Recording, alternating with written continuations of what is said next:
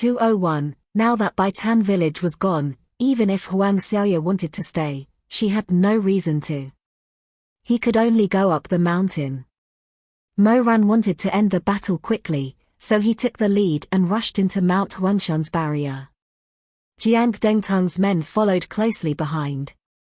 As soon as they entered the wizardry barrier, Mo Ran was still fine, but the people of Jiang Dongtang all screamed, it was a dead person. There were dead people everywhere. There were corpses all over the ground, all over the trees, lying on the ground and hanging on the treetops. They were moving, crawling, twisting, and moving at an extremely slow speed towards every living person. Phoenix Mountain had turned into a mountain of corpses.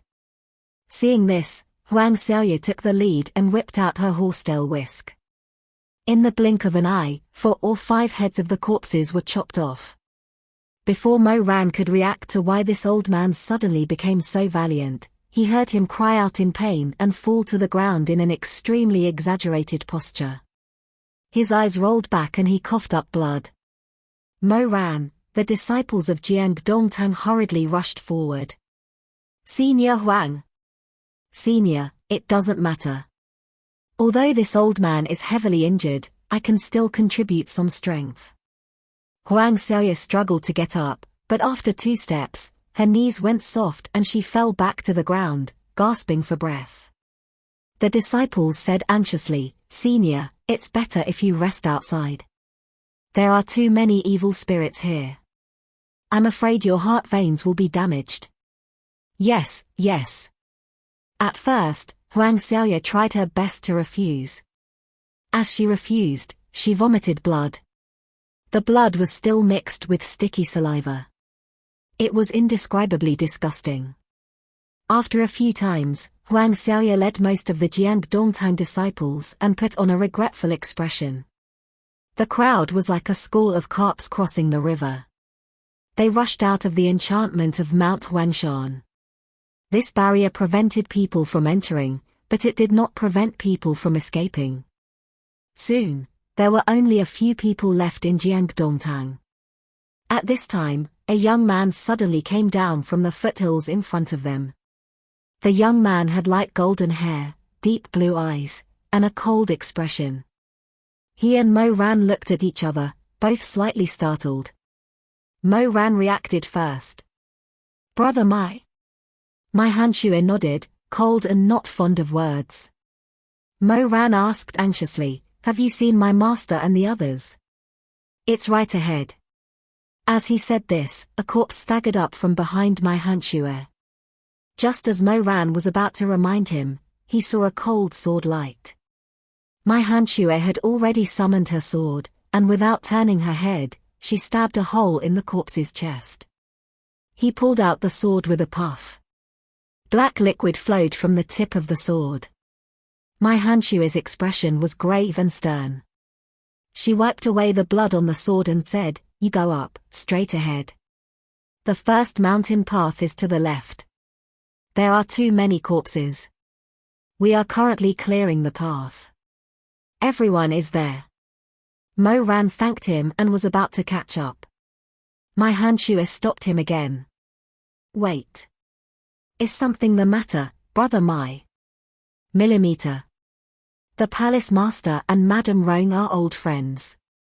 She was worried and had me turn back to see the 2 from the Confucian Wind sect. How are they? Are they still outside? When Mo Ran heard this, his heart relaxed. He said, they are still waiting outside. Nan Gongsai has cast a binding spell on herself. But Huang Xiaoya has gone out. I'm afraid she will do something to make things difficult for them. I ask you to take care of her. My Hanshue pursed her lips and didn't say anything else. With a tap of her foot, she disappeared from the end of the barrier. Mo Ran didn't delay and immediately rushed to the large group. It was strange. He originally thought that with so many corpses, he should have seen the remains of his own people on the road, but there weren't any. There were chopped up corpses everywhere, rotten flesh. Although it was disgusting, there weren't any cultivators' remains mixed in. Was it because all the sect masters had brought their outstanding elites? He didn't have the leisure to think about it. He immediately threw himself into the battle to clean up the foothills. If it was said that he had just walked along the place where everyone had already fought, those zombies had already been weakened to the point where they didn't have any fighting strength. But now that he started, he felt even more strange. It was too simple. He felt that he wasn't fighting with evil spirits at all. It was as if he was slaughtering ordinary people without the strength to truss a chicken. This situation made him uneasy. He vaguely had an extremely terrifying guess. Suddenly, a zombie hung down from the tree in front of him. Its hair was disheveled, and it reached out to grab Mo Ran's neck. Mo Ran suddenly swept back. The zombie immediately turned its head, its nostrils twitching. It grabbed his shoulder with one hand and wanted to bring its sinister rotten face closer. Mo Ran was extremely disgusted, but he still took advantage of this opportunity to observe it first. Then, he lifted his foot and ruthlessly kicked it into the crowd of zombies, knocking down several zombies that came over. Mo ran. At this time, Xue Meng also fought back-to-back with him. Xue Meng gasped for breath. His cheeks were splashed with some black blood. His eyes were like lightning. He said in a low voice, "What's going on? Are these corpses for fun? Are they playing a sea battle? How can they be so weak?" Mo Ran's eyes were cold, revealing a chill. In his previous life, the Emperor Ta had read all kinds of evil arts. He already had a vague guess in his heart, but at this time, he didn't have enough clues, so he couldn't make a conclusion. Mo Ran gritted his teeth and said, "These aren't cultivator corpses. They're ordinary people." "What?" Xue Meng was shocked. He turned his head and asked, "These people are King rotten into black ash. Each one of them is like charcoal. How can you tell if they're cultivators or not? I can't King tell if they're men or women." Mo Ran didn't answer directly. Instead, he said, "If I were to fight with you, and I didn't have time to dodge, and you grabbed my shoulder, what would you do? Why would you expose your shoulder to me? This is a big taboo in combat. Even 11 or 12-year-old disciples wouldn't make such a mistake." "Why is it a big taboo?" "Because the spirit core is close. Grabbing your shoulder is equivalent to grabbing half of your spirit core. The other hand can stab into your chest, and you can immediately decide life and death." Mo Ran said, "Okay, just now there was a zombie that grabbed me like this." Xue Meng was shocked. "How can you be so careless? Do you want to die?" Mo Ran interrupted him. "It didn't move." "Ah." "At such a close distance, it didn't think that the other hand would attack my spirit core. For cultivators, protecting their own spirit nuclei and attacking other people's spirit nuclei in close proximity is already a deep-rooted habit. Just like what you said, even 11 or 12-year-old cultivators would do this. Even if they become zombies after death, the habit of fighting hand-to-hand will not change. However, this corpse didn't do this." Mo Ran paused for a moment, then said in a low voice, "Why not? There are two possibilities. Can't do it, can't think of it." "Xue Meng," Mo Ran said, "it's a rare opportunity to have both hands and feet intact. It's impossible that it can't be done. So it can only not think of it. Most of these corpses were probably ordinary people when they were alive. Even if they died, they wouldn't be a match for these elites. So until now, not a single person has been injured." Xue Meng was shocked. How can this be? What was Xu Shuanglin doing at Mount Huang when he wanted to pile up so many ordinary people? If he had the mental strength, why didn't he control the cultivators? Mo Ran said, "It's the same as before. Can't do it, can't think of it." How can he not think of it? So there's only one left. Can't do it. Mo Ran's gaze was heavy. Sparks splashed in his eyes like boiling molten iron falling into the night ocean. Xu Shuanglin's spiritual power is not enough to control so many cultivators with the exquisite chess game. Then it's useless for him to control these soft-footed shrimps. Xuemeng kicked back another pile of zombies. He didn't know whether to laugh or cry. What can he do? What can he stop? Mo Ran didn't say anything else. The guess in his heart was becoming clearer and clearer. He looked at the zombies that were fighting with the crowd, and soon, he discovered an extremely strange phenomenon. When the corpses that had their limbs cut off and their heads cut off fell to the ground, tiny vines would immediately extend out and directly pierce into their chests. Then, with a poof sound, the flesh on the chest, along with the heart, would be abruptly pulled into the ground, disappearing without a trace. This was originally something that was extremely easy to discover. However, with the chaotic situation, everyone was overwhelmed. Those vines were small and thin. If one didn't stand still and observe from the side, they wouldn't be able to see them at all. Mo Ran? Xuemeng was still calling him, but Mo Ran didn't hear his voice at all. Suddenly, he flew up and grabbed a zombie's neck. He flipped a concealed dagger in his hand and stabbed the zombie's heart. Black blood instantly splashed all over his face. Xuemeng suddenly opened his mouth wide and took 2 steps back. He was actually speechless. He felt that Mo Ran must be crazy. Mo Ran tilted half of his well-defined face. He quickly and fiercely pulled out the zombie's black-grey heart and shattered it, revealing a black chess piece inside. This wasn't surprising. The zombies on Mount Huang were obviously under the control of the exquisite chess game. That was why they were acting as accomplices. Mo Ran didn't want to see this chess piece. He rummaged through the bloodstains and endured the strong stench. Xuemeng couldn't take it anymore. He bent over and vomited. "You? Are you sick? This is too disgusting." Blag. Mo Ran ignored him. His fingers moved through the blood clots and soon found what he was looking for. On the back of the chess piece, there was a small red insect tightly clinging to it. It was the soul-eating insect. At the same time, dozens of thin and soft vines suddenly sprang up from the ground and attacked Mo Ran's bloody hands.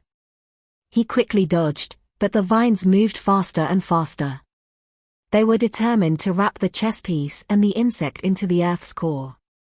Mo Ran now completely understood Xu Shuanglin's intention and method.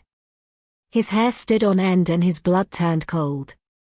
Because in this world, except for the Emperor Ta in his previous life, no one would think of obtaining this kind of evil secret technique. Just like how the Return of the Waves was created by Chu Wanning, everything in front of Mo Ran, including the chess piece, the soul-eating insect, the zombies, and all kinds of arrangements, all pointed to a formation that Mo Ran couldn't be more familiar with. The formation of unity. This was the formation that he personally created in his previous life. If he was still guessing before, then the reappearance of this formation was like a blow to his head. Its reappearance undoubtedly confirmed 2 things. First, other than himself, there must be someone else who was reborn in this world. Second, that person who was reborn must be familiar with the style of the Emperor Ta in his previous life. Mo Ran's hands trembled slightly. Black blood kept dripping from the gaps of his fingers. The black chess piece and the red insect were tightly held in his palm. He dodged the flying vines, but his mind was in a mess. In the chaos and horror, he suddenly remembered the broken memories of his previous life. At that time, he was only 19 years old. At that time, the crack in the world of spirits and souls had just been repaired, and Shamai had just passed away. Behind everyone's back, he secretly practiced the exquisite chess game for almost half a year. Until that day. The 19-year-old Mo Weiyu sat cross-legged and slowly opened his eyes. Spreading out his palms, there were 2 black chess pieces lying in his palms. It was the first time in his life that he refined the exquisite chess game. Before that, he had tried thousands of methods, but they all ended in failure. He couldn't understand the obscure sentences written in the Forbidden Technique Remnant Scroll, but he couldn't ask Chu Wanning. In fact, during that time, he was not willing to talk to Chu Wanning. Shimai's death became a gap that could never be filled between them. This pair of master and disciple had long been dead. In the last few months when he showed his evil face, he would occasionally meet a man in white walking on the road.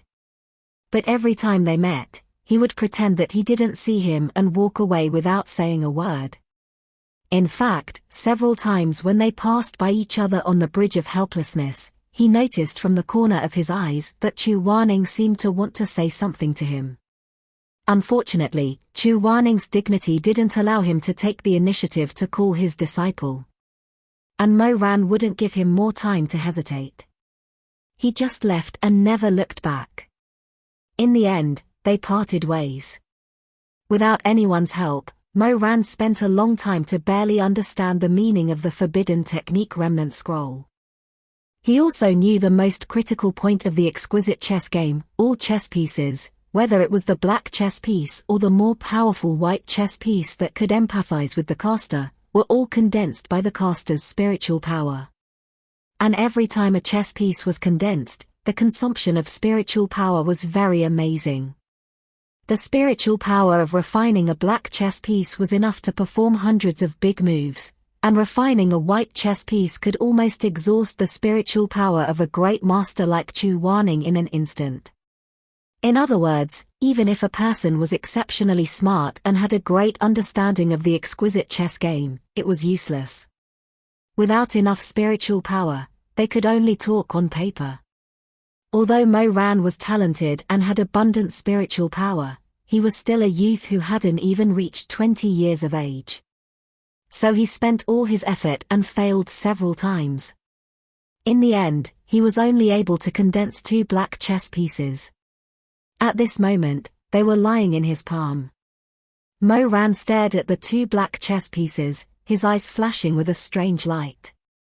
In the dark room, only a candlestick that was about to burn out was lit, illuminating his face. He did it. At that time, he didn't care about the number of chess pieces at all. He was only ecstatic because he had successfully condensed the exquisite black chess pieces. He did it. He was such a handsome person, but he suddenly had the ferocious appearance of a beast. When he walked out of the dark room, his head was dizzy. Half of it was because of the bliss, and the other half was because these 2 chess pieces had exhausted all his spiritual power. His whole body was exhausted. When he walked outside and was illuminated by the dazzling sunlight, he immediately felt dizzy and couldn't breathe. His face turned red and white for a while. A blurry scene swayed in front of his eyes.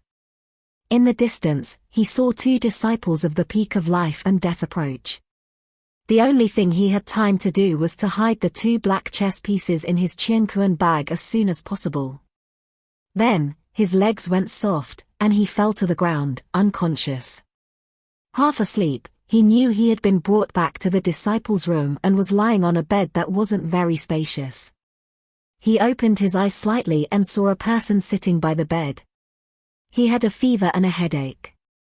He couldn't see that person's appearance clearly, but he could vaguely feel that person's eyes were looking at him. They were so concerned, so attentive, so gentle, and even seemed to be filled with self-blame. Sure, his lips opened and closed, but his voice was so hoarse that he couldn't say a complete sentence. Tears flowed down his face first. That white figure paused for a moment. Then, Mo Ran felt a warm hand caressing his face. That person wiped away the tears on his cheeks. That person sighed softly and said, "Why are you crying? Shimai, you back? Can you not leave? Don't die. Don't leave me alone. Ever since my mother left, there's no second person in this world who treats me so gently and well like you. There's no second person who doesn't dislike me and is willing to stay by my side. Shimai, don't leave." His hot tears couldn't be stopped no matter what. He also felt that he was very useless, but he kept crying. In his dreams and in his sleep, he kept crying. That person just sat by his bed and kept him company. Later on, that person held his hand and didn't say anything. That clumsy person just stayed by his side and didn't leave for even a moment. Mo Ran thought of the two exquisite chess pieces in his Qianquan bag. He also knew that those chess pieces were the source of evil and were the seeds of the devil. But they were also the bargaining chips he used to fight against the heavens and the earth when he couldn't get what he wanted. In fact, refining the chess pieces didn't require only spiritual power. In the end, the sacrifice would be his soul, which was originally considered clean. Mo Ran muttered. Under his wet eyelashes, his eyes were hazy. He looked at Shimai's phantom and said, "I'm sorry. If you were still here, I also don't want to walk on this path." But he didn't have the strength to say the second half of his sentence. He fell into a deep sleep once again.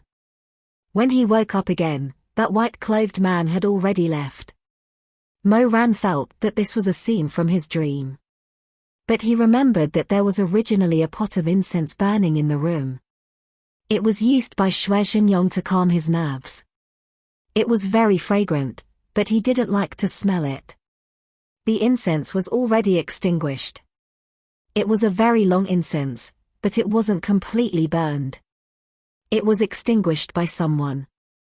Who was it that came here? He sat up and stared blankly at the incense burner. He thought for a long time, but he couldn't figure it out. In the end, he simply stopped thinking about it. He saw that his clothes, accessories, the Shenwu Modao, and his Qianquan bag were all neatly placed on the table. He came back to his senses and hurriedly got down barefooted to get his Qianquan bag. He opened it. Fortunately, the 3 knots he deliberately tied before he fainted were still the same 3. No one had touched them. Mo Ran let out a sigh of relief and rummaged through the bag. He saw that the 2 Zhenlong chess pieces, as black as the night, were hibernating in the corner, like 2 ghost eyes harboring evil intentions. They wanted to devour him. He stared at the 2 chess pieces in a daze for a while. This was probably fate. If Chu Wanning had flipped through Mo Ran's Qianquan bag at that time, everything would have changed. But Chu Wanning wouldn't casually flip through other people's things. Even if the bag was open, he wouldn't look twice. Mo Ran took out the chess pieces. His Adam's apple bobbed, and his heart beat like a drum. What should he do now? How should he use these 2 chess pieces? This was the first time he had condensed a sharp weapon. He couldn't wait to try it, but who should he look for? In a flash of lightning, an extremely crazy idea suddenly appeared in his mind. Chu Wanning. He wanted to put the chess pieces into Chu Wanning's body. After he fought his way in, would that cold, heartless, hypocrite man obey his every order from now on? Would he never stand if he asked him to kneel? Could he make Chu Wanning kneel in front of him and apologize? Could he make Chu Wanning fall at his feet? Could he make Chu Wanning call him master? Could he stab him and bite him? Extreme excitement made the light in Mo Ran's eyes begin to distort. Yes, torture him, this high and mighty immortal. What would be the most painful? The most shameful? Humiliating him, Mo Ran held the 2 chess pieces tightly. His mouth and tongue were dry and hot. He fell into a strong sense of excitement and anxiety. He licked his chapped lips. He couldn't wait to do this. He wanted to see Chu Wanning's pale neck. Then he would reach out and touch it, feel that slight tremble, and then, break his neck. Crush his bones. Mo Ran felt unhappy. He felt empty and unsatisfied for no reason. It was too boring to let Chu Wanning die. Even if he imagined it, he was unwilling. He wanted to see him cry, he wanted to see him crawl, he wanted to see him live a life worse than death, ashamed and angry. He always felt that there was a better way to vent his anger. He put a chess piece to his lips. The cold touch touched his lips. He muttered in a low voice, "You can't stop me, Chu Wanning. There will be such a day soon. I will let you." Let you what? He hadn't thought it through at that time. He didn't know that a large part of his surging desire at the moment was the desire to conquer and sexual desire for Chu Wanning. But he already had that terrifying male instinct. He wanted to bury the first demon seed that he condensed into Chu Wanning's body. He wanted to dirty him. He got up, pushed the door and walked out. 202. But after circling around the Red Lotus Pavilion a few times, Mo Ran calmed down and did not do such a crazy thing. It was too dangerous. This was his first time refining the precious dragon chess, and he had never tried it before. If he rashly made a move on the #1 Grandmaster, he was afraid that his life was too long. So after hesitating again and again, Mo Ran controlled his impulse and left the Red Lotus Pavilion. After some consideration, he finally chose to use these two precious dragon chess pieces on the two junior brothers who were at the peak of life and death. He needed to experiment many times, and choosing a junior disciple with an unstable foundation was the safest choice. It was a slightly cold night, and the darkness shrouded the mountain peak. Mo Ran moved very quickly, looking at the two youths who were still competing by the river. He was so nervous that even his hands were trembling, and his pupils shrunk. The moonlight shone on his pale face. He pursed his lips, moved his fingertips slightly, and stepped out. That was the first time he used such a heinous forbidden technique, and he was excited and nervous. Bang! The two suddenly knelt on the ground. Mo Ran was like a bird startled by the twang of a bow, like a murderer who had just killed someone. He immediately hid in the nearby bushes, and his heart felt like it was going to jump out of his throat.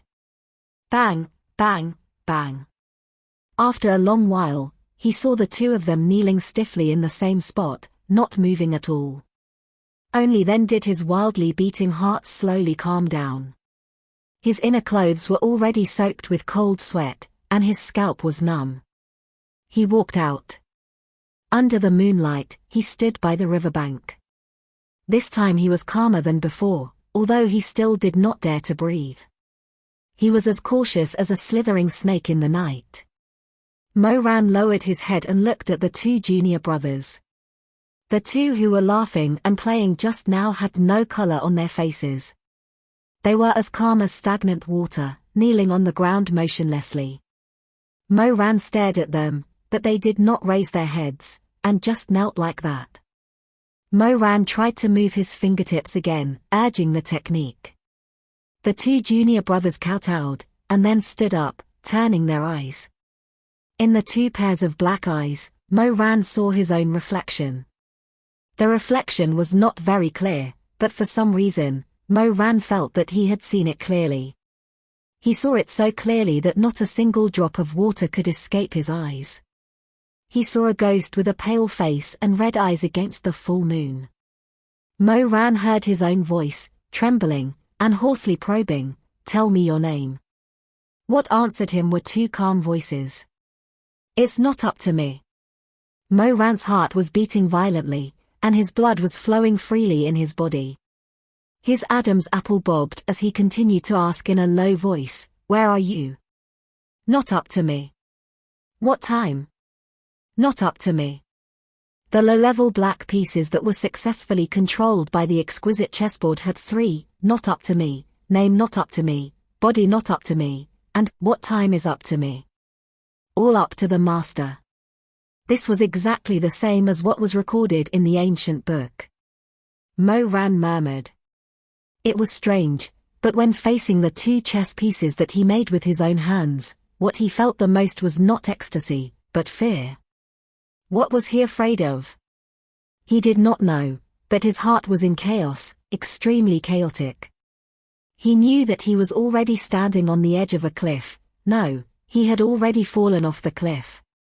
Below was darkness, an endless abyss, and he could not see the bottom. He could not see where was death, where was the end, where was fire, where was the end. He felt as if there was a soul in his body that was screaming and screaming in pain, but it soon shattered into powder and debris. He trembled, reached out, and touched the cheek of one of the chess pieces. He swallowed, but there was no saliva in his mouth. His lips were chapped, and his handsome face was twisted. He stared at that junior brother, and then asked the last question, "What do you want?" "What I want is to be a chess piece for you, even if it costs me my life." Mo Ran stopped trembling. Everything around him suddenly became very quiet, cold and still, like ice. He had made 2 chess pieces. With 2 chess pieces, he had turned 2 junior brothers whose names he did not even know, into his puppets. If he wanted them to go east, they would not go west. If he wanted them to kill each other, they would not give him a way out. He was their master. The exquisite chessboard was the worst at controlling dead objects, and the best at controlling living people. Mo Ran's spiritual energy was naturally domineering and fierce, and he was extremely talented in this. The first time he made a move, the chess pieces he made could already control 2 living cultivators, although they were only 2 young, beginner cultivators. After the initial fear, Mo Ran suddenly felt extremely excited, extremely excited. It was as if there was a grand picture scroll slowly unfolding before his eyes. On it was a scene of sensual pleasures, beautiful flowers, and everything was in his hands. Everything was his. Everything he loved, he could tightly hold onto. Everything he hated, he could crush into fine powder. Mo Ran was extremely excited. His heart was still beating fast, or even faster. However, it was not because of fear, but because of excitement. The exquisite chessboard. The 3 great forbidden techniques. He had been sneaky, and failed tens of thousands of times, but he finally learned, he finally succeeded, he did extremely well. The whole world would be in his pocket. With these black chess pieces, he could do many things that he could not do before. He could make the north of the desert to Jiangnan his claws and teeth. In front of him, there was a myriad of colors, extremely dazzling. It was as if he could do anything, as if he could do anything, he, Mo Ran. Suddenly, a familiar cold voice interrupted him. Like a basin of cold water, those vermilion buildings and high platforms seemed to collapse in an instant. He seemed to fall from the clouds to the cold hard ground, falling back into the oppressive reality. Mo Ran slowly turned his head, his eyes scarlet and ferocious. Facing the moonlight, he saw the cold man in white standing on the gravel ground. He had never wanted to see Chu Wanning more than at this moment. "What are you doing here?" Mo Ran secretly clenched his hands into fists, pursed his lips, and did not immediately answer. Behind him stood 2 exquisite chess pieces, but they were not done perfectly. If Chu Wanning walked closer and looked carefully, he would definitely find something strange, and then everything would be exposed. With Chu Wanning's personality, she would probably pull out his tendons, break his legs, and destroy his spiritual cores. Then, she would burn all the ancient books that he had copied from the forbidden area of the library. Seeing that he did not speak, Chu Wanning slightly frowned. His pure white silk shoes stepped on the gravel, and took a step forward. But it was true, he only took that one step. Then he stopped and looked at the 2 strange disciples standing behind Mo Ran. Not caring about anything else, Mo Ran lightly crooked his little finger, but almost using all of his willpower, he roared the order in his heart. Finally, the 2 disciples moved as he wished. One of the disciples laughed, "You threw it too close. My throw just now definitely threw it farther than yours. You keep bragging anyway you." "Ah, Elder Yuheng." They acted as usual, playing around like before. When they saw Chu Wanning, they were even stunned for a moment. Then the 2 of them bowed to Chu Wanning one by one. Chu Wanning looked at them a few times, feeling that something was wrong, but he was not so clear. "Greetings to Elder. Greetings to Elder Yuheng." The two disciples withdrew their smiles, politely greeted Chu Wanning, and tactfully planned to leave. Chu Wanning frowned, but his eyebrows did not loosen. His gaze was fixed on the two chess pieces walking over from the riverbank, coming close to him, brushing past his shoulder, and walking in the direction of the bamboo forest.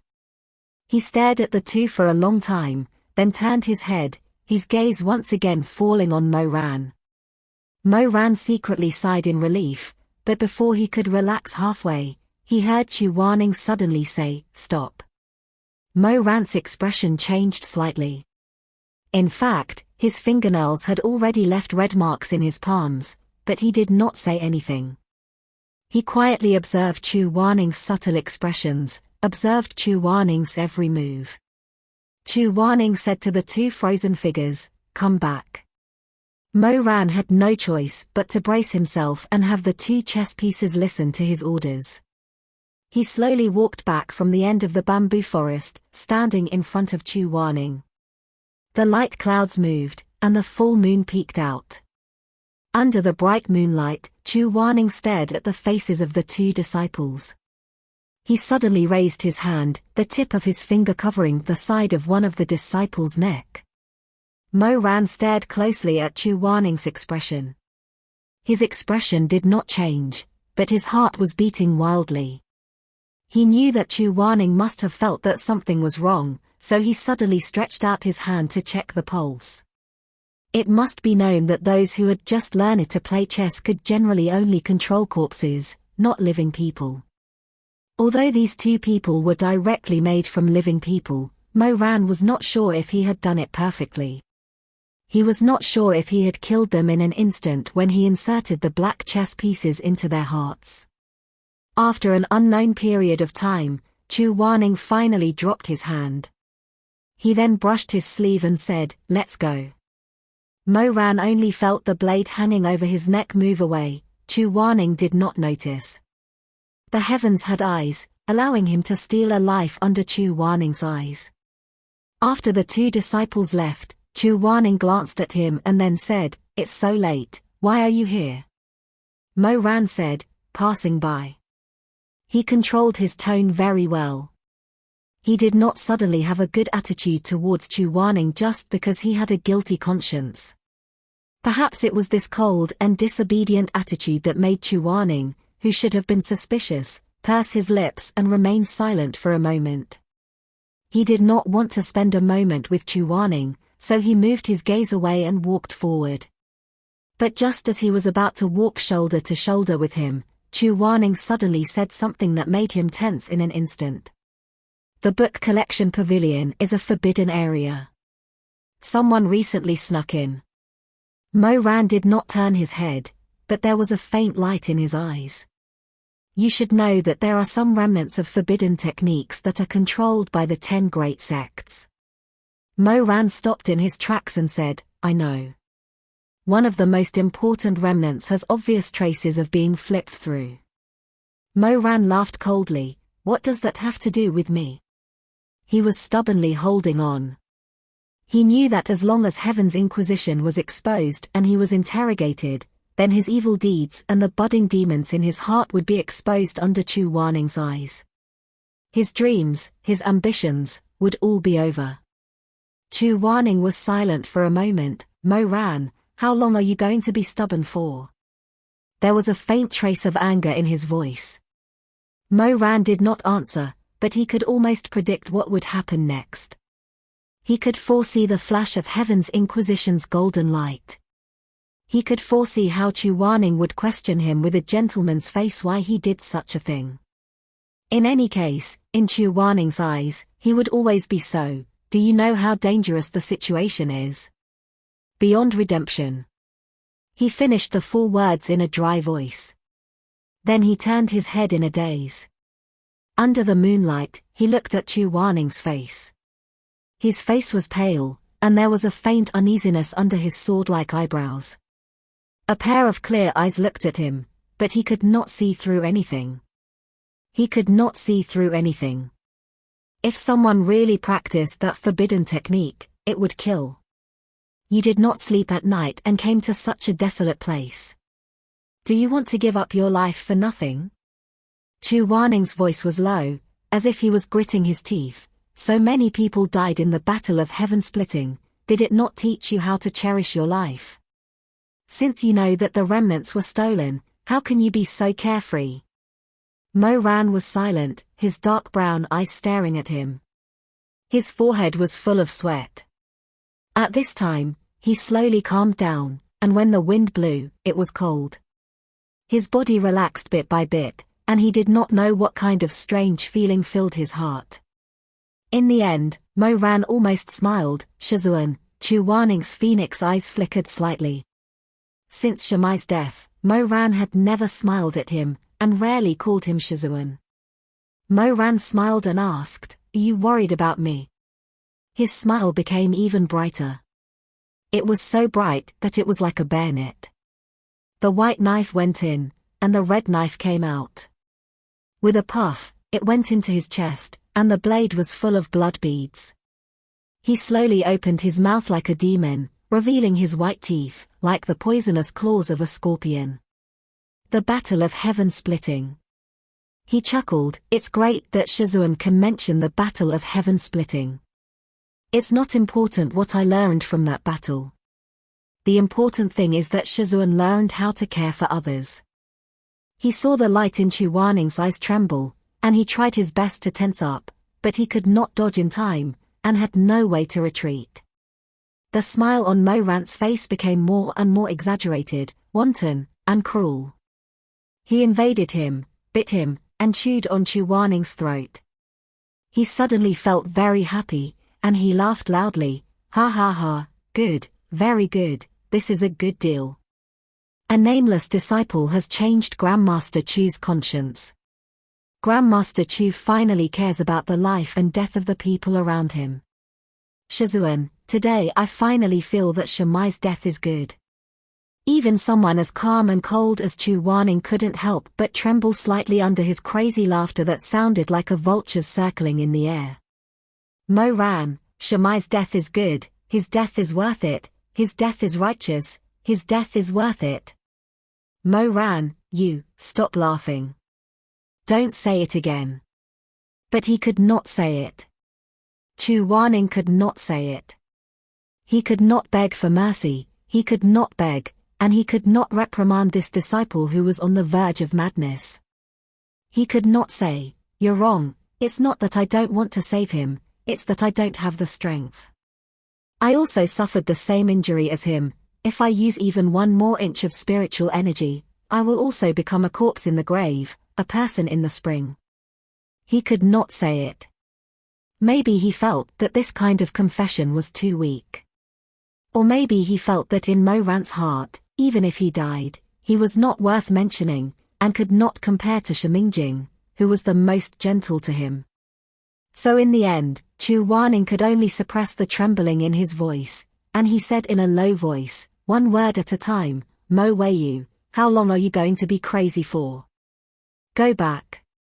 His anger boiled with grief, and his throat was full of bitterness. Shimingjing's death was not in exchange for a madman like you. Shizun's words are wrong. Mo Ran laughed. How could Shimai's death be in exchange for me?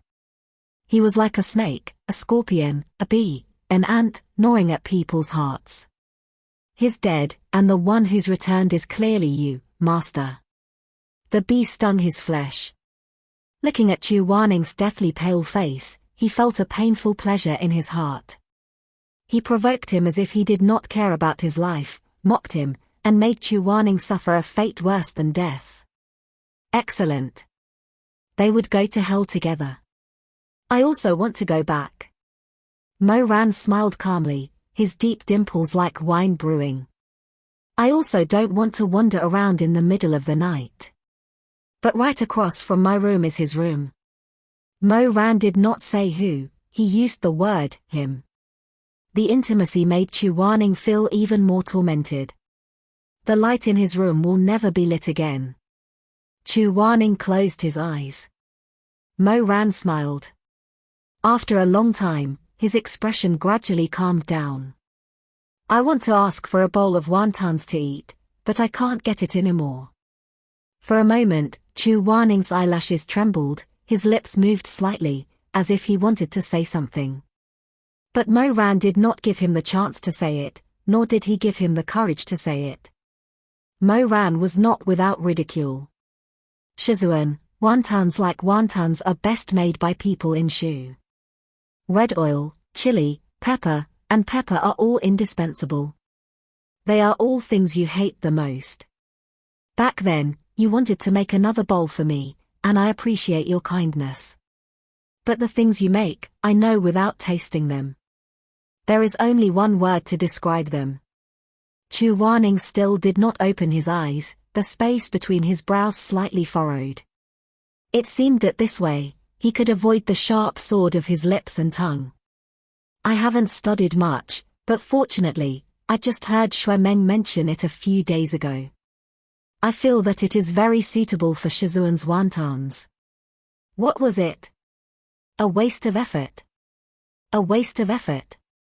Chu Waning searched chaotically in his consciousness, as if he was busy trying to find a fitting armor.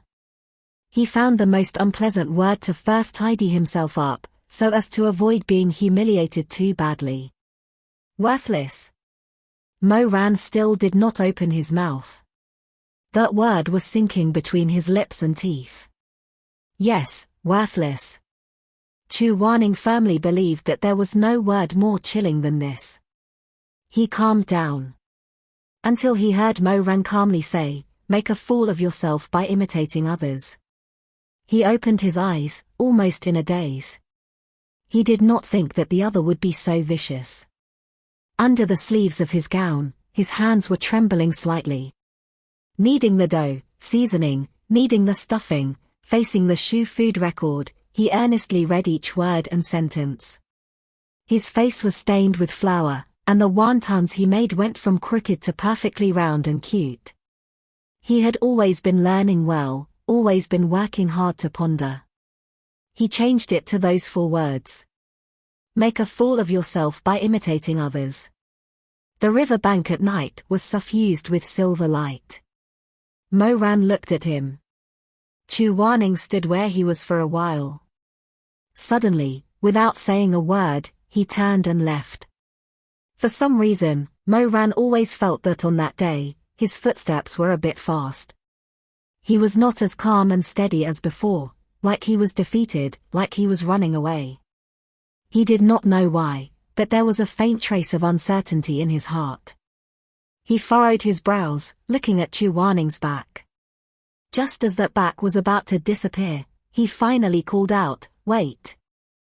203, but Chu Waning did not stop, nor did he turn his head.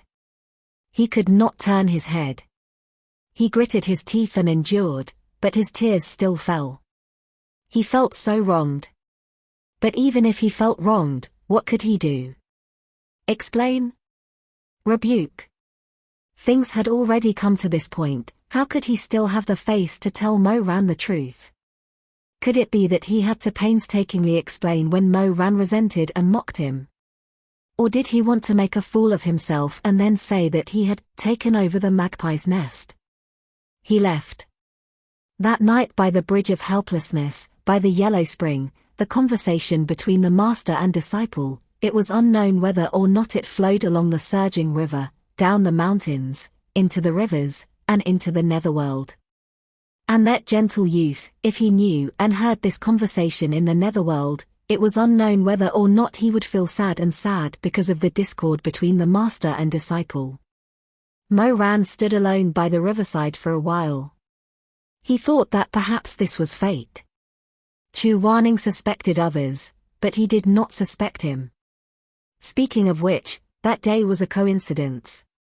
Chu Waning's Heaven's Inquisition had been patrolling the back of the mountain, because he had encountered a little ghost, he had summoned it and used it. After that, he did not take it back, and just like that, it hung around his waist.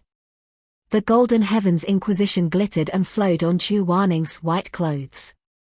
This vine whip that could extract the truth from him and strangle the later Emperor Ta had always shone brightly. But Chu Waning did not take it off, did not interrogate him. Mo Ran escaped the Heaven's Inquisition, and slowly left alone. He walked into the depths of the swaying bamboo forest, walked into the thickest part of the night, and finally was completely swallowed by the darkness. From then on, he began to secretly refine chess pieces. 2, 4, 10. More and more. He planted them one by one into the bodies of the disciples at the peak of life and death, and made them his eyes and ears, claws and teeth, and secret arrows. After the initial joy, Moran gradually began to become irritated and gloomy. He became more and more irritable, more and more irritable, more and more unsatisfied. It was too slow. He felt that it was not enough. He was afraid that Chu Wanning would notice something, so he didn't dare to do the same thing as the first time, consuming all of his energy to make the precious dragon chess. He only did one at a time, leaving half of his energy behind. He was no longer at daggers drawn. Instead, he finally retracted his claws and returned to Chu Wanning's seat to cultivate with Chu Wanning. He calculated, thinking that Chu Wanning could help him improve his cultivation in the shortest time possible, laying down the bricks for him to take the first step to tread on the bones of the human world. What's not to like? On this day, he cultivated too hard and was exhausted. He accidentally lost control of himself from the slender treetop and fell straight down. In just an instant, Chu Wanning's white clothes flashed past. He hugged Moran, but he couldn't free his hands to summon the enchantment. The two of them fell under the tree together. Chu Wanning was pinned down by Moran, groaning in pain. Moran opened his eyes and saw that Chu Wanning's hand was scratched. There was a bloody wound, and the flesh was exposed. Moran stared at the wound. His heart was actually cruel and excited. At that time, his heart was already beginning to distort. He didn't feel much gratitude or guilt. He only felt that the blood was really beautiful. Why not bleed a little more? But he knew that it wasn't time yet. He still couldn't reveal the sinister face under the hood. So he helped Chu Wanning wipe the wound and helped Chu Wanning bandage. Neither of them spoke. They each had their own thoughts. The pure white gauze was wrapped a lot. In the end, Moran said meaningfully, "Shizun, thank you." This sudden thank you made Chu Wanning feel very surprised. He raised his eyes and looked at Moran's face. The sun shone down, illuminating Moran's face. The brown color was faintly illuminated by the light. At that time, Moran was actually a little curious. What did Chu Wanning think of his thank you? Was the prodigal son finally turning over a new leaf? Was he finally starting to ease up? But Chu Wanning didn't say anything. He only lowered his eyelashes and pulled down his sleeves. The wind picked up, and the sun was just right. In his previous life, he couldn't see through his Shizun. Just like how his Shizun also misunderstood him. After that, Moran's Fa Li became stronger and stronger. He had a shocking talent.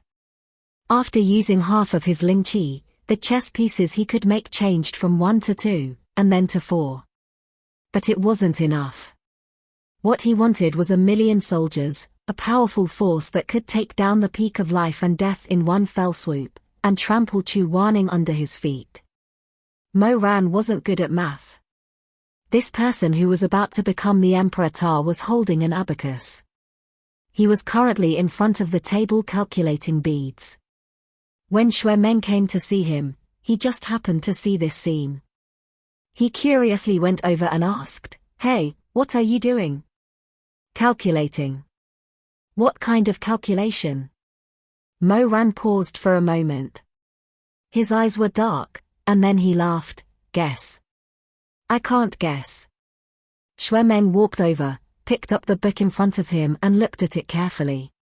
He muttered, 1, 365 days, 365 days, 4, 365 days, what kind of nonsense is this? Moran calmly said, "I want to buy candy." "Candy?"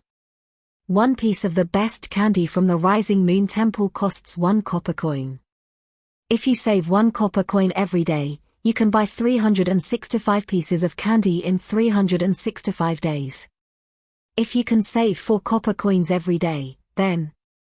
He lowered his head and counted with his fingers. He couldn't figure it out, so he shook his head and calculated, then it's 1,000. Xue Meng calculated faster than him. He neatly said, 1,460 pieces of candy. Mo Ran raised his head. After a moment of silence, he said, you calculated really fast. Xue Meng was rarely praised. He was stunned for a moment, and then he laughed, that's not true. After all, I helped my mother weigh medicine when I was young. Mo Ran pondered for a moment, and then said with a smile, I can't calculate clearly. Why don't you do me a favor and help me calculate? After Shamai passed away, Mo Ran hadn't been so calm for a long time. Xue Meng looked at him against the sun, and his heart felt a little bit of pity. So he nodded, pulled out a chair, and sat down next to Mo Ran. Come, tell me. Mo Ran warmly said, 10 pieces of candy a day, how much can you save in a year? 3,650. You don't need to calculate that. It's too simple. Mo Ran sighed, and said, add a little more. 15 pieces a day. After thinking about it, he felt that it was too much to make so many pieces, so he asked, 12 pieces a day. How much? 4,380. I want 5,000 pieces. How many more days do I have to wait? You still have to. Xue Meng scratched his head. He was having a hard time thinking, so he asked, why do you need so much candy?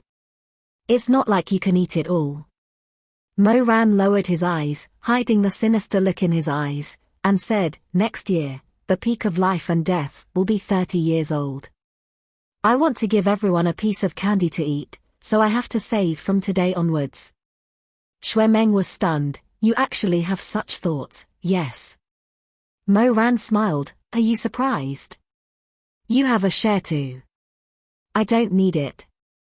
Xue Meng waved his hand, I don't need candy like you. Come, I'll help you calculate. Let's see how long you'll need to save before you can buy 5,000 pieces of candy. As he spoke, he took an abacus, and under the shadow of the flowers and trees by the window, he earnestly helped Mo Ran calculate. Mo Ran rested his chin on his hand, his eyes shining. After a while, he chuckled and said, thank you. Xue Meng humphed. He was very focused on calculating, and didn't pay much attention to him. In his eyes, there were only those crackling black beads. One by one, they were like black chess pieces, stacked up one by one, increasing little by little. At that time, Xue Meng probably would never have thought that what he was calculating wasn't candy at all, but human lives that overturned the peak of life and death. He also wouldn't have known that it was probably because of the way he helped by the window that faintly stirred the last bit of kindness in Mo Ran's heart. That was why Mo Ran didn't give him a share of those 5,000 black chess pieces in consideration of their old friendship. You need this long? In the end, looking at the number Xue Meng wrote down, Mo Ran shook his head, too long. Xue Meng said, do you want me to lend you some money? Mo Ran smiled. There's no need. After Xue Meng left, he thought over and over again, and flipped through some scrolls. Gradually, he had a plan in his heart, and this plan became the prototype of the formation of unity that the Emperor Ta later created. That night, Mo Ran refined 10 chess pieces. Those chess pieces were all incomplete. Without using all of their strength, they couldn't control living people, and they couldn't even control relatively strong corpses. He took these 10 chess pieces and went down the mountain to Wuxia town. Humming a little song, he came to a place on the outskirts of the town. The crane returns to the slope. When people die, they ride the crane to return to the 9 heavens. This was a beautiful and simple illusion of mortals. To put it bluntly, this hillside was a cemetery. Whoever died in Wuchang town would be dragged to this hill to be buried. This was the burial place of the townspeople. Mo Ran didn't delay much. He walked through the rows of tombs, glancing at the words on the tombstones. Soon, he stopped in front of a new grave with bright handwriting and fresh fruits and steamed buns in front of the tombstone. He raised his hand and clenched his 5 fingers in the air. The sill cracked open, revealing a simple coffin in the gravel. Because of a certain experience when he was a child, Mo Ran was not afraid of corpses at all, and he had no reverence for corpses. He jumped down from the raised mound, summoned the Mo sword, and used his strength to pry open the coffin nails. Then, he kicked the thin lid open. The moonlight shone on the corpse's face. Mo Ran leaned over and looked at the body lying inside as if he was measuring the quality of pork. It was an old thing, newly buried, wrapped in shrouds. His face was shriveled and his cheeks were sunken. Because the burial environment was not good and there was no money to preserve it, the coffin was filled with a strong stench. Some of the skin and flesh had begun to rot and maggots had grown. Mo Ran frowned and endured the stench. He neatly put on metal gloves, grabbed the old man's neck, and lifted him out of the coffin. The old man's head hung down stiffly. Mo Ran's eyes were cold. With a flash of light in his hand, he had already inserted the black jewel into the old man's chest. Good boy. Mo Ran seemed to intimately touch the dead man's face. Suddenly, he slapped the corpse and said with a smile, "Why are you so listless? Stand up straight, my precious little grandson." Although the incomplete black jewel couldn't control the strong corpse, it was more than enough to control an old man whose legs were as thin as sticks.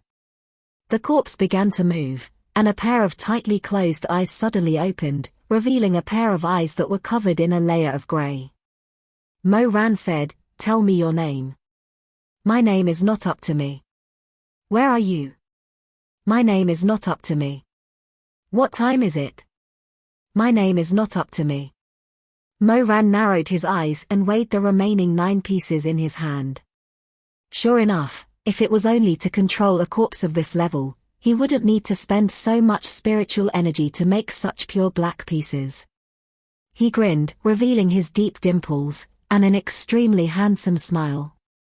Slowly, he asked his last question. "What do you want?" The old man said with a hoarse voice, "What I want is to be the king's chess piece. I will not hesitate to sacrifice my life." Mo Ran laughed. He was very satisfied with this result. He used the remaining pieces to make another 9 corpses. He picked out fresh corpses that had just been buried.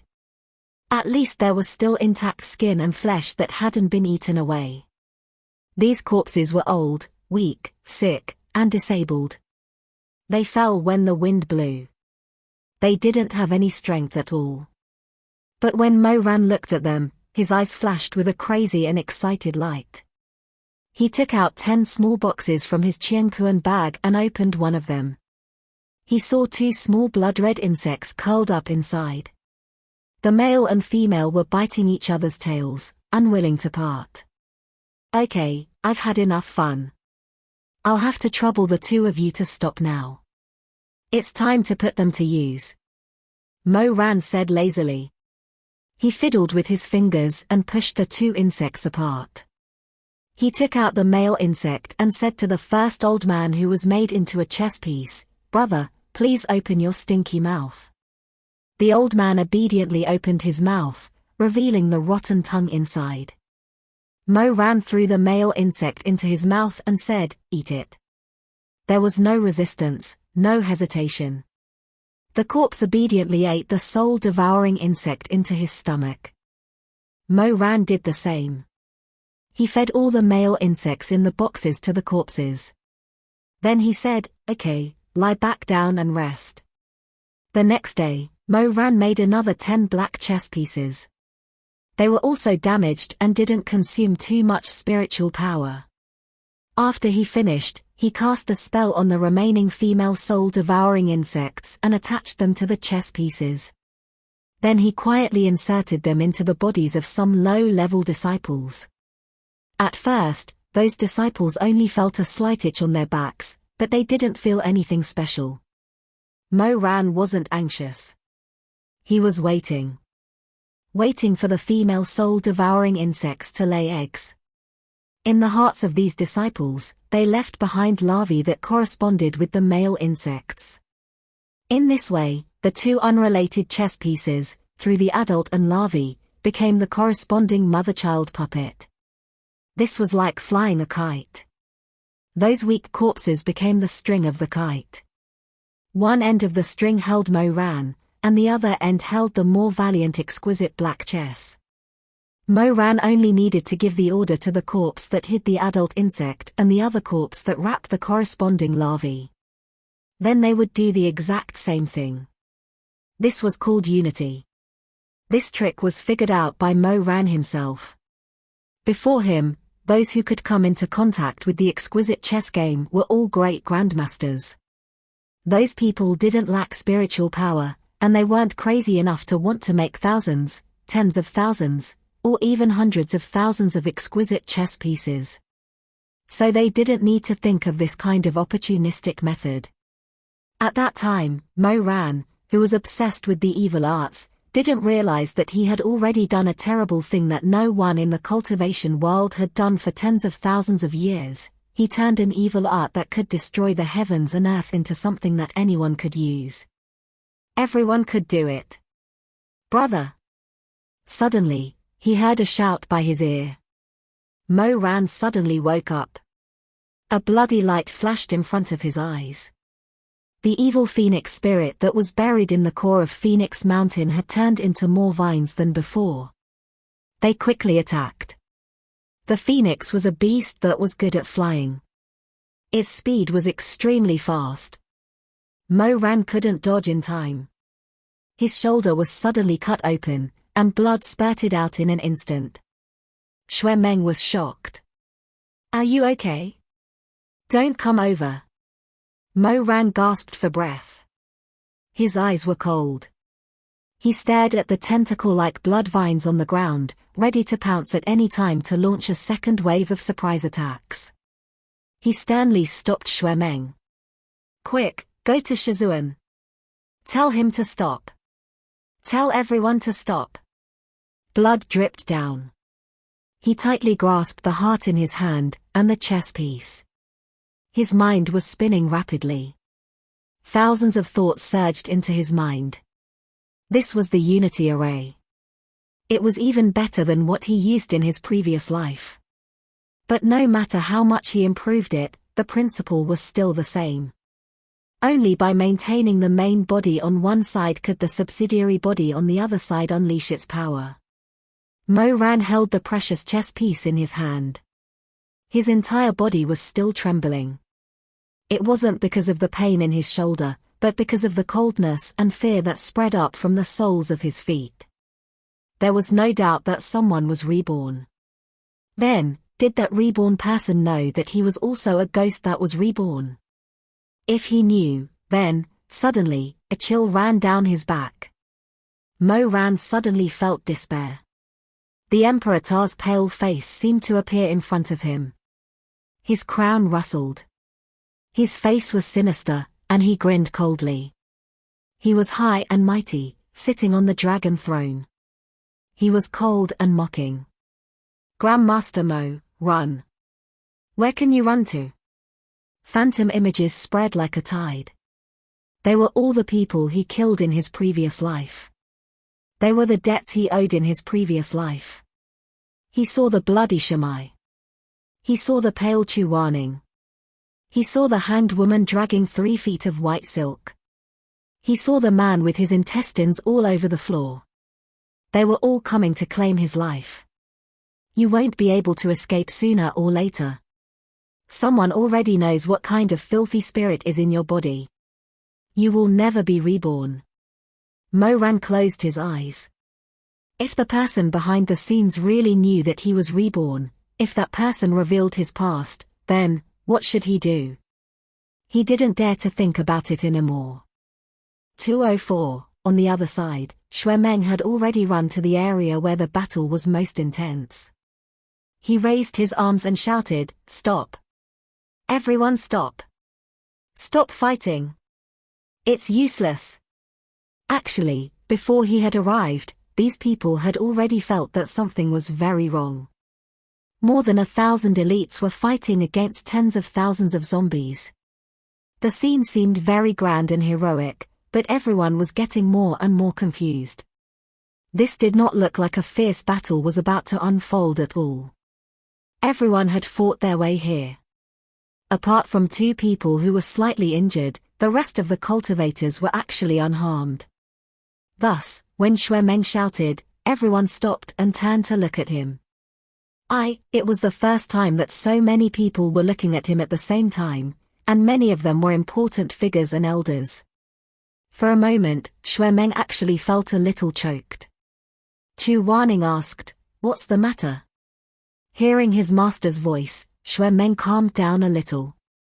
He pointed at the area where Mo Ran was fighting fiercely with the Earth Curtain Willow and said, "Mo Ran seems to already know what's going on here. Fighting these zombies shouldn't be of any use." Everyone looked at each other. The sect masters were not to be trifled with. How could they be willing to listen to the advice of a junior? Their expressions became very ugly. Jiangxi's expression was the darkest. He said, "Mo Ran is just a young man in his early 20s. What could he know?" If it was someone else speaking, Xue Meng might have been more polite. However, this person was Jiang 11. Xue Meng immediately became angry when he saw him. He immediately said angrily, "You still want to drink milk when you're 20, but that doesn't mean everyone has to be like you. You can die of narrow-mindedness." How could he embarrass Jiang 11 in front of so many people? Lone Moon's disciples could not stand it anymore. They all angrily rebuked him. "What are you saying? Xue Meng, watch your mouth." Xue Meng felt uncomfortable being stared at silently by the crowd, but in this situation, he was not afraid at all. He had been messing around with Mo Ran for so many years, so he was used to provoking and being provoked. He immediately raised his eyebrows and said, "What? Am I wrong? It's your sect master Jiang who doesn't know what's important and what's not. Look at the situation now, and you're still talking about seniority based on age." Jiang 11 was also hot-tempered.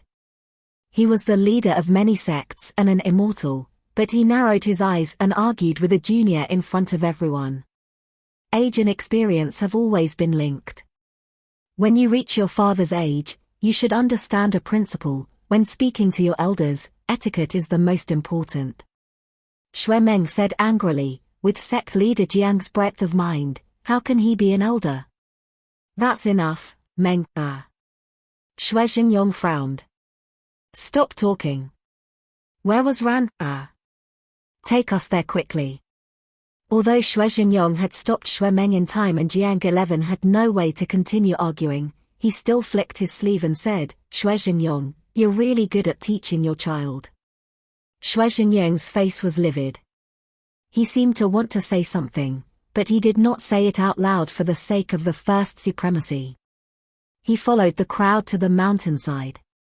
When they reached the mountainside, they saw Mo Ran, dressed in black, flying over. Half of his sleeve was covered in blood, and he held the chess piece tightly in his hand. The vines behind him had been burned, and there were no new ones at the moment. Seeing that he was injured, Chu Wanning and Xue Xingyong's expressions changed. Xue Xingyong hurriedly said, Ran, how are you? Heal, someone come quickly. Shamai. Come and help. Shamai seemed to be shocked as well. Looking at Mo Ran's bloody arm, his face turned pale. For a moment, he was stunned and did not move. However, Mo Ran's divine hand stepped forward first. With a light flick of his sleeve, he felt the burning pain in his wound ease. He nodded at Hua Bainan and said, Thank you, divine hand. You're welcome, Hua Bainan said coldly. I wonder what Grandmaster Mo has discovered that you want to share with everyone. At this moment, Mo Ran's mood was extremely bad. He knew very well that if he revealed the unity formation at this moment, it would definitely arouse some suspicion and speculation. However, he did not care so much.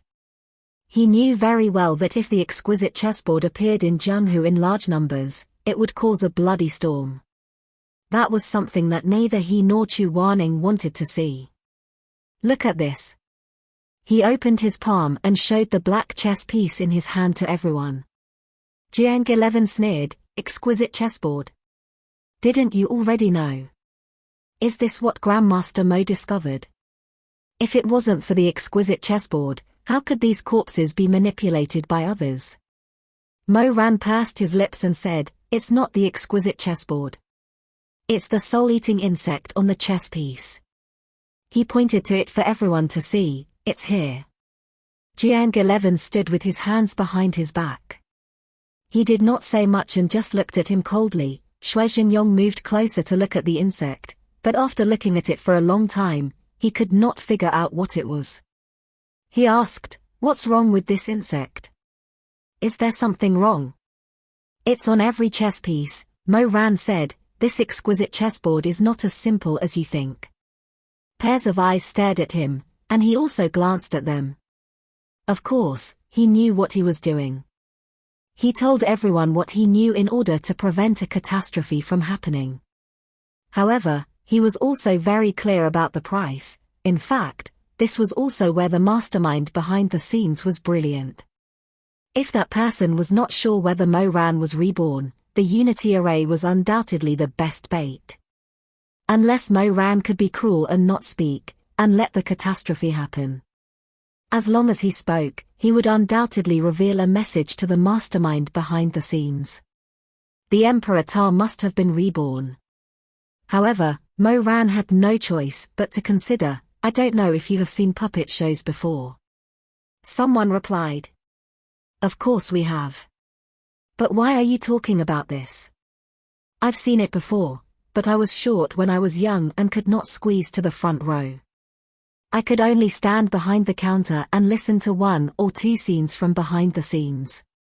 Mo Ran said, so the puppet shows I watched may not be the same as yours. What you saw was the story on the stage. A few cloth puppets appeared on the stage, fighting and killing, talking and singing.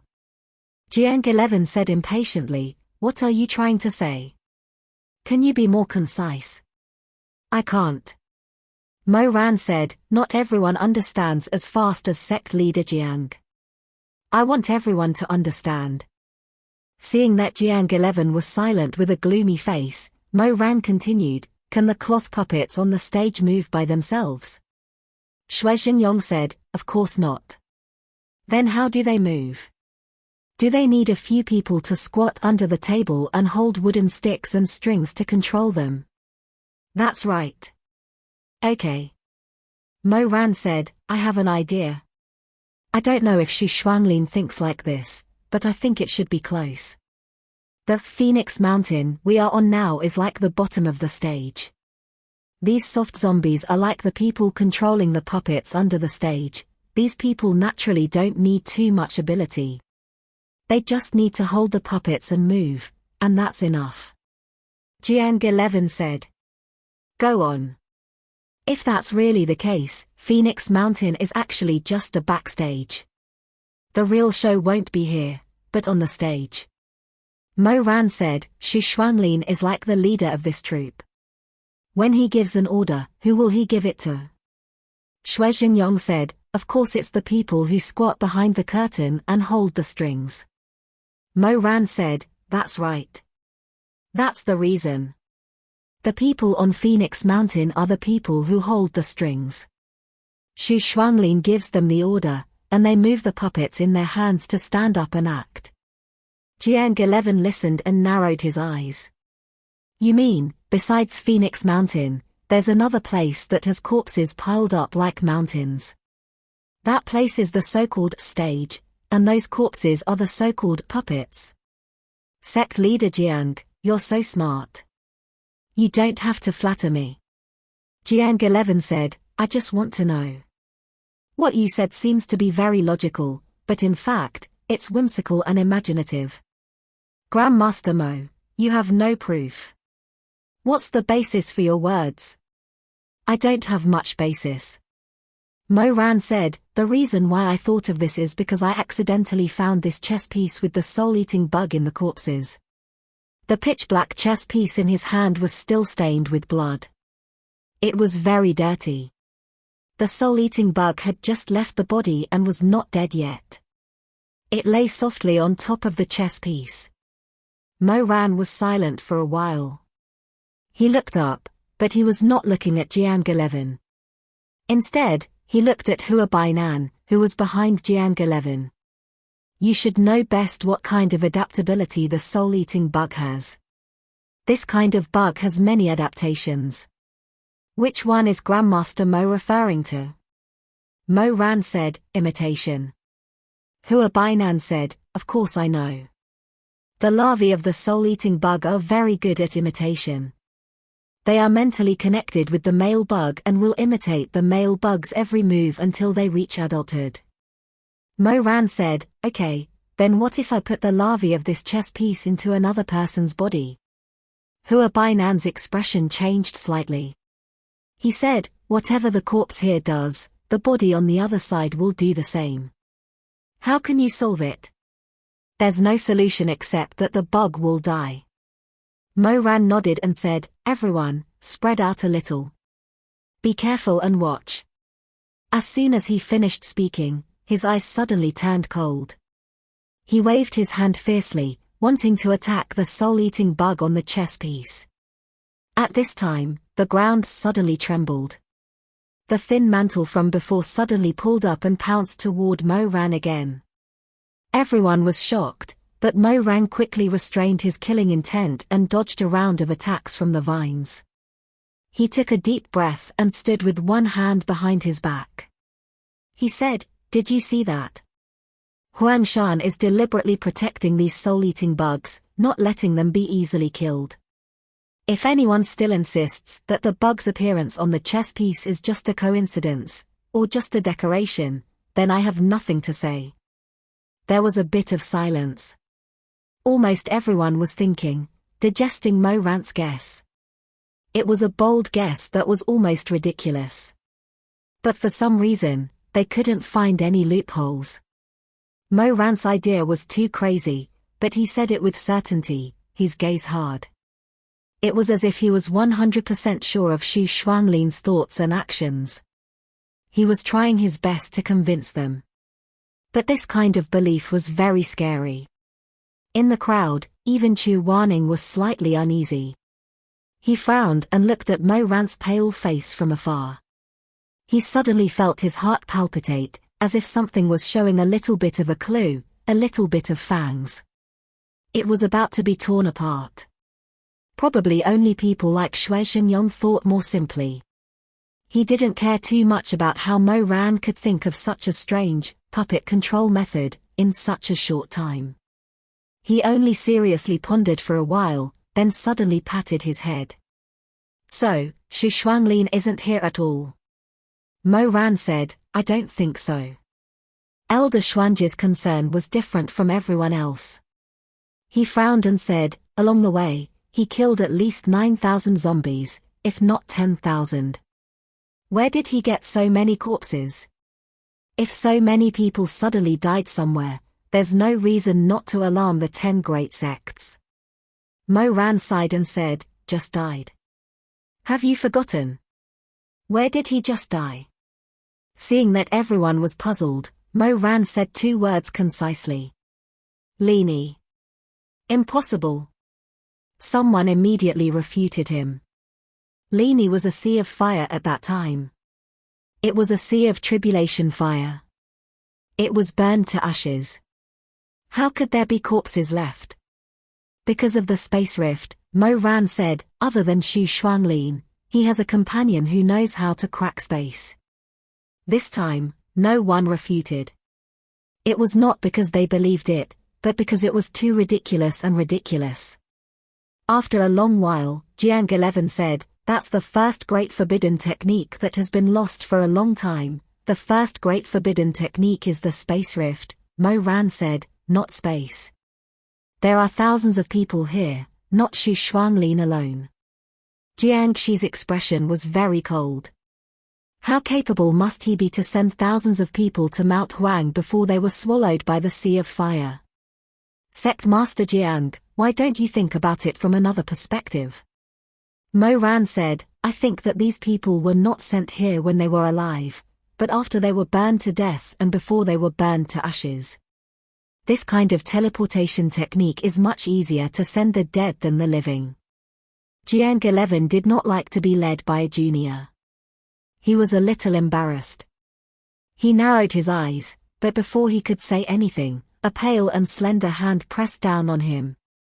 The divine hand Hua Bainan smiled slightly and looked at Mo Ran. Grandmaster Mo, you're so sure, as if you saw it with your own eyes. What proof do you have? Mo Ran did not expect the medicine sect to speak up. He was stunned for a moment, then said, no one knows better than Grandmaster Hua whether the flesh of these zombies was burned or rotted. Hua Bainan glanced at the zombies on the ground in the distance. They had their legs cut off and could not get up again. Then he turned his gaze back and said lightly, even if they were burned, how can you be sure that they were the corpses of the first disaster in Linyi? Mo Ran stared at him with his black eyes without backing down. He said, it's just a guess. If Grandmaster Hua thinks it's ridiculous, then you can think of another way to let Xu Shuanglin secretly transport thousands of corpses to Mount Huang under the noses of all the sects. Hua Bainan smiled. I'm not good at witchcraft, so I can't guess. For a moment, no one said anything. Han Lin's sacred hand's words could be considered to have pierced everyone's hearts. Since Mo Ran had speculated about the use of the mother soul-devouring worm, many people felt a faint fear in their hearts and felt the hair on their backs stand on end. There was a good saying, what kind of person you are, what kind of things you see in your eyes. Many people present were not innocent people. Naturally, they could immediately think of the crux of the problem. That was, how could Mo Ran make such a terrifying but thorough guess in such a short time? He was naturally not Xu Shuanglin's henchman. If he was, he would never have mentioned such a guess. Then, did this mean that Grandmaster Mo, who had always appeared to be upright, had secretly dabbled in this kind of witchcraft, or had studied it more or less? Hua Bainan gently brushed the veil on his face and said with a smile, after all, when it comes to guessing Xu Shuanglin's thoughts, I think I can't beat Grandmaster Mo. Mo Ran wanted to refute for a moment, but he suddenly felt that he couldn't stand on his own ground. He couldn't say with confidence that he was just guessing and that he was not good at witchcraft. At this time, a cold voice suddenly said, Grandmaster Hua, why do you have to make insinuations? Ah. Hua Bainan smiled. Grandmaster Chu. Chu Waning's clothes were as white as snow as she stood under the moonlight. Her expression was extremely indifferent. A person's thoughts will be different depending on their position. The people sitting in the seats can only see the puppet show on the stage, but some people can only watch from behind the stage. What they see are ordinary people squatting behind the table. Grandmaster Hua, do you understand what I mean? Hua Bainan said with a smile, forgive me for being slow-witted. Mo Ran has his own opinions. Chu Waning said coldly, he is my disciple. I hope you will be careful with your words and not make too many guesses. This kind of trust made Mo Ran's throat dry. He muttered, Master. Hua Bainan looked at Chu Waning for a while. He wanted to say something, but in the end, he didn't. He smiled and went back to Lone Moon's team. Jiang 11 regained his dignity, but his expression was still very ugly. He said coldly, no matter what, let's go to the top first. The group walked to the top of the mountain. It was empty there, except for a huge spell array. Red balls of light kept coming out of the array's eye. Mo Ran saw this array and his heart sank. His fingertips were cold. It was indeed an array of the heart. It was an array that was used to refine the chess pieces of the heart and merge the soul-eating worms into the exquisite dragon chess. The palace master of the stepping snow palace frowned and looked at the strange array totem. What array is this? I've never seen it before. Sect Master Shui, you're very knowledgeable. Have you seen it before? Shui Xingyong leaned over to take a look and shook his head. No. Jiangxi's dark brown eyes flashed.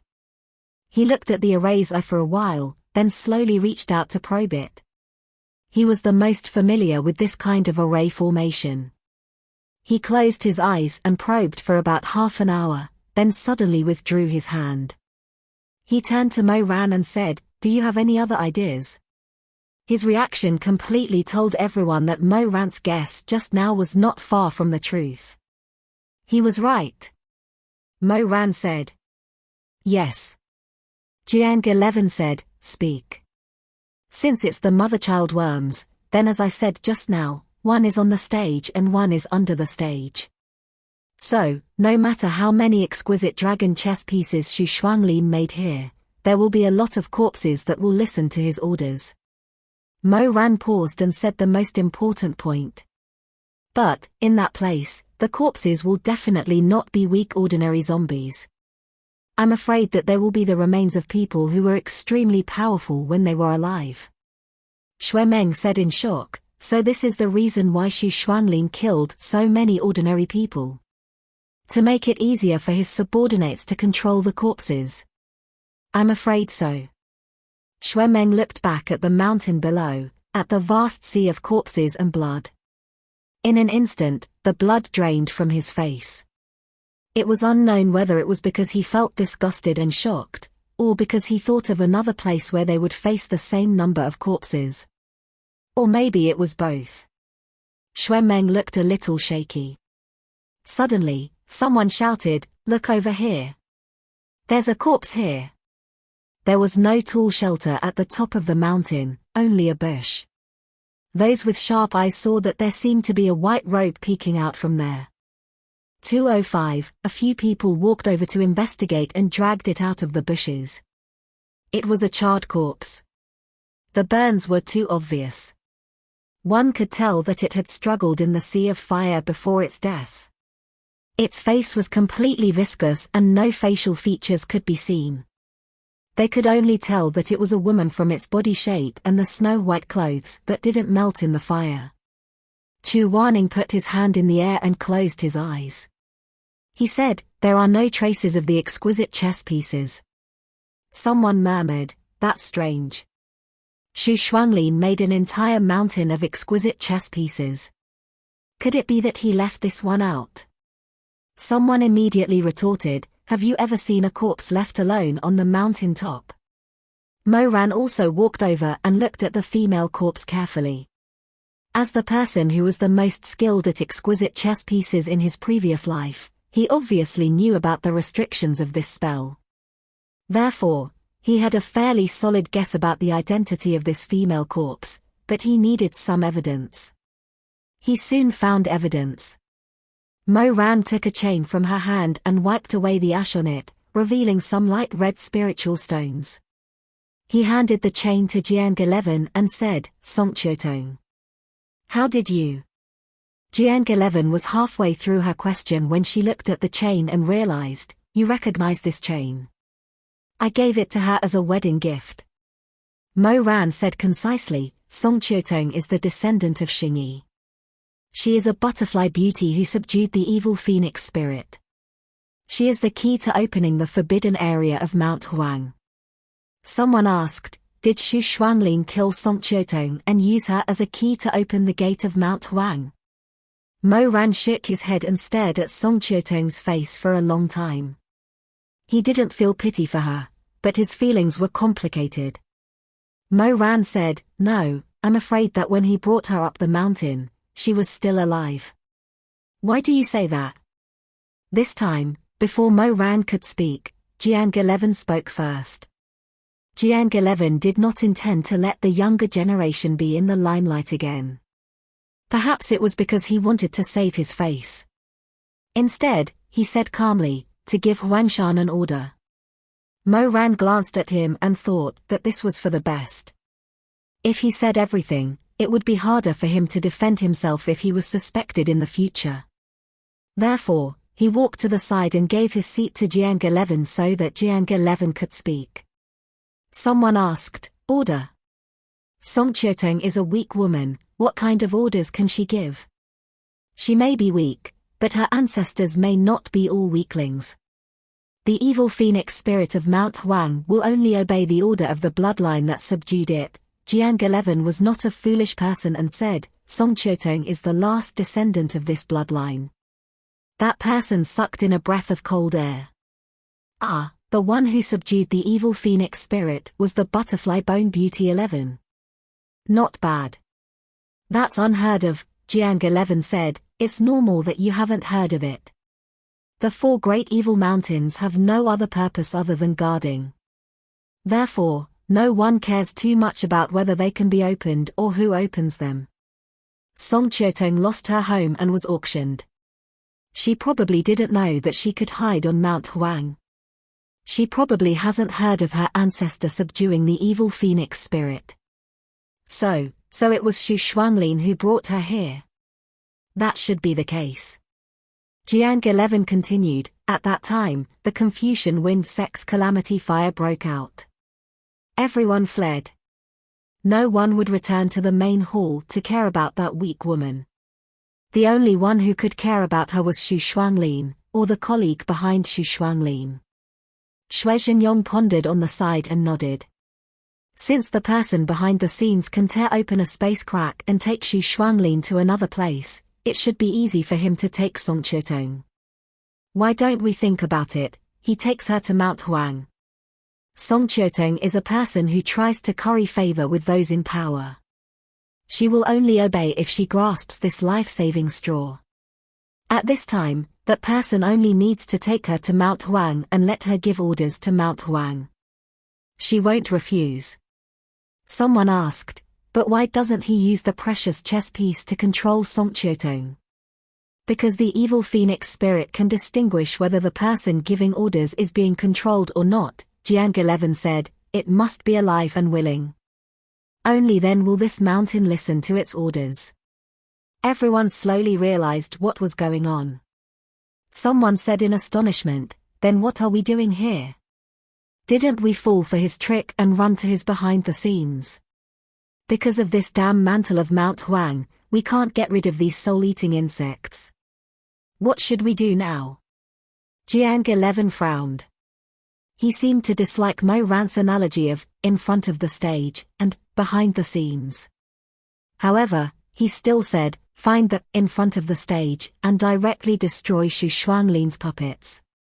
Grandmaster Mo, after Jiang 11 finished speaking, he suddenly called out to Mo Ran. Mo Ran was originally listening attentively with his arms crossed. When he heard him mention himself, he couldn't help but be startled. What's wrong? Jiang 11 said faintly, Grandmaster Mo's analysis just now was very clear and logical. Then, I would like to ask Grandmaster Mo one more question. Where is the in front of the stage, and how do we find it?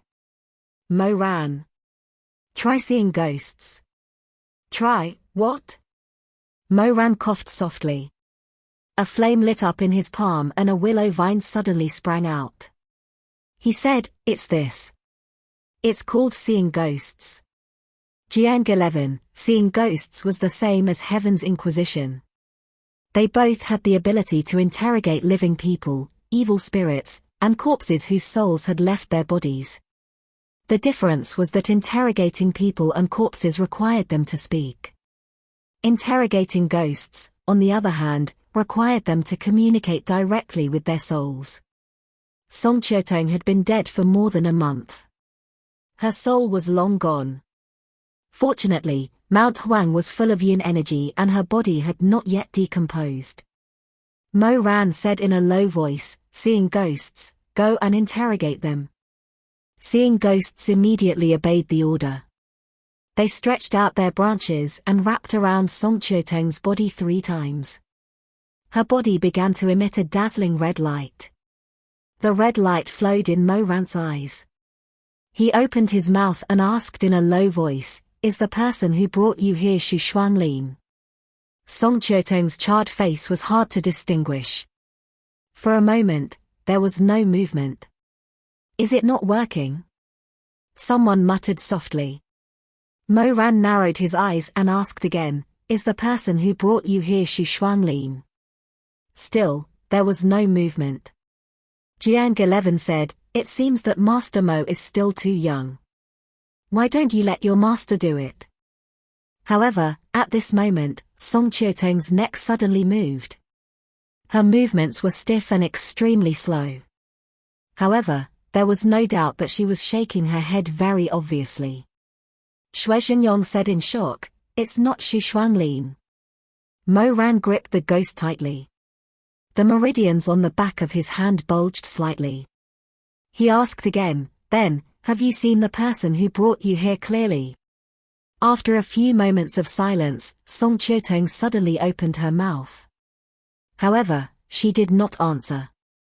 Instead, what came out of her mouth was a large slimy snake.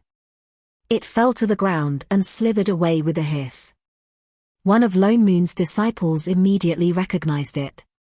"She has a swallowing snake in her stomach."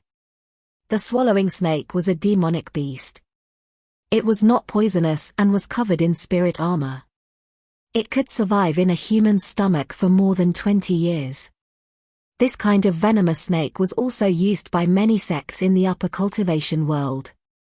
It was specially made for the shadow guards to swallow it.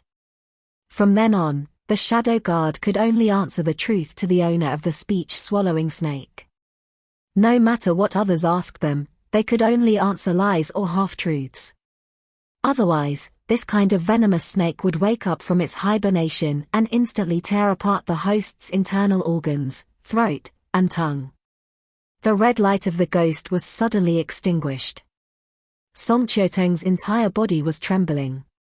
She kept shaking her head. A large lump of scarlet blood flowed out of her mouth. It looked like her internal organs had been torn apart. There was also her tongue, throat. She could not tell the truth anymore. Everyone was shocked. Suddenly, someone suggested, "Since she can't tell, why don't we let her write?" The moment Mo Ran saw the swallowing snake, he already knew that the mastermind was very meticulous. It was already beyond the reach of ordinary people. However, he still stepped forward and lifted Song Qiutong's hands to take a closer look. Shui Xingyong asked, "How is it?" Mo Ran shook his head. Her muscles and bones have all been cut off. She can't write anything at all. The surroundings were getting closer and closer. Suddenly, a chilly wind blew past. 10,000 leaves laughed sinisterly within the mountain forest. The howls of the zombies could be heard from both near and far. For a moment, the atmosphere on the mountain peak was frozen to the extreme. Ma Yun, the owner of Peach Bud Manor, broke this deathly silence and said, then the clues are gone." No one said anything. Mo Ran withdrew the ghost. Song Qiutong's body had already softly fallen to the ground. Soon, the vines of Mount Huang crept over and carefully coiled around their master's body. They wrapped her up and dragged her into the bushes, as if they wanted to use this small bush to preserve her. He actually didn't understand why Xu Shuanglin and the others didn't directly kill Song Qiutong and burn her to the ground. Instead, they went through so much trouble to cut off the meridians in her hands and feed them to the swallowing snake. However, when he saw this scene, he suddenly understood. Mount Huang obeyed the Butterfly Bone Beauty 11 clan from birth to death. As long as her body was in Mount Huang, the Phoenix evil spirit would not allow anyone to burn its master to ashes. Mo Ran didn't know how to feel for a moment. He suddenly thought of himself in his previous life. When he died, no one would collect his body. Before he breathed his last, he had to lie in a pre-dug coffin. In fact, that was meaningless. It would be strange if the rebel army that attacked the mountain didn't dismember his body. In his previous life, he probably died in an even more miserable way than Song Chitong. At the end of his life, there wasn't even a single vine that was willing to protect him. Many people around were muttering and talking to each other. They frowned and discussed what to do next. Some people closed their eyes and pondered, such as Jiang 11 and Chu Waning. Mo Ran also closed his eyes and sorted out everything that was happening in front of him. Such a bloody method was very similar to his previous life. Perhaps because of this, Mo Ran felt that it wasn't that difficult to guess what Xu Shuanglin was thinking and doing. He seemed to see Xu Shuanglin in his Sanshan courtyard, walking back and forth barefoot. Xu Shuanglin was thinking, asking himself, what should I do if I don't have enough spiritual power to control a group of cultivator corpses? Then he thought of an idea, using the formation of unity, killing the same number of ordinary people. One cultivator's corpse corresponded to an ordinary corpse, like a marionette, for him to control. Where was the safest place to do this? The four great evil mountains. What should I do if I can't open the enchantment of Mount Huang? With Song Chitong's corpse. Mo Ran's eyes darkened as he pondered over the little clues that had been connected to each other. Where did the corpses of the people come from? The Lini Calamity fire was burned to the ground. Although they were all guesses, they all matched up. The light in his eyes gathered and dispersed. He could even feel that he was Xu Shuanglin and Xu Shuanglin was him. Standing at the top of Mount Huang, his eyes were almost crazy as he looked at the surging corpse tied at the foot of the mountain. It became clearer and clearer until suddenly, he was stuck at a point. If he was Xu Shuanglin, after doing all this, should he set up a stage and perform the puppet show that he had painstakingly arranged? Where should he choose the stage? Where could he find the corpses of powerful and considerable cultivators?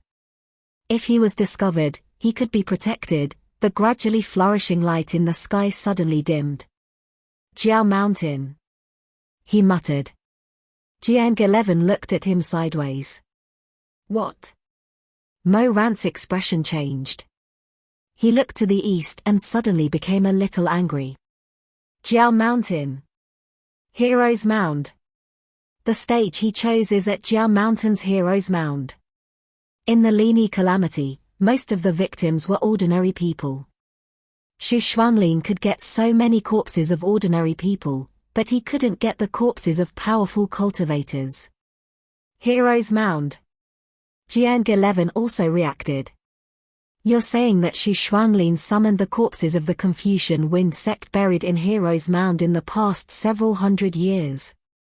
Mo Ran didn't feel like talking nonsense with him. He cursed inwardly and rushed down the mountain. Xu Shuanglin was really a madman. Heroes Mound buried generations of Confucian Wind sect masters, even the first sect master who became immortals. Using the unity formation to control ordinary cultivators was fine, but to control these people. Once Xu Shuanglin's magic power couldn't support it, these powerful corpses would break free. At that time, Xu Shuanglin would suffer a backlash and die suddenly.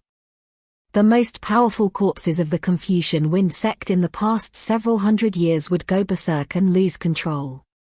That would be a great calamity no less terrible than the endless heaven-splitting hell.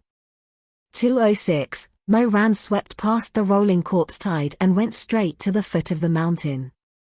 After exiting the barrier, his eyes immediately fell on Nangong Sai. At this time, Nangong Sai's shackles had been released. Yi Wenqi knelt on one knee and bandaged his wounds. Mai Hanxue, on the other hand, sat quietly between Jiang Dongtang and Nangong Sai. In front of him was a Konghu. His fingertips lightly moved, and the sound of flowing water could be heard. It must be known that Mai Hanxue was the eldest senior brother of Kunlun's treading in Snow Palace. Moreover, it was said that this person appeared and disappeared like a ghost. His movements were extremely strange, and his methods often changed. For a moment, he could not be more serious, and for a moment, he could be an evil martial art that people could not understand. Thanks to him, Although Jiang Dongtong's group wished that they could skin Nan Gongsai alive, they still could not do anything. They could only obediently sit on a rock nearby and stare. Seeing Mo Ran come down, my Hanshu's zither suddenly stopped. He put away his zither, stood up, and nodded slightly. His style was extremely dignified and proper. "How is it on the mountain?" Mo Ran said, "It's all fake." "Fake?" My Hanshu slightly frowned. When the people of Jiangdongtang heard this, they also gathered around. Huang Xiaoye was still lying in the pavilion nearby, letting a few disciples massage his legs and shoulders. He made a weak appearance, but when he heard this, he could not help but squint his eyes and perk up his ears to listen. Mo Ran said, "Xu Shuanglin is not on this mountain. I'm afraid he is on Jiao Mountain." Before he finished speaking, Nan Gongsai's face had already turned pale. He suddenly stared at Mo Ran. "Xu Shuanglin is on Jiao Mountain." "Maybe, but I'm not completely sure." Nan Gongsai was stunned for a moment and muttered, "Impossible, Jiao Mountain only listens to the orders of the Nangong clan." Xu Shuanglin, he thought of something and was suddenly at a loss for words. Then, the last bit of blood drained from his face. His pair of bright black eyes stared at Mo Ran's face. For a moment, he had forgotten that Xu Shuanglin's surname was also Nangong. The Nangong family, one willow and one catkin, was once a young hero praised by everyone. Everyone thought that the Confucian Wind sect would rise to glory in the hands of this pair of brothers, like the sun at noon. Who would have thought that the two brothers and the Confucian Wind sect would end up in such a situation? Nan Gongsai silently lowered his eyelids, no longer speaking.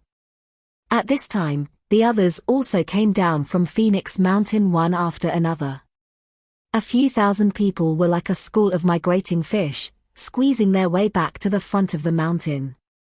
Chu Wanning walked over with Xue Meng and Shimai following behind him. He looked at Nan Gongsai and asked, "How did your hand get hurt?" "It's not a big deal. I cut it myself," Nan Gongsai said. "Thank you for your kindness, Grandmaster." Xue Meng sighed and said, "Call me Shizun, not Grandmaster." "Really, Shizun gave you face, yet you don't want it." I've never worshipped a master." Nan Gongsai's dry and peeling lips slightly opened and closed. "Everything I've learned has never been taught by a grandmaster. Grandmaster doesn't need to take my mother's request to heart." Chu Wanning was speechless. "I'm sorry. But I don't remember the 3 kowtow ceremony that year." Before Chu Wanning could say anything, he saw Jiang 11 and several other school leaders walking over, followed by 7 or 8 people. He wasn't used to speaking privately in front of so many people, so he pursed his lips and didn't say anything else. He only handed over a small bottle of medicine from his Qianquan bag. "Apply it externally every day, and you'll recover in 3 days." By the time he finished speaking, the other people had already arrived. Huang Xiaoye was also supported by others as she walked over shakily from the pavilion. Jiang Dongtang definitely wouldn't miss out on this cup of soup. Now that Jiang 11 was the leader of all the schools, it was only right for him to speak first. But Jiang 11 looked at Nan Gongsai. For a moment, he wasn't sure what kind of attitude was most suitable for him. The Confucian Wind School had been domineering and rampant for so many years, and had accumulated enmity with many other schools. These enmity had no place to vent, so in the end, it all fell on Nan Gongsai alone. But what did Nan Gongsai do wrong? He wasn't the one who took the sword manual of the Jade Pool Mountain Villa, and he wasn't the one who would ask for such an exorbitant price. He didn't even have time to find out where the sword manual was. His father Nangong Liu had committed many crimes, and his death was a good thing. Nowadays, everyone said that the son should pay for the father's debts, but if the son paid for the father's debts, how many people present would be clean and pure? Moreover, this young man was the only descendant of the Nangong family, the key to opening the door to the Jia Mountain. Jiang 11 opened his mouth hesitantly. He had just said, "You," when suddenly someone next to him said in a trembling voice, "Benefactor Nangong, you have to come with us." As the saying goes, the one who started the trouble should be the one who started it. You must not ignore the mess left behind by the Confucian Wind School and watch with folded arms. Jiang 11 saw that it was the abbot of Wubei Temple, Master Xianjing. He couldn't help but sneer in his heart. He thought that this old bald donkey was not pure, and wanted to pick a fight. However, this was fine. He wasn't good at socializing anyway, so he lazily shut his mouth and stood at the side. He watched Master Xianjing hold his staff and preach to Nangong Sai with a mitapa. Nangong Sai listened for a while and said, "Okay, I'll go with you to the Jia Mountain." Master Xianjing didn't expect that he would agree to help open the enchantment of the Jiao Mountains so quickly. He was stunned for a while, and then he put his palms together and said, "Amitabha, benefactor is sensible, and the gods and Buddhas are aware, so your sins will be reduced." For a moment, Nangong Sai seemed to want to say something, but he didn't. Nangong Sai whimpered in his quiver and wanted to climb out, but was pressed back in by him without batting an eyelid. "I'm going to the Jiao Mountain because I don't want the heroes of the Confucian Wind School to become puppets and help the Avalders." Nangong Sai restrained himself and said, "But thank you for your kindness and for showing me the way." In this way, they had the key to open the Jiao Mountain. However, each of the four great evil mountains was different from the Phoenix Mountain. If one wanted to go to the Jiao Mountain, no matter if it was a member of the Nangong clan or an outsider brought in by the Nangong clan, they had to do two things. First, they had to fast for 10 days. Second, when they reached the Coiling Dragon Mountain, they had to walk. They couldn't ride a sword or ride a horse. They had to cross the first 3 mountains on foot to show their sincerity. Shui Xingyong calculated the time and said, "From here to the Coiling Dragon Mountain, if you ride a horse, it will take about 10 days.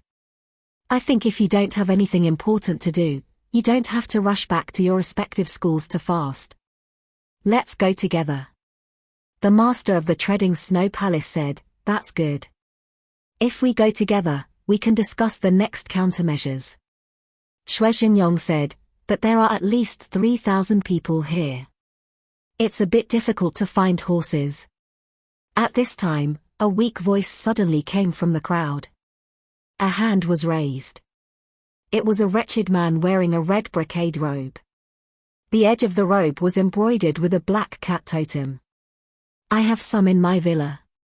It should be enough." "Villa Master Ma?" Jiang 11 raised his eyebrows. This person was Ma Yun, the head of the Peach Bud Villa, one of the 9 major sects in the upper cultivation world. He was the 3rd richest person in the book Shui Meng bought. However, now that Nangong Liu was dead, he should be the 2nd richest person in terms of wealth. Compared to Jiang 11, Ma Yun was more down-to-earth and looked more like a businessman. However, after all, the two of them had different ways of making money. Jiang 11 was fierce, had a lot of connections, and had a lot of treasures. He ran the black market. Villa Master Ma set up courier stations of various sizes in the cultivation world to accept all kinds of package delivery, immortal horses, immortal boats, and spiritual carriages. Their villa was good at making all kinds of spiritual boats and carriages. They raised a large number of strong cattle and horses. Therefore, Villa Master Ma had a nickname, Reception Horse. Facing the cold-faced Jiang 11, the reception horse seemed to be a little scared. It shrank its neck and said, "Then, why don't we go to Lin Ling Yu? Sect Master Jiang's manor definitely has more steeds than mine, he. Everyone was speechless. Jiang 11 looked at the wrinkled smile on his face. After a moment of silence, he said, "I'm just grateful for Villa Master Ma's generous help. I don't mean anything else. This place is close to the Peach Bud Villa. It's good that Villa Master Ma is willing to lend us his mount." When Villa Master Ma heard this, he sighed in relief and said with a smile, "Then please go to my villa. It's already late. Why don't you stay in the villa for the night and set off together the next day? Peach Bud Villa was built on the top of a lonely mountain by the West Lake. However, although this lonely mountain was called a mountain, it was actually just a small hill. It only took half an hour to climb to the top. We're here. Villa Master Ma stood in front of the huge bright red mountain gate in high spirits. He raised his hand and removed the protective barrier. Please come in, come in, come in. During the trip to Phoenix Mountain, the sect masters were either anxious or worried. Only Villa Master Ma was able to act as if nothing had happened. He was even able to show a warm smile. Everyone looked at each other and smiled bitterly. However, they didn't say anything. The sect masters entered first, followed by the elders and then the personal disciples. Behind them were the disciples of the various sects. They entered the Peach Bud Villa's barrier gate in succession. Shuemeng muttered to Mo Ran, "What is this welcoming horse doing? He's laughing so hard that I'm getting goosebumps. He can't be in cahoots with Xu Shuanglin, right? Is he trying to lure us into a trap?" "No." "Why are you so sure?" Mo Ran said, "The 9 great sects high lords and outstanding talents are all here. Everyone is panicking. If he's in cahoots with Xu Shuanglin, he won't be able to do anything. Instead, he'll expose himself. Then why is he so happy?" Mo Ran sighed and said, "He's happy that he made a fortune." "What fortune?" "He's clearly making a loss." Shuemeng was dumbfounded. He was the same as his father. He didn't have any business acumen. It was said that when he was young, Madame Wang gave him a silver leaf and told him to go to a peddler to exchange for it. In the end, he exchanged for a small kite and 3 greasy copper coins. He was miserably cheated. However, he still thought that the kite looked good. He bought a happy one and felt that it was worth it. How could someone like him understand the thoughts of the welcoming horse? Thus, after thinking for a long time, he was still dumbfounded. "Did you hear wrong? He just said that he wanted to borrow our horses, not rent them. He doesn't want a single cent." At this time, the low-level disciple in charge of receiving guests came to receive them. Mo Ran waved his hand, indicating that he shouldn't say anything else. The servant girl wearing pink led them with a smile to the side courtyard where they would be temporarily staying tonight. This row of side courtyards were all near the edge of the mountain. Each courtyard could accommodate 6 people. At dusk, Mo Ran stood in front of the window of his room, gazing at the distant mountains and the mist of the West Lake. After coming down from Mount Huang, Mo Ran had been very anxious and uneasy. Now that he had closed the door, he finally completely revealed his restlessness. He rubbed the window frame with one hand, while the other hand was subconsciously playing with a warm object in his palm. The scenery of Jiangnan was always beautiful, but at this time, he was not in the mood to appreciate it. The setting sun was dim. If someone saw his face at this time, they would not believe that he was that righteous and honest Grandmaster Mo. This was a face that belonged to the Emperor Ta of his previous life. Gloomy. The setting sun pierced his light brown eyes. In the dusk, Mo Weiyu's face changed. The reincarnated person behind Xu Shuanglin made him tremble in fear. He felt as if there was a knife against his neck, and the blade was already touching his skin, piercing his flesh. Blood was already seeping out. But that person did not use force to cut him, and he could not turn his head. He could not see clearly who was standing behind him. At any time, he could take his life. He was very confused. He felt that he could not hide his rebirth for long. If the day of the battle was the day the truth was revealed, what should he do? What would his uncle and aunt think of him? What would Shimai think of him? What would Shuemeng think of him? There was also Chu Warning. Chu Warning, if the matter of his previous life was exposed, how much would Chu Warning hate him? Would she be unwilling to even look at him from now on? Mo Ran was very confused. The more he thought about it, the colder he felt. It was so cold that it reached his bones. Clatter. Suddenly, there was a sound. The thing in his hand fell to the floor. He picked it up absent-mindedly and glanced at it. There was some dust on that little thing. It seemed that this side courtyard of Daobao Villa had not been lived in for a long time. The people who took care of it were not diligent. There was some dust on the ground. He paused. Mo Ran's face suddenly turned pale. He suddenly realized what he was playing. Lying in the palm of his hand was a dark and warm chess piece. The precious dragon chess piece. Mo Ran's expression changed. In his previous life, he had developed a habit in the last 2 years before his death.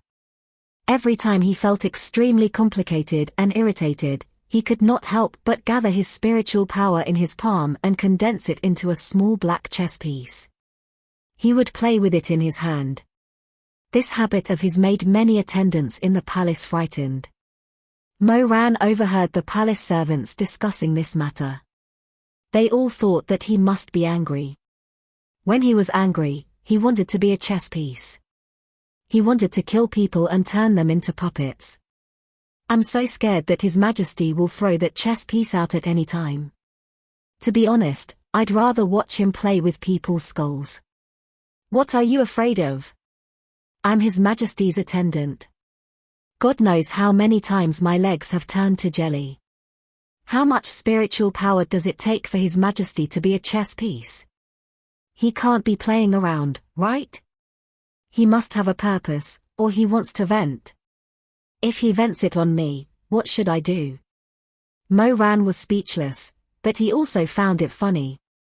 He didn't understand what these gossiping palace servants were thinking. How could they guess what he was thinking with such certainty? In reality, there was no reason for him to be a chess piece. It was just one of the Emperor Ta's personal hobbies. It was that simple. But ever since he heard the discussions of the palace servants, sometimes his playful heart would be aroused. He pretended to throw the precious chess pieces in his hand at some servant girl, scaring those servant girls to repeatedly beg for mercy, their legs shaking like a sieve. His face was as cold as before, but in his heart he was secretly amused. That was the only fun he had in the last 2 years of his life. He had not condensed the chess piece for a long time. It seemed that he wanted to sever ties with his past self. Ever since his rebirth, Mo Ran had never used this technique again. In the blink of an eye, 7 or 8 years had passed. He thought that he would forget the mental cultivation method and the chant. But it turned out that he could not escape at all. Sin was planted in his soul. Mo Ran stared at the black chess piece, his hands could not help but tremble. He suddenly felt hopeless. He suddenly did not know who he was. Was he the Emperor Ta? Or was he Master Mo? He suddenly did not know where he was. Was he at the West Lake? Or was he in front of the Wu Mountain Palace? Suddenly, he could no longer distinguish between dream and reality. He was trembling uncontrollably. That tiny black stone was reflected in his eyes like a heavy nightmare, like a pitch-black bloodstain. There was a sinister voice in his head that kept on laughing madly, roaring at the top of its lungs. Mo Weiyu! Mo Weiyu! You can't escape. You can't escape. You can only be an evil person forever, you can only be a ghost. You are a jinx. A jinx. The voice was loud and clear. Knock, knock, knock. Suddenly, there was a knock on the door. Mo Ran woke up with a start, cold sweat dripping down his back. He held the chess piece tightly in his hand, turned around and shouted, "Who is it?" "It's me." The person outside answered, "Shui Meng." 207, Mo Ran opened the door. The door wasn't fully open, just a small gap. He saw Shui Meng bathing in the sunlight, and Shamai, dressed in a green robe, followed by him. Shui Meng said, "We brought you some medicine." "What are you doing?" "Open the door and let us in." Mo Ran was silent for a moment, and then let go of the door frame. The two of them entered the room. Shui Meng walked to the window and poked her head out to look at the sunset outside. She then pulled her head back and said, "The scenery in your room is very good. There are just a few big camphor trees outside my room. They are all blocking the view, so I can't see anything." Mo Ran absent-mindedly said, "If you like it, I'll trade with you." "No need. I've already put the things down. I was just casually saying." Shui Meng waved his hand and walked to the table. "Let Shamai apply the medicine for you. The wound on your shoulder from the vines will fester if you don't treat it." Mo Ran's dark brown eyes looked at Shui Meng. If Shui Meng knew about his past life and what kind of spirit soul was hidden under his cousin's body, would he still smile at him and give him medicine? Shui Meng was a bit scared by his stare. He asked, "What's wrong? Is there something on my face?" Mo Ran shook his head and sat down at the table. He lowered his eyes. Shamai stood to the side and said to him, "Take off your shirt. I'll take a look at your wound." Mo Ran was depressed, but he didn't think too much about it. He took off his shirt and said, "Sorry to trouble you." Shamai shook his head and sighed. You always don't know how to pay more attention. When you follow Shizun, you don't learn the good and learn the bad. Whenever there's danger, you always run to the front. In the end, you always end up with wounds all over your body. It's hard to watch." As he spoke, he took out the things in the medicine box and carefully wiped Mo Ran's wound, applied medicine, and wrapped it with gauze. After doing all this, Shamai said, "Don't drink water for a while, and don't move too much either. The vines are poisonous, and the wound won't heal easily. Also, give me your hand so I can check your pulse." Mo Ran extended his arm to him. Shamai's 10 slender fingers were as white as jade. After feeling her pulse for a while, a trace of worry flashed through her eyes. That expression was fleeting, but it was caught by Mo Ran. "What's wrong?" Shamai came back to his senses and said, "Nothing." "Is the poison very serious?" Shamai shook his head, hesitated for a moment, and then smiled faintly at him. "Just a little. Remember to cultivate more, or else you'll leave behind problems." As he spoke, he lowered his head and packed up his first aid kit. He then said, "I still have some medicine to pack, so I'll be leaving first. You guys continue chatting." The door closed behind him. Shui Meng looked at the place where he disappeared and frowned slightly. "Why do I feel that he's not in a good mood recently? It's strange, as if there's something on his mind." Mo Ran was not in a good mood either. He said, "Maybe he found out that my life is coming to an end after checking my pulse, so he's sad for me." Bah, don't jinx it." Shui Meng stared at him. "Who curses themselves like that? Besides, I'm serious. Shamai has been in a bad mood these days."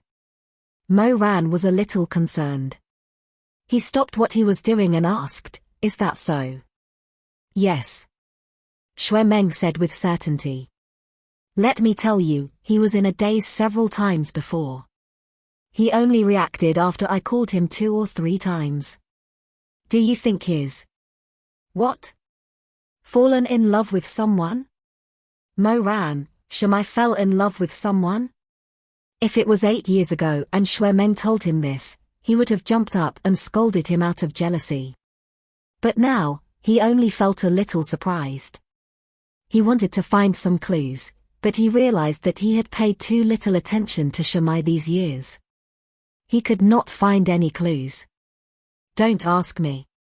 Anyway, I'm not the one he likes," Mo Ran said as he pulled up his clothes and put them on. "Besides, it's other people's relationship. Why do you always care so much?" Shui Meng was a little embarrassed. He coughed with a red face and said, "I don't care. I'm just saying it casually." He stared fiercely at Mo Ran. He stared at the guy with a good figure as he put on his clothes. He stared, and suddenly felt that something was not right. He looked carefully again. His eyes fell on Mo Ran's muscular chest and stopped. Mo Ran did not care and said casually, "Why are you staring at me? Do you like me?" Xue Meng did not say anything. Mo Ran still said in a half-dead tone, "Don't look. It's impossible between us." Xue Meng turned his head away with a pale face. He pretended to be calm and said, "Bah, you think too much." But his heart was beating like a drum. He saw a crimson crystal pendant hanging on Mo Ran's neck. It looked very familiar. He seemed to have seen it somewhere. He could not remember, but he suddenly had goosebumps. He did not know why, but he suddenly felt a buzzing sound in his head. Where did he see it? Mo Ran put on his clothes and suddenly found a few stains on the table. He asked Xue Meng, "Do you have a handkerchief?" "Oh, I do." Xue Meng came back to his senses. He took out a piece and handed it to him. "You always forget to bring one." "I'm not used to it." Xue Meng said with a straight face, "Last time you said that Shizun was going to give you one. Even if you're bragging, you shouldn't brag like that." Only then did Mo Ran remember that he had once begged Chu Wanning to give him a begonia handkerchief, but Chu Wanning had never given it to him. He didn't know whether Chu Wanning had forgotten or was too lazy to give it to him. He could not help but feel a little embarrassed. He coughed a few times and said, "I've been busy recently. Shizun has no time. Even if he had time, Shizun would not only make one for you." Xue Meng said with a cold smile, "I definitely have a share. Maybe that someone, that Nangong Sai, he also has a share." Speaking of Nangong Sai, Mo Ran's bad mood became even worse. "Did you go see him?" "No, I went to see what he was doing." Xue Meng said, "He and Yi Wangxi live next to that old ghost Jiang 11. I want to be thousands of miles away from that place. I don't want to go there." Mo Ran nodded. "It's good that they live there. Although Jiang Xi's temper is bad and he has a lot of problems, he's still a reasonable person. He probably won't make things difficult for them." Xue Meng said angrily, "Him? If that dog of a person is reasonable, I'll take his surname and not be called Xue Meng. I'll just be called Jiang Meng." Mo Ran, Xue Meng always had this kind of ability. He was always noisy and cynical. When his mouth moved, there was no ambiguity when he insulted others. But perhaps it was because he was so noisy that Mo Ran felt that there was more warmth in the room. Only then did the terrifying nightmare of his previous life fade away slightly. Xue Meng said, "Speaking of which, Shizun doesn't really want to take Nangong Sai as his disciple, does he?" In the past, Shizun definitely wasn't willing. Mo Ran said, "But now, even you and I can't stop him." Xue Meng stared blankly. "Why?" Mo Ran sighed. "Let me ask you. In the past, Li Wuxin revered Nangong Sai. He was clearly an elder, but he never dared to talk back to Nangong Sai. Why? Because his father is powerful. He's the head of the #1 cultivation sect in the cultivation world. Does that even need to be said? Very well then. Let me ask you again. Why do people like Huang Xiaoya and those whose names I don't even know, dare to bully him? Why is that? Because of enmity." For a moment, Mo Ran was speechless. He thought that only Xue Meng could say something like that. He suddenly felt very envious. He felt that although Xue Meng was already in his 20s, sometimes he still thought like a child. Like a child was a very subtle description, because the most obvious characteristics of a child were innocence, simplicity, and straightforwardness. But at the same time, it also meant that a person hadn't grown up, was immature, and was careless. But for Mo Ran, he felt that even though he had lived for 20 years, his eyes were still extremely pure when looking at the world of mortals. This was a miracle. He looked at the miracle in front of him, then said with a bitter smile, "Where did all this enmity come from?"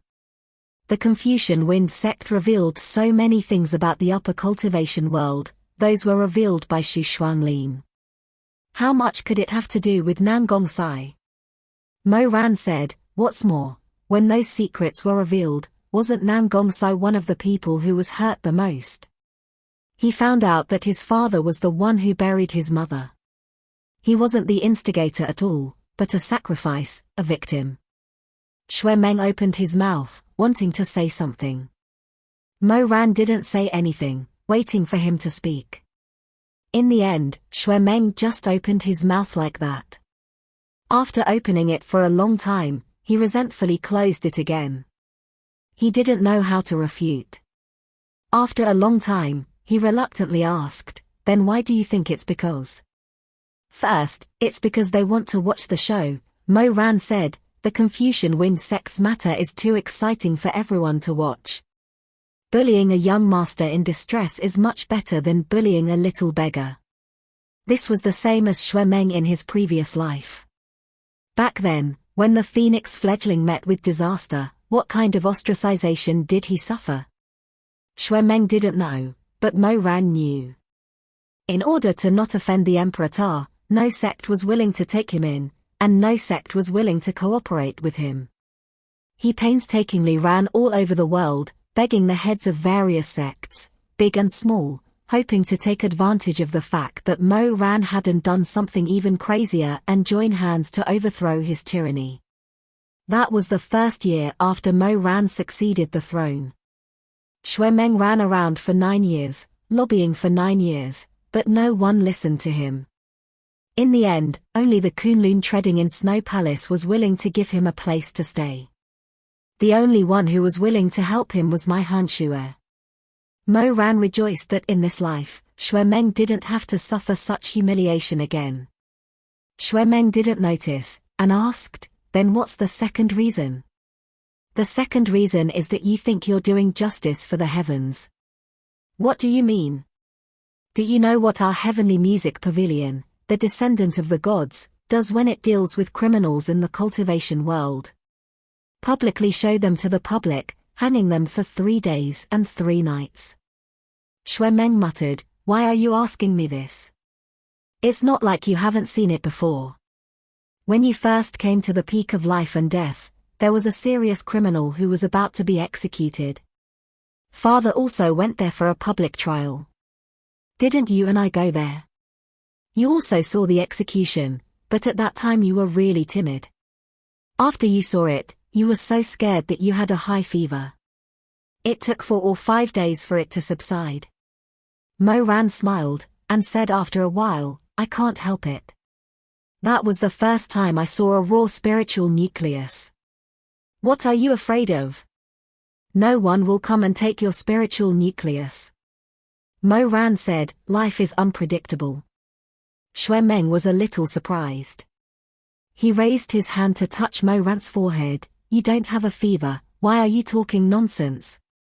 "I just dreamed about it." In the dream, someone's sword pierced his heart. If it had been a few inches more, his heart and spiritual nucleus would have been destroyed. Xue Meng was speechless. He waved his hand and said, "Forget it. Although you're quite annoying, you're still my cousin. If anyone wants to take your spiritual nucleus, I'll be the first to show them no mercy." Mo Ran smiled. His dark eyes were bottomless, and there were lights and shadows in them. The lights and shadows swayed, and there were thousands of thoughts in his mind. Why did he mention Xue Meng's past in the Temple of Heavenly Music? Maybe Xue Meng didn't notice at all, but those faces left a deep and colorful reflection in Mo Ran's heart. He still remembered that the case was about a woman in her 20s. She was very young. A large group of people gathered in front of the Temple of Heavenly Music to watch the show. There were men, women, old people, children, cultivators, commoners, and all kinds of people. They were all looking up at the woman who was bound by the immortal binding rope, the soul-stabilizing lock, and the demon-subduing chain. They whispered to each other. "Isn't that Madame Lin? She just married into a prestigious family. What crime did she commit to alarm the Temple of Heavenly Music, don't you know? She was the one who set the fire in the Zhao family. She killed her own husband." Ah. When the surrounding people heard this, they all gasped. Someone asked, "Why did she take things so hard? I heard that her husband was very good to her." Amidst the whispers, the owner of the Heavenly Music Pavilion slowly walked up to the execution platform. Holding the case file, she first greeted the people below the platform. Then, she unhurriedly opened the case file and began to read out the crimes of the woman surnamed Lin. The crimes were very long. She read for almost an hour. Basically, this woman surnamed Lin was not the young lady from the aristocratic family that the Zhao family was supposed to marry. She was just a substitute, a puppet wearing a human skin mask. Her real purpose of getting close to young Master Zhao was to murder him because of a personal grudge. The young lady who was supposed to marry into the Zhao family had long become a resentful ghost under this Miss Lin's knife. What a good show of exchanging a leopard cat for a crown prince. The Temple of Heavenly Music finally commented righteously, however, justice grinds slowly but surely. "Miss Lin, it's time for you to tear off your mask and let everyone see your original appearance." The human skin mask was taken off in front of everyone and thrown to the ground like a snake shedding its skin. Under the messy hair of the woman on the platform, another pale and coquettish face was revealed. A disciple of the Temple of Heavenly Music held her chin and lifted her up to show everyone. There was an uproar below the platform. Someone shouted, "What a vicious woman! She killed an innocent young lady and ruined the Rome family just because of a personal grudge. Beat her to death. Gouge out her eyes. Dismember her. Cut off her skin inch by inch." The crowd was made up of individual people, but they all had the same head in the end. They were like a sluggish giant beast with a big tail that couldn't be shaken off. They were salivating, warring, and roaring. This ugly thing probably thought that she was an auspicious beast that could represent the sky, the sun, and the moon, as well as the heavens and the earth. Standing in the world, she was righteous and fair. The screams below the platform became louder and louder, scraping the young Mo Ran's eardrums. He was shocked by the anger of these people. It seemed that the woman who died under the knife and young Master Zhao had become their family, friends, sons, and mistresses. They hated that they couldn't personally seek justice for their family, friends, sons, and mistresses. They hated that they couldn't tear that sinner Lin apart with their own hands. Mo Ran opened his eyes wide in a daze. Shouldn't the Temple of Heavenly Music decide the punishment? Shizun comforted him, "Ran, don't be afraid. It's decided by the Temple of Heavenly Music. Everyone just doesn't like it. They're just saying it. Of course, the Temple of Heavenly Music will decide the punishment according to Shenwu's instructions. It will be fair and just, don't worry." However, things didn't develop as Shizun said. The crowd's screams became crazier and more exaggerated. "This bitch. She killed the innocent. How can we let her die so easily? Pavilion Leader Mu. You are the division of justice of the cultivation world. You must judge her properly and give her 10 or 100 times the pain. Let her have a good time. Get the punishment she deserves. Tear her mouth apart first, pull out her teeth one by one, and cut her tongue into countless pieces. Smear mud on her body. Tear it off after it's dry and leave a layer of skin. Pour chili water all over her body and let her die from the pain. Let her die from the pain." There was even a brothel madam who came to watch the show. She cracked melon seeds and then smiled sweetly, tear off her clothes. Shouldn't this kind of person be naked? Stuff snakes and loaches in her lower body. Find 100 men to take turns with her. That's what she deserves. Actually, did these people's anger come from their own righteousness? Mo Ran was sitting beside Xue Meng at that time. He was more agitated and trembled slightly. In the end, even Xue Xinyong noticed his uneasiness. Just as he was about to take him away from the spectator stand, there was a sudden bang from the spectator stand. Someone from the crowd threw an explosive talisman at the woman's feet. This was against the rules. However, the Temple of Heavenly Music's people didn't have time to stop it, or they didn't even want to. In the end, the explosive talisman exploded, and the woman's feet were instantly blown into a bloody mess. Uncle! Mo Ran clutched Xue Xinyong's clothes tightly. He was shaking so hard. He was shaking so hard. Good! There was an earth-shattering cheer from below. The heroes were clapping their hands, overjoyed. Good hit! Punish evil and promote good. One more time. Who threw it? Don't throw it. The Temple of Heavenly Music's disciples shouted twice from the spectator stand and followed the crowd. Below, they threw all kinds of things, vegetables, stones, eggs, knives. Those people cast a barrier and stood at the side to watch. As long as they didn't immediately take her life, they wouldn't stop them. The Temple of Heavenly Music's heroic spirit had always been awe-inspiring. They wouldn't go against the righteous crowd. When Mo Ran recalled this, he felt suffocated and didn't want to think about it anymore. He closed his eyes and opened them again. Just wait and see, Xue Meng. If Nangong-sai insists on not admitting that his master's disciple, then he'll completely lose his barrier in the cultivation world. After the trip to Jiao Mountain, if they really bring Nangong-sai to the Temple of Heavenly Music for interrogation, you'll see the same scene as that year.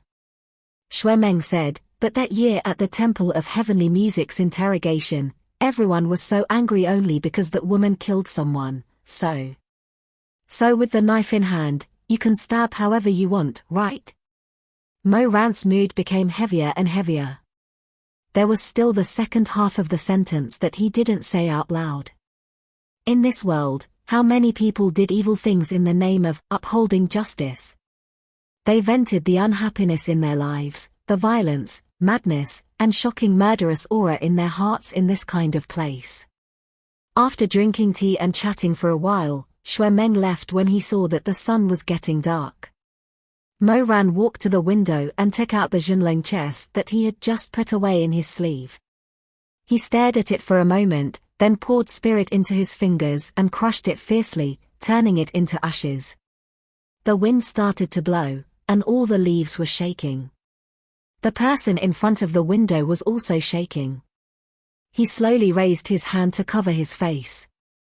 He was almost exhausted. He leaned on the window frame for a long time before he turned and left. He walked into the depths of the room and was swallowed by the darkness. He sat in the dark room for a long time, thinking back and forth. In the end, his whole person was broken and collapsed. He really didn't know what he should do. He felt that there were some things that he should say, but if he did, it would be even more chaotic and out of control. What should he do? He didn't know. The more he thought, the more he felt unreconciled. The more he thought, the more confused he felt. He was anxious, he was in pain. He thought about the mastermind behind the scenes who stood behind him. He thought about the Temple of Heavenly Music's worship and superstition in the cultivation world. He thought about the woman who was interrogated, her legs badly mangled. Mo Ran paced back and forth in the room like a trapped beast. He paced back and forth in the room like a madman. The shadows of the Emperor Ta and Grandmaster Mo appeared on his handsome face, one swallowing the other. In the end, he couldn't take it anymore. He stood up. He pushed open the door and walked out. It was late at night. Chu Waning was about to go to sleep when he suddenly heard someone knocking on the door outside. He opened the door and saw Mo Ran standing outside. He was slightly startled. Why are you here? Mo Ran only felt that he was going crazy, driven crazy by the catastrophe that could befall him at any time. He gathered his courage and wanted to open his mouth to explain everything that was absurd. But when he saw Chu Waning's face, his courage was shattered into pieces, turned into ashes, turned into selfishness and weakness. Shizun. Mo Ran paused, his voice slightly nasally. I can't sleep. Can I come in and sit for a while? Chu Waning stepped aside. Mo Ran entered the room and closed the door behind him. Maybe it was because his uneasiness was too strong, so strong that even if he didn't say a word, Chu Waning could feel the anxiety in his heart. He asked, did something happen? Mo Ran didn't say anything. He silently looked at him for a while, then suddenly walked to the window and closed the only window. When Mo Ran opened his mouth, his voice was very hoarse. Suddenly, his emotions surged, fueling his crazy impulse. I have something to tell you. Is it about Xu Shuanglin? Mo Ran shook his head, hesitated for a while, nodded, and then shook his head again. The light from the candles was reflected in his eyes, like a poisonous snake with a bright red tongue, twisting and coiling. The expression on his face was too chaotic, and the light in his eyes was also very scattered. Chu Waning was stunned for a while, then raised his hand, wanting to touch his face. But when his fingertips touched his face, Mo Ran suddenly closed his eyes. His eyelashes were trembling, and his Adam's apple was moving, as if he had been stung by a scorpion. He turned around and said vaguely, I'm sorry. Can you put out the light? Mo Ran said. I can't say it when I see you. Although Chu Waning didn't know what had happened, he had never seen Mo Ran like this before. It made his hair stand on end, as if something that could destroy the world was about to fall and crush everyone standing below. Chu Waning didn't say anything else. He stood in place for a while, then nodded.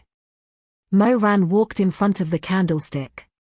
He stared at the candle for a while, then raised his hand to extinguish the last bit of light. The room instantly fell into darkness. But Mo Ran had stared for a long time. The shadow of the candle still swayed in front of his eyes, from orange to multicolored, from concrete to blurry. He stood in place, his back facing Chu Waning.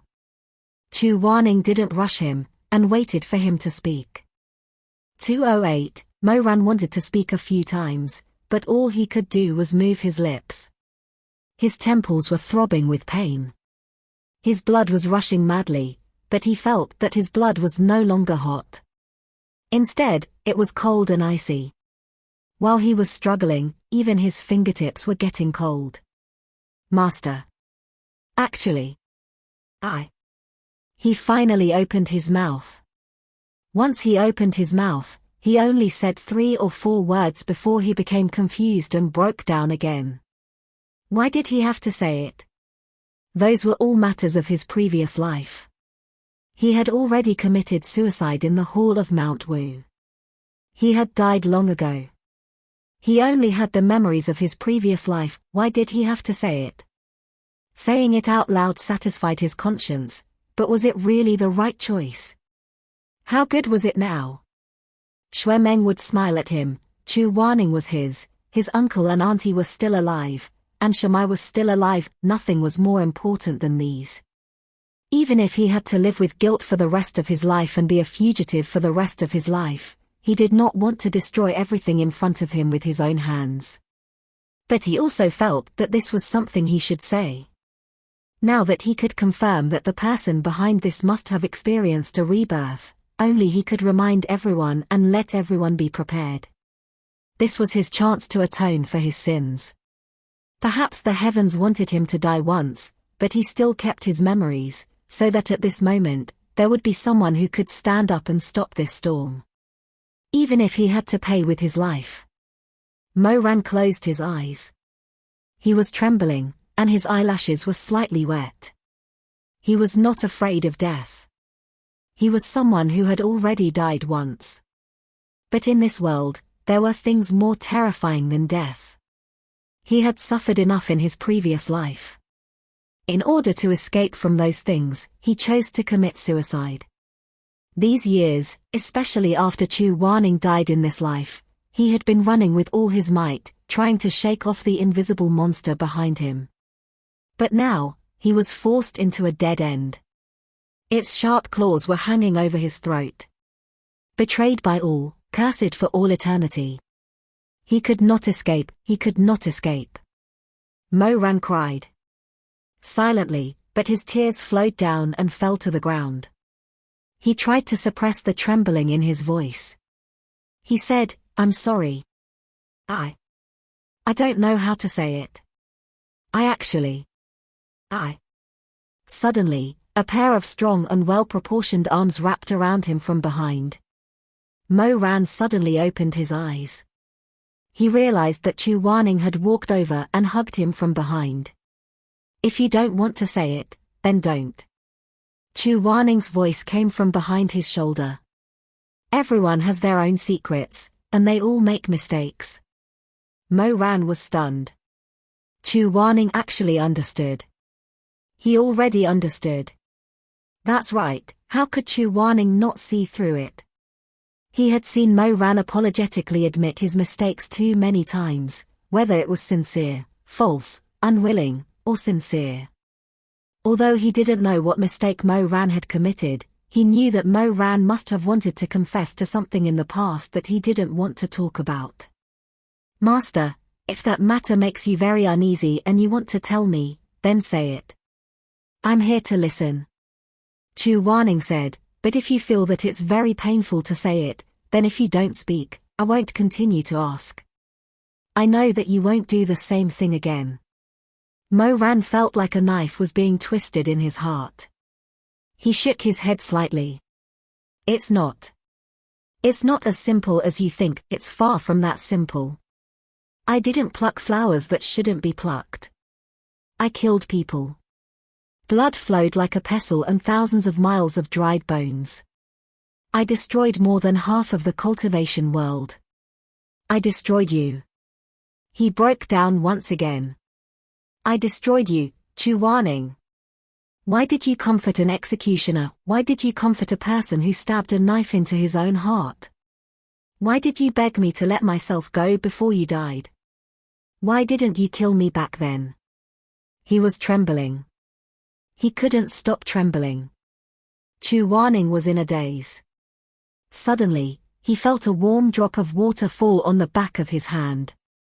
He murmured in a low voice, "Mo Ran. I want to say it out loud." "Then say it out loud." Mo Ran was very confused. He shook his head and said again, I don't know how to say it." He had been controlling his voice very well. It was only now that he finally choked up. "Really? I really don't know how to say it." "Then don't say it." Chu Wanning let go of him and pulled him, making him turn around. In the dark night, he stroked his cheeks. Mo Ran was dodging, but Chu Wanning still firmly touched him and held his face. It was moist. It was tears that had been flowing for a long time. Chu Wanning said, "Don't say it out loud." Suddenly, the begonia fragrance was so close. Chu Wanning kissed him. This seemed to be the first time he took the initiative to kiss Mo Ran. He was shaky and clumsy. He pressed his lips against Mo Ran's, bit by bit. He pried open his bitter mouth and slid his tongue in, stirring and twining. Chaos, restlessness, madness. Mo Ran also did not know why. Perhaps it was because love was a harbor to escape all pain. Perhaps it was because humans were ultimately the same as beasts. During sex, everything could be thrown to the back of one's mind. In this indulgence of desire, only joy was real. To give the helpless and pity. To give the desperate and desperate people a moment of respite. No one spoke again. As the kiss lingered, Chu Wanning felt Mo Ran's desire for him.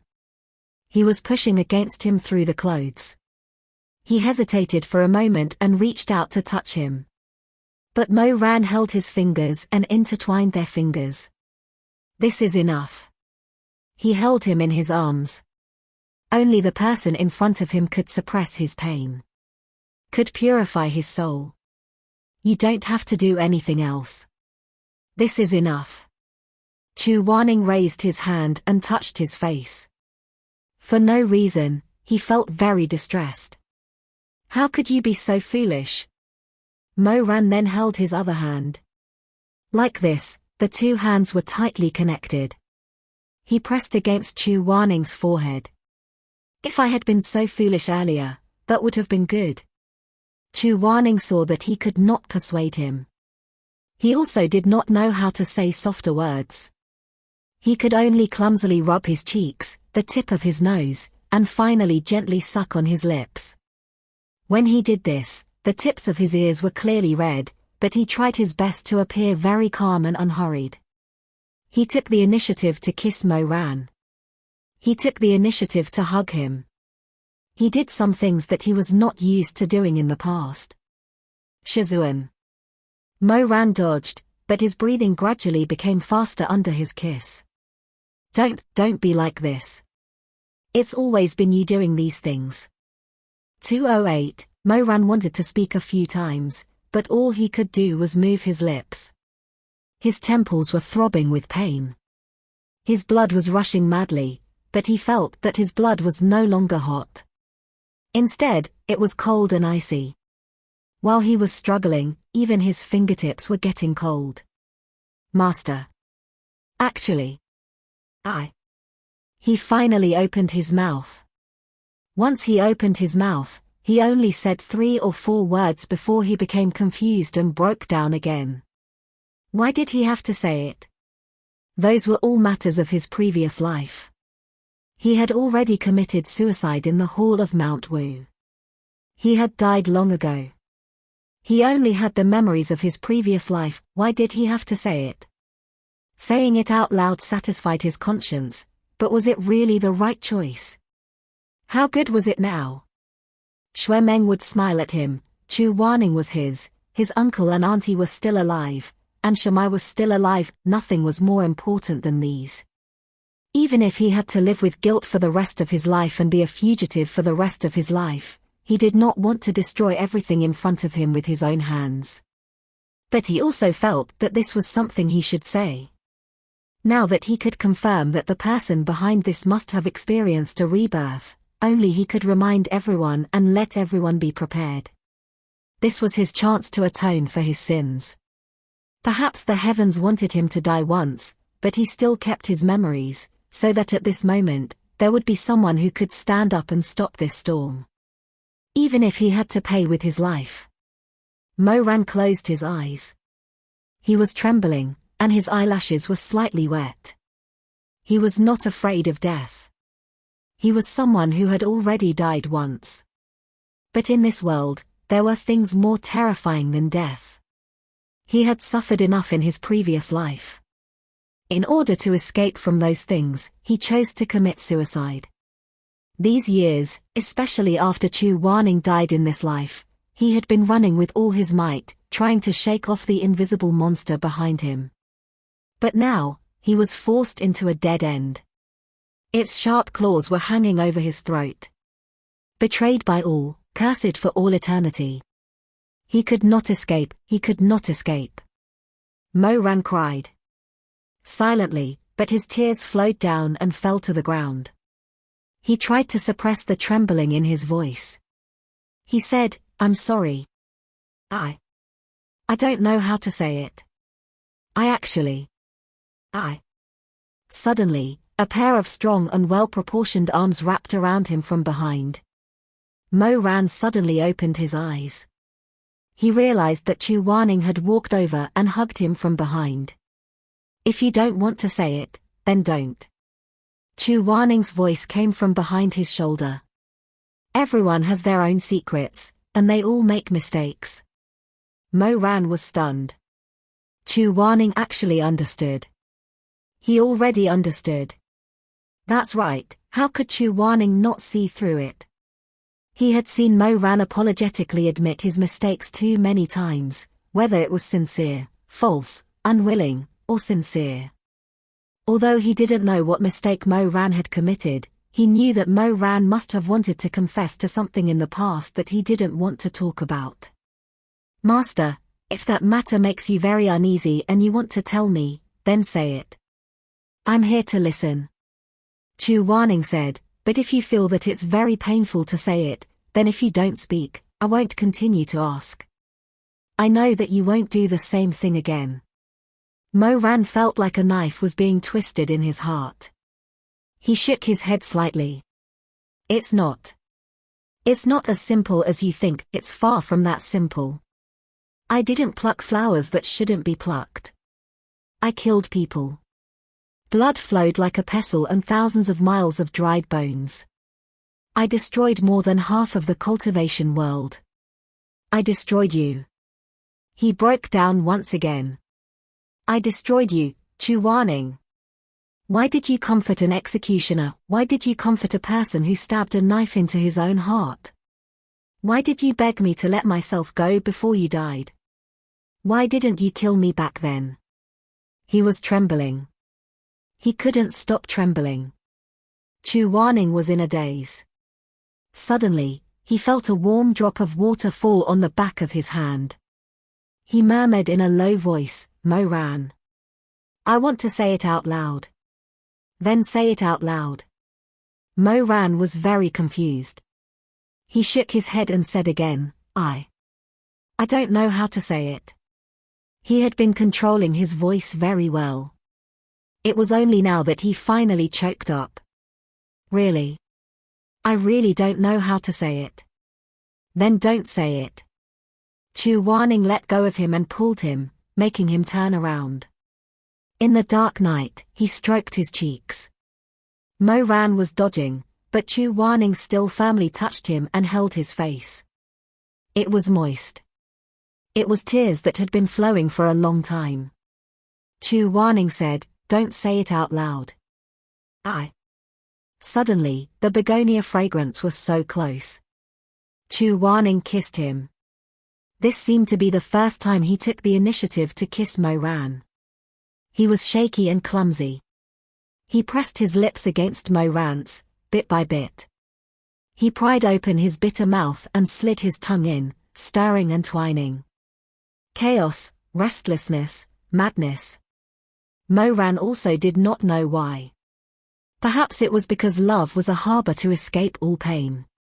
Perhaps it was because humans were ultimately the same as beasts. During sex, everything could be thrown to the back of one's mind. In this indulgence of desire, only joy was real. To give the helpless and pity. To give the desperate and desperate people a moment of respite. No one spoke again. As the kiss lingered, Chu Wanning felt Mo Ran's desire for him. He was pushing against him through the clothes. He hesitated for a moment and reached out to touch him. But Mo Ran held his fingers and intertwined their fingers. This is enough. He held him in his arms. Only the person in front of him could suppress his pain. Could purify his soul. You don't have to do anything else. This is enough. Chu Wanning raised his hand and touched his face. For no reason, he felt very distressed. How could you be so foolish? Mo Ran then held his other hand.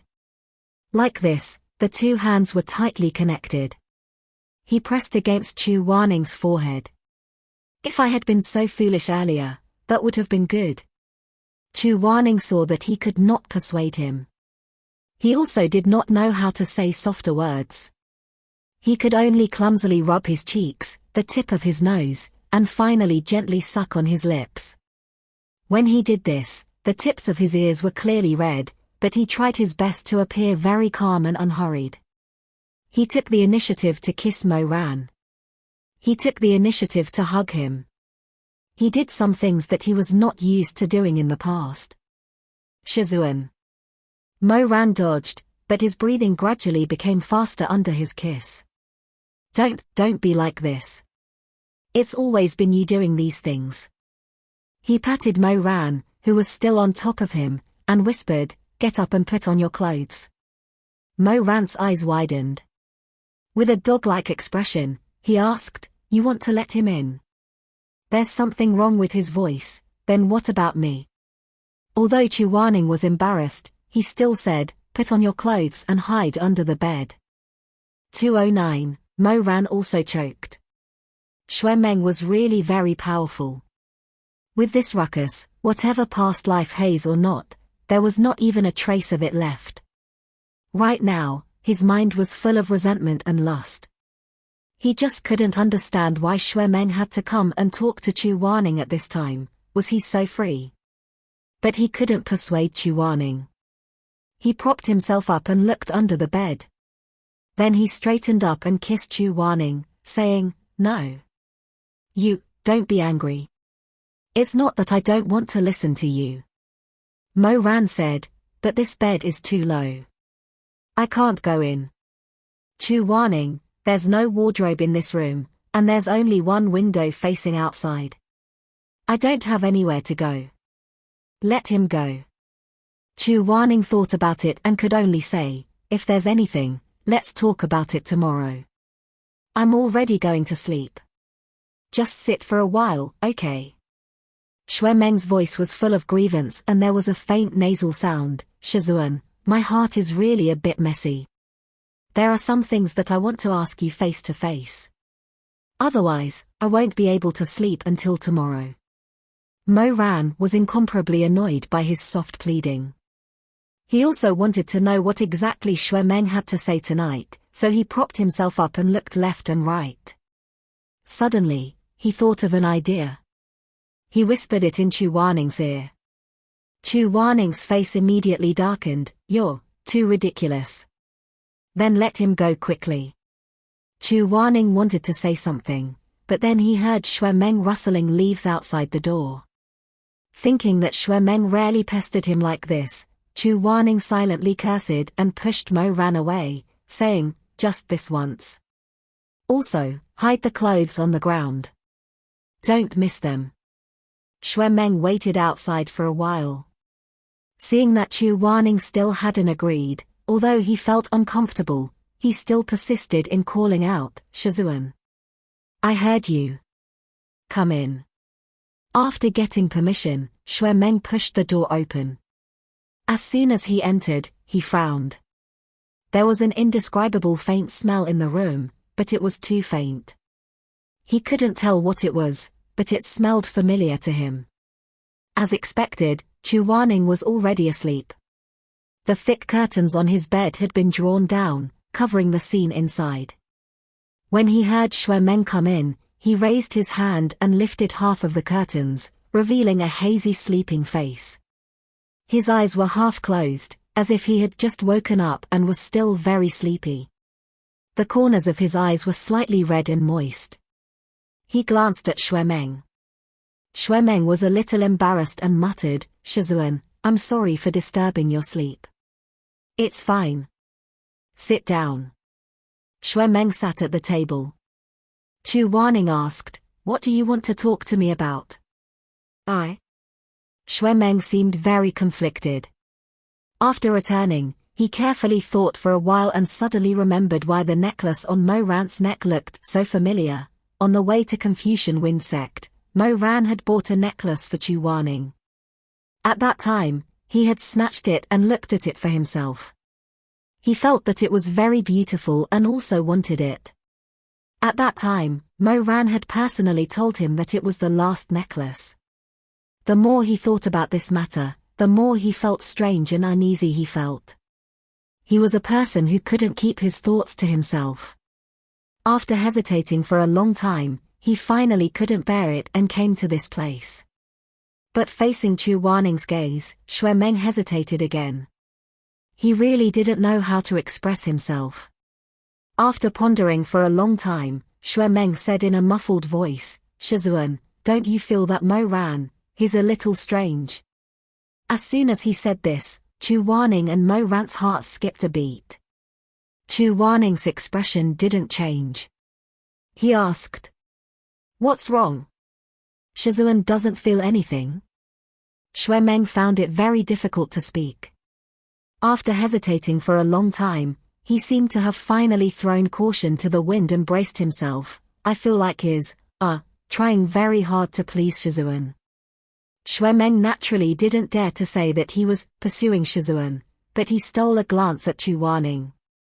His eyes were full of worry and panic. Chu Wanning said, "Why do you say that? Actually, it's like this. Today, It was hard to back down. Xue Meng braced himself and said, "Today, I saw something on his neck today." Mo Ran, who was hiding behind the bed curtain, was shocked. He raised his hand and touched the crystal pendant hanging around his neck. His expression changed slightly. Chu Wanning didn't realize what Xue Meng had seen. He still looked at him with furrowed brows, waiting for him to continue. After waiting for a while, Xue Meng didn't say anything. Instead, a large, warm hand touched his leg. Chu Wanning's expression suddenly changed. He thought that Mo Ran was going to do something absurd. He hurriedly turned his head while Xue Meng wasn't looking. He looked into the depths of the bed covered by the curtain and saw Mo Ran pointing at his chain, reminding him with his mouth. Chu Wanning understood immediately. He thought for a moment and said, "Did you see the same chain as mine on Mo Ran's body?" No, I didn't mean anything else." Xue Meng was anxious and embarrassed. He waved his hands. "I just thought it was a little strange." It's fine." Chu Wanning said, "I was returning that chain to him." Shizun returned it to him? "It was uncomfortable wearing it, so I returned it to him." Xue Meng immediately let out a breath of relief. His face, which had been pale since he came, finally had some color. He smiled. "I was wondering what was going on. At that time, he clearly told me that it was the last chain. I thought he kept going back and forth so many times. In the end, he just slapped his forehead and said dejectedly, 'Shizun, pretend I didn't mention anything. My mouth is too stupid. I don't know how to explain. I'm really an idiot.'" Chu Wanning didn't know how to lie, so he didn't know how to persuade him. In reality, there were many things that went against one's conscience. Casually saying one sentence could completely cut off the relationship between Mo Ran and himself. Xue Meng only wanted to say this one sentence. As long as Chu Wanning said no, even if the truth was in front of Xue Meng, he would choose to believe his Shizun. But it was this kind of complete trust that made Chu Wanning unable to say it out loud. So, he could only silently watch Xue Meng in front of him, scratching her ears and scratching her cheeks while sighing. He didn't want to say anything too absolute. He watched as Xue Meng kept apologizing, saying that he was too stupid and rash. Chu Wanning suddenly felt very distressed and guilty. Although his expression didn't change much, still like an ancient well without ripples, he slowly said, "Xue Meng." Xue Meng suddenly stopped and waited for him to speak. What should he say? Say, "I'm sorry. I hope you won't be disappointed in me in the end. I hope you'll be willing to recognize me as your master." He couldn't say it. These words were too soft, too sweet, and too cruel. Why should he ask Xue Meng to be willing to recognize him no matter what happened? People had to face meeting and separation, growth and change. Just like bamboo shoots growing taller, the outer layer of bamboo shoots would peel off sooner or later, wither, and turn to mud. Xue Meng still had a long life ahead of him. There weren't many people who could accompany another person for these dozens of years. The past, the old people, they would all become the snake's shed, the bamboo shoot's clothes. Xue Meng waited and waited, but didn't hear anything else. He opened his round eyes uneasily and muttered, "Shizun." Nothing. Chu Wanning said faintly, "I feel like you're overthinking things. Just now, I wanted you to go find Elder Tanlang and ask for 2 bottles of Xiangxiang Ju to drink. Shuemeng, is there anything else? Shuemeng thought for a moment and said, there is. What? Shizun really wants to accept Nangong as a disciple. Shuemeng had been holding this matter in his heart for a while. Then wouldn't he become my eldest martial brother? You care about this? Yes. Shuemeng awkwardly rubbed the corner of his clothes. I was the first before. If he's included, then seeing him like this, the haze in Chu Waning's heart faded slightly. He couldn't help but smile slightly. When Shuemeng was young, he loved to act spoiled with Madame Wang. After Mo Ran came, he loved to compete with Mo Ran in front of their parents. He didn't expect that even though he was already in his 20s, he still couldn't change this habit. A single Nangong Sai stirred up his peacock tail feathers. He was still brooding about being first and second. Chu Waning said, there's no difference. It's all the same. That won't do. I don't want him to be the eldest martial brother. Although he was the first to become a disciple, he was the last to be acknowledged by Shizun. I don't mind him joining the sect, but can he be the last to become the youngest martial brother? Shuemeng was very serious about this. In the future, I'll call him Nangong martial brother. Up to you. Shuemeng was a little happier. When he was happy, he didn't want to leave even more. Mo Ran was getting more and more irritated as he waited on the bed. He thought to himself, why is this guy so talkative? Why isn't he leaving yet? Shuemeng didn't leave. Shuemeng said, I still have something to ask Shizun. Millimeter. Chu Waning was very indifferent. Go ahead. Mo Ran told me today that Shizun promised him that he would be given a handkerchief. Chu Waning asked, that, Millimeter, but I haven't made one yet. Do you want one too? Shuemeng's eyes immediately lit up. Can I have one too? I originally planned to give each of you one. Chu Waning said, I was always busy, so it was delayed. Hearing this, Shuemeng was pleasantly surprised, but Mo Ran was completely stunned. Wasn't he the only one who could have won? Mo Ran instantly felt wronged. However, Chu Waning was talking to Shuemeng, so he didn't notice Mo Ran's uncertain expression at all. Shuemeng's gloominess was swept away, and he happily talked to Chu Waning about the shape of the handkerchief he wanted. On the other side, Mo Ran felt more and more uncomfortable, especially when he saw Chu Waning and Shuemeng talking so happily. Even though he knew there was nothing going on between them, he still felt very uncomfortable. Duruowen is difficult to stab. If you want Duruowen, I'll go back and ask Madame Wang. Difficult to stab. Shuemeng was stunned, then it won't be troublesome. Stab whatever Shizun knows how to stab. What is Shizun best at? Actually, I'm not very good at any flower or bird decorations. Chu Waning was a bit embarrassed, and coughed lightly. My best is the Heart Sutra of the Prajna Parameter. Chu Waning said, when I was young at Wubei Temple, Huizue taught me. Before he finished speaking, he suddenly frowned, his expression changed slightly, and he suddenly pursed his lips. Shuemeng was stunned. Shizun, what's wrong with you? Chu Waning actually seemed to hesitate for a while, and then said, nothing. Do you have anything else? Yes, there is one more thing, but I forgot. Let me think. Shuemeng lowered his head and thought again. After he lowered his eyes, Chu Waning almost couldn't help but gasp lightly, and a pair of angry eyes suddenly glared at the person in the depths of the bed. Mo Ran had originally only done a few ambiguous and erotic actions, wanting Chu Waning to drive Shuemeng away as soon as possible. Unexpectedly, when he turned back and glared at him, the corners of his eyes slightly red and he looked like he couldn't resist, suddenly ignited a fire in his heart. He was originally a very animalistic person, and in some aspects, he was extremely barbaric and primitive. The reason why he endured and restrained himself was because he loved Chu Waning too much, and he felt too guilty.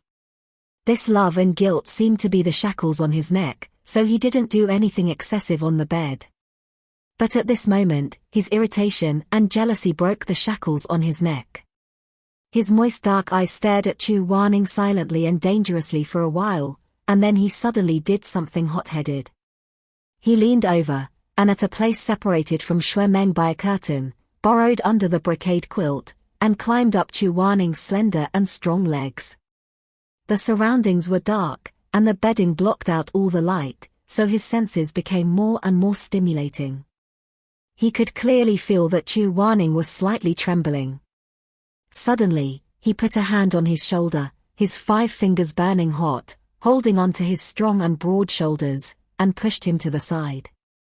This was the only thing Chu Wanning could do to stop him from under the blanket. Instead, it gave Mo Ran the desire to tear him to pieces. Shui Meng was still talking, but what he said was not important. Mo Ran only listened absent-mindedly. When he heard him say something like, "It doesn't matter what Shizun stabs, I like it all," Mo Ran became more and more angry. His breath was already at the base of Chu Wanning's thigh. He knew where that tender desire was, but he didn't touch it. He turned his face, his eyelashes fluttering. He kissed the skin on Chu Wanning's inner thigh, sucking and licking, leaving behind an ambiguous mark that was destined to be difficult to fade away.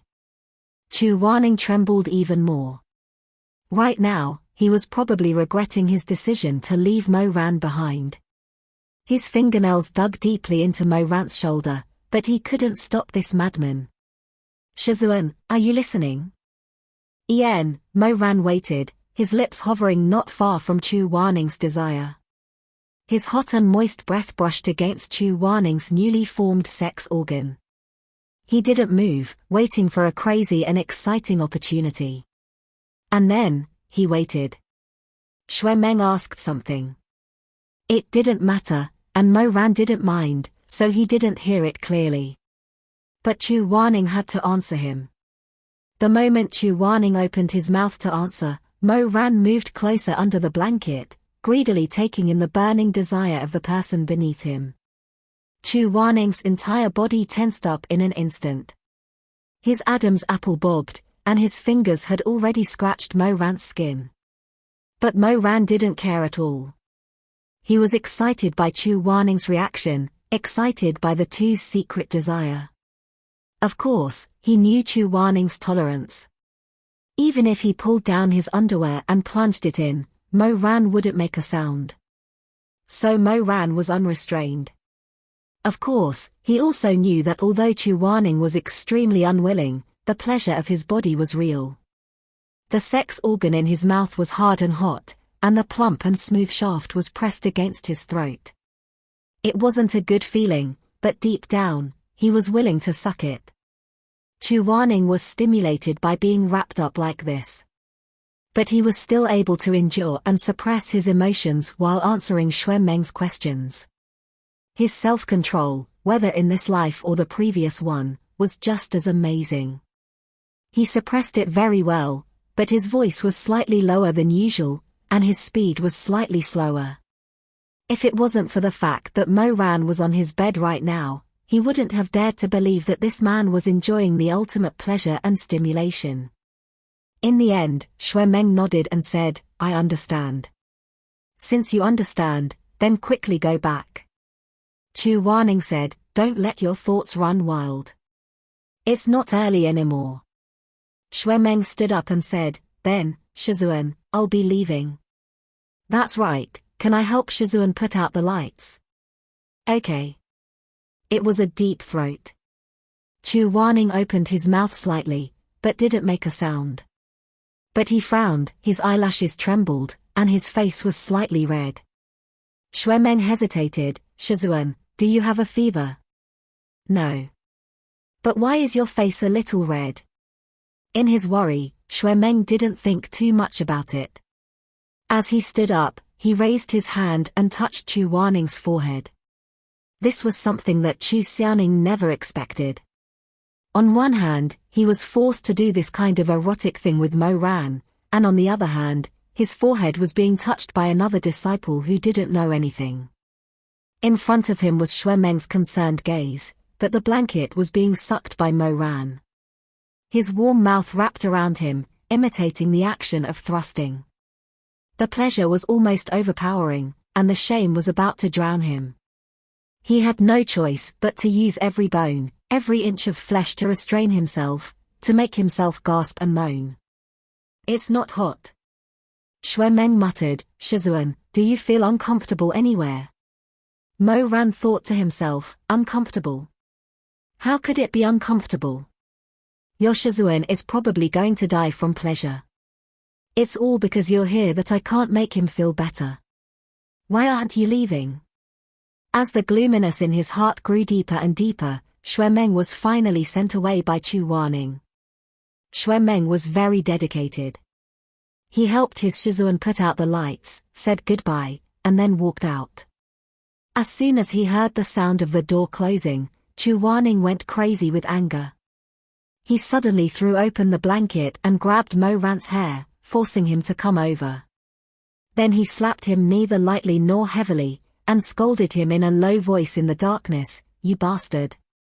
"Ah." In response, Mo Ran panted anxiously, and his bright black eyes were blurred with desire. Most men were beasts in front of lust, and when they slept with their beloved, they were beasts who had swallowed aphrodisiacs. Mo Ran was hit by him, but he didn't feel any pain. Instead, he grabbed his hand and pressed it on the bed, and then tore off the last of his clothes. When their skin touched, both of them couldn't help but moan. Mo Ran didn't say much, but the light in his eyes was somewhat crazy. His lower body was hard to the point of pain, and his round and terrifying penis was oozing with sparkling liquid. He rubbed Chu Wanning's lower abdomen with intoxication, and that smelly liquid made Chu Wanning's abdomen wet and sticky. Just now, he had bullied Chu Wanning so fiercely, and now this fire was burning his body. Just now, Chu Wanning used all of his willpower to not moan, and now Mo Ran used the same willpower, not allowing himself to lift Chu Wanning's leg and fiercely thrust his swollen and painful penis in. His muscles tightened, and he kissed him fiercely, rubbing against him mindlessly. He only wanted to go in, and his heart was burning with desire. His primitive nature drove him to only want to penetrate, to completely conquer him, to tear him apart, to make him accept him, to swallow him, to be f***ed by him, and to become his own. "Get up. Baby, get up," he muttered. "Hurry, if you don't hurry up, I won't be able to take it anymore. Put your legs closer together." Taking advantage of the last bit of rationality that had not disappeared, Mo Ran murmured hoarsely. He pulled Chu Wanning up, and just like last time, he inserted his burning penis between his thighs, hitting and rubbing violently. He was hitting so hard that sweat gathered on his chest, and the light in his eyes was extremely bright. He held onto Chu Wanning's waist, and because of this kind of tickling, he felt more and more dissatisfied, and more energetic. He didn't say too many dirty words, and only fiercely and with all his might, his burning penis rubbing against Chu Wanning's private parts every time. His penis bumped against Chu Wanning's thighs, and his sack slapped against his buttocks. Chu Wanning was knocked into a daze by him, but Mo Ran's other hand still reached over at the wrong time, holding onto his erect penis, rubbing and stroking it. "Ah," Mo Ran bit his shoulder, nibbling, and then said softly, "Don't shout, the soundproofing here is not good. I'm afraid Shui Meng hasn't gone far." Chu Wanning didn't make a sound anymore. His eyes were misty, and he was lying on the bed being comforted by Mo Ran, bearing the fierce impact of the knife again and again. At this moment, that thick and terrifying huge thing was going in and out between his legs. He didn't dare to imagine what it would feel like to have that thing in, and he trembled slightly. That night, they did it 3 times. In fact, it was Chu Wanning who was tormented 3 times, and in the end, his consciousness was scattered. He remembered that he was tightly hugging the man on top of him, kissing and lingering, and felt an inexplicable heartache. Chu Wanning kissed him in a clumsy manner, but Mo Ran couldn't take the stimulation and panted, "Don't seduce me." Chu Wanning was stunned. Seduce him? Who seduced him? He was angry, amused, and helpless. Chu Wanning said, "Then I can't just do nothing and let you do as you please." Mo Ran leaned over and kissed him on the ear, "Just let me do as I please." There was a trace of bitterness in his tone, and with a careful sniff, a storm was coming. The room was very dark, but when Chu Wanning looked up, he could clearly see the bitterness in Mo Ran's eyes. Chu Wanning didn't know what he was thinking, but he suddenly had a hot thought. Before Mo Ran could react, he flipped over and sat on Mo Ran's waist, holding Mo Ran's hands and looking down at him. Mo Ran was slightly shocked. "Shizun, you..." Chu Wanning didn't make a sound. His phoenix eyes were very bright, and his ears were burning red. "I already said to listen to me today. I don't have the heart to say this." Then he slowly got up and lowered himself. Mo Ran watched his movements and felt his scalp go numb.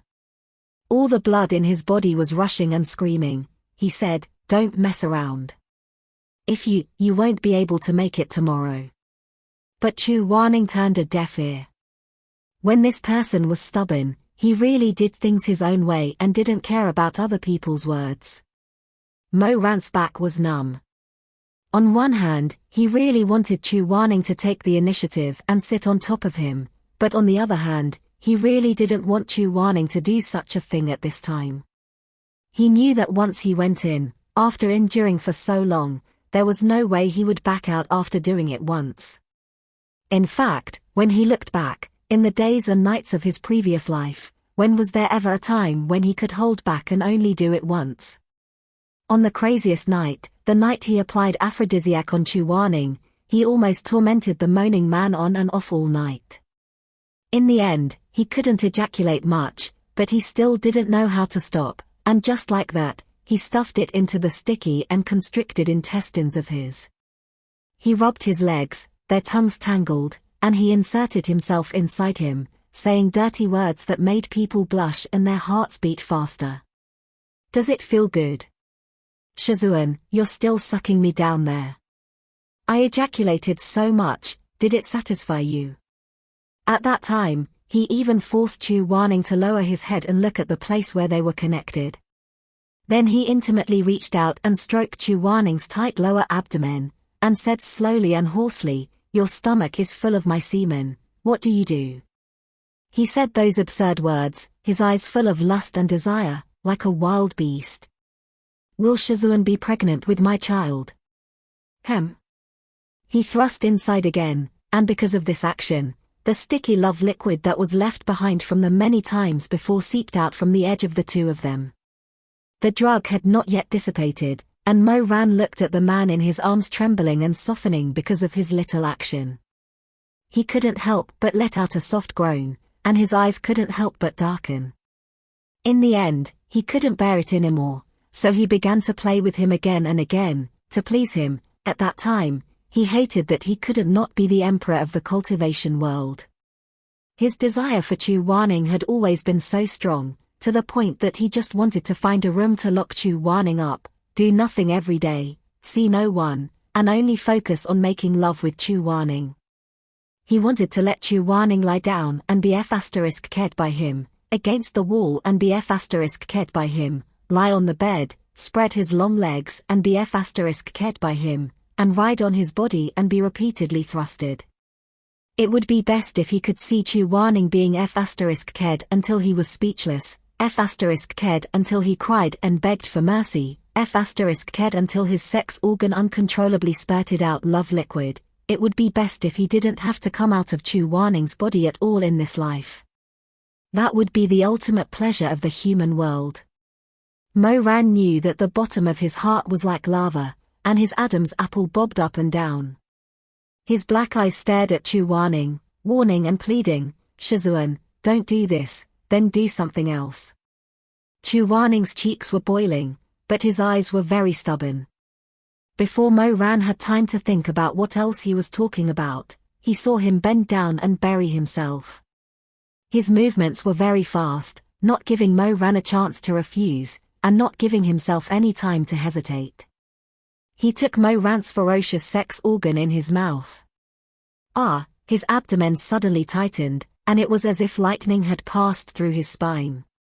At first, Mo Ran instinctively closed his eyes because of the pleasure, and then he inserted his fingers into Chu Waning's long hair. His large hand with distinct joints tightly grasped the back of Chu Waning's head, and his muscular chest heaved up and down violently. Waning, tears seeped out of the corners of his eyes. Was it excitement, or gratitude? Was it pain, or pleasure? It was no longer clear. His male sex organ uncontrollably swelled in his lover's mouth, and his tendons were clearly defined. It was extremely violent, terrifying, and invasive. Chu Waning couldn't hold such a big thing at all, but he still imitated what Mo Ran did, licking his penis. He was so ashamed that his whole body trembled, but his love made his chest warm.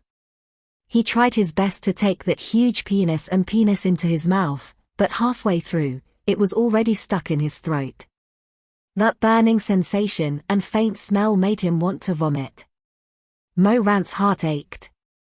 He hurriedly said to Chu Waning, "Darling, there's no need," just before he finished speaking, he couldn't help but groan. Because Chu Waning stubbornly refused to admit defeat, even on the bed, he began to move, began to suck and thrust. Mo Ran wasn't a short-tempered person in the past, and it was even more so when he was the Emperor Tar. Those men and women served him in all kinds of ways, but he didn't feel moved. But Chu Waning leaned on his crotch, kissing him, sucking him. His eyes were filled with white, and then it was pitch black. Then it was colorful, and then it was empty.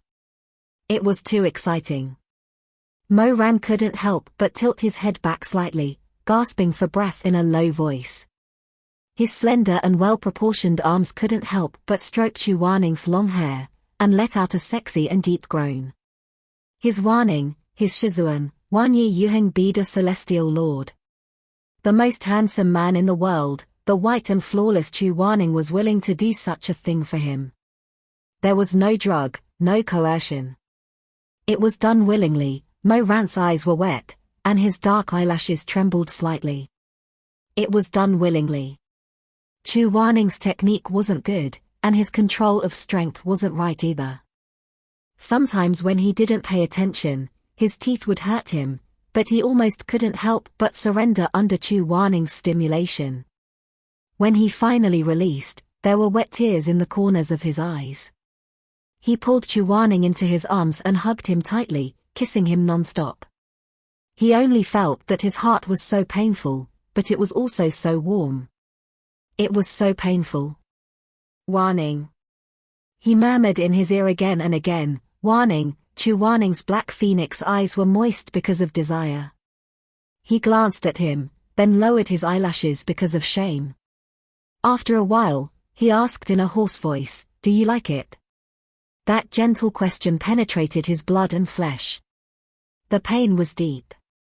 Mo Ran hugged him tightly and said slowly, "I like it." Chu Waning's ears turned even redder. He got approval, so he didn't say anything. Mo Ran couldn't help but stroke his hair, and said softly, "I only like you. I like you the most. Waning. There's no one better than you in this world. Other than you, no one can touch my heart. Shizun. I love you so much." 2:10, in the middle of the night, Chu Waning woke up from his light sleep. Mo Ran had already gotten out of bed, and his clothes were already properly dressed. He sat in front of the table with a single lantern lit. He was currently fiddling with a pile of items. The uneasiness and helplessness from before had all faded away under the lingering charm of this single lantern. Chu Waning lazily looked at him for a while, then said, "What are you doing?" "Shizun is awake." "Is it because the light is too bright?" "No." Chu Waning asked again, "What are you doing?"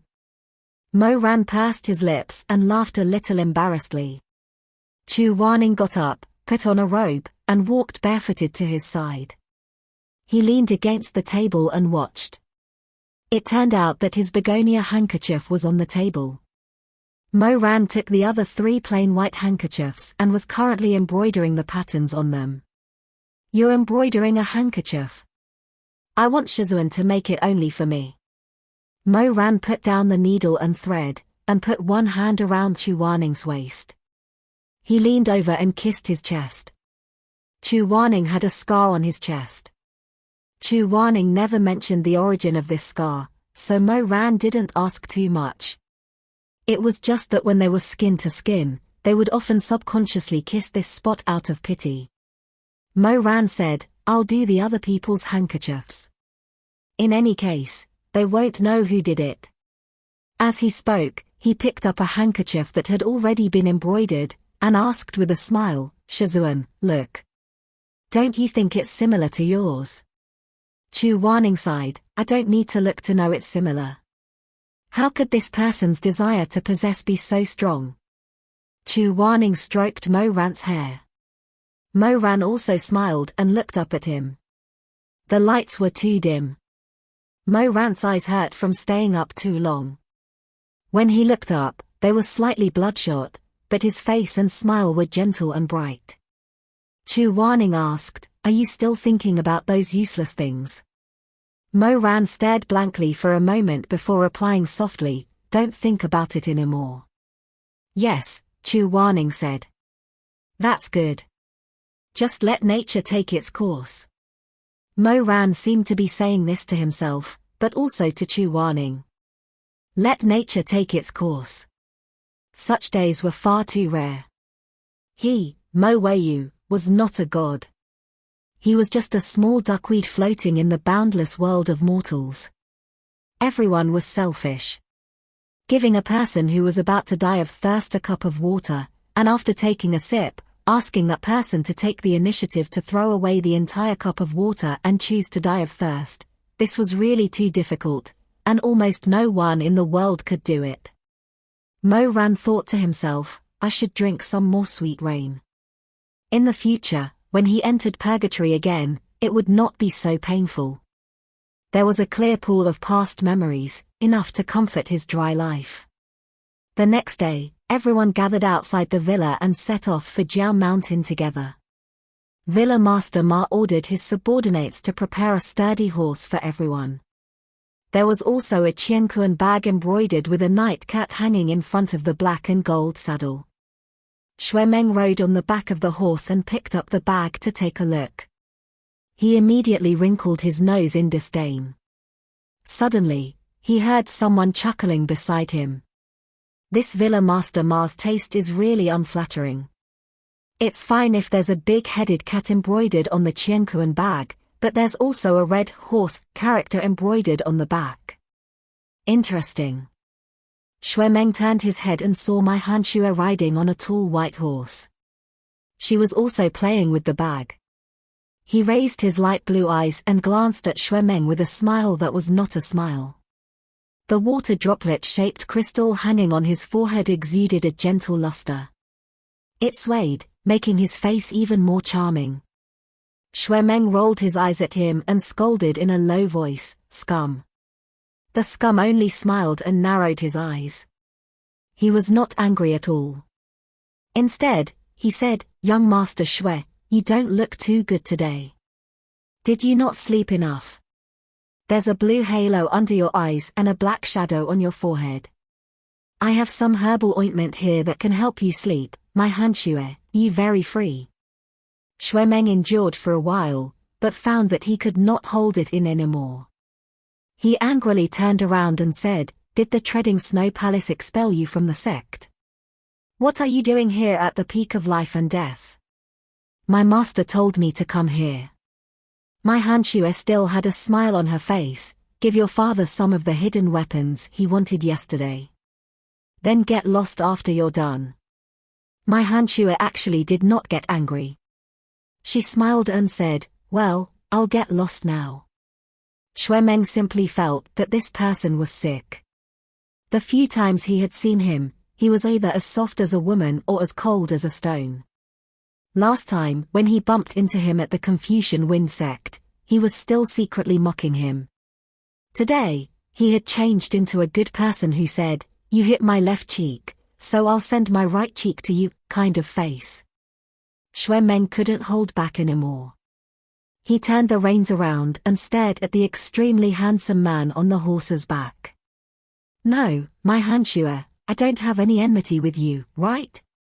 "No." "Then am I very familiar with you?" My Han Xue smiled, but did not answer quickly. However, her pair of light-colored eyes shone with a fine light. When the wind blew, her fine golden hair fluttered under the hood. Under the sunlight, the color was even more gentle.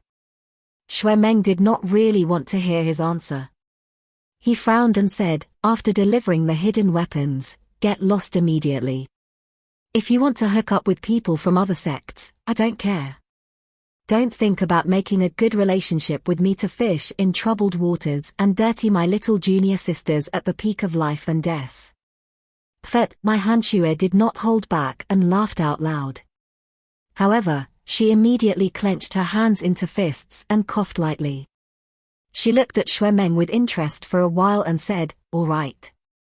He took the reins of the horse, and a silver bell was tied to his white wrist. When the wind blew, it jingled. My Han Xue smiled and said, "Let's go." Xue Meng stared at him. "Hurry up and leave. Do you want me to set off firecrackers for you?" My Han Xue really left. After taking 2 steps, he suddenly thought of something and turned his head. "Right, there's one more thing." Xue Meng did not want to hear it, but Xue Meng was curious, so he asked in a bad mood, "What?" My Han Xue smiled slightly and pointed a slender white finger at her lips. She was a refined scum dressed like a beast. She laughed in a low voice and said, "You're really spicy." Xue Meng's face instantly turned green. You. He was completely disgusted. "You've been talking for a long time, but you didn't even come out half a word." This was because the sect leader's team was gathering and preparing to leave. My Han Xue smiled and waved at him, urging her horse to go far away. When Mo Ran rode to Xue Meng's side, my Han Xue had already disappeared into the sea of people. Mo Ran saw Xue Meng patting her chest in anger and repeatedly retching. Mo Ran was stunned for a moment.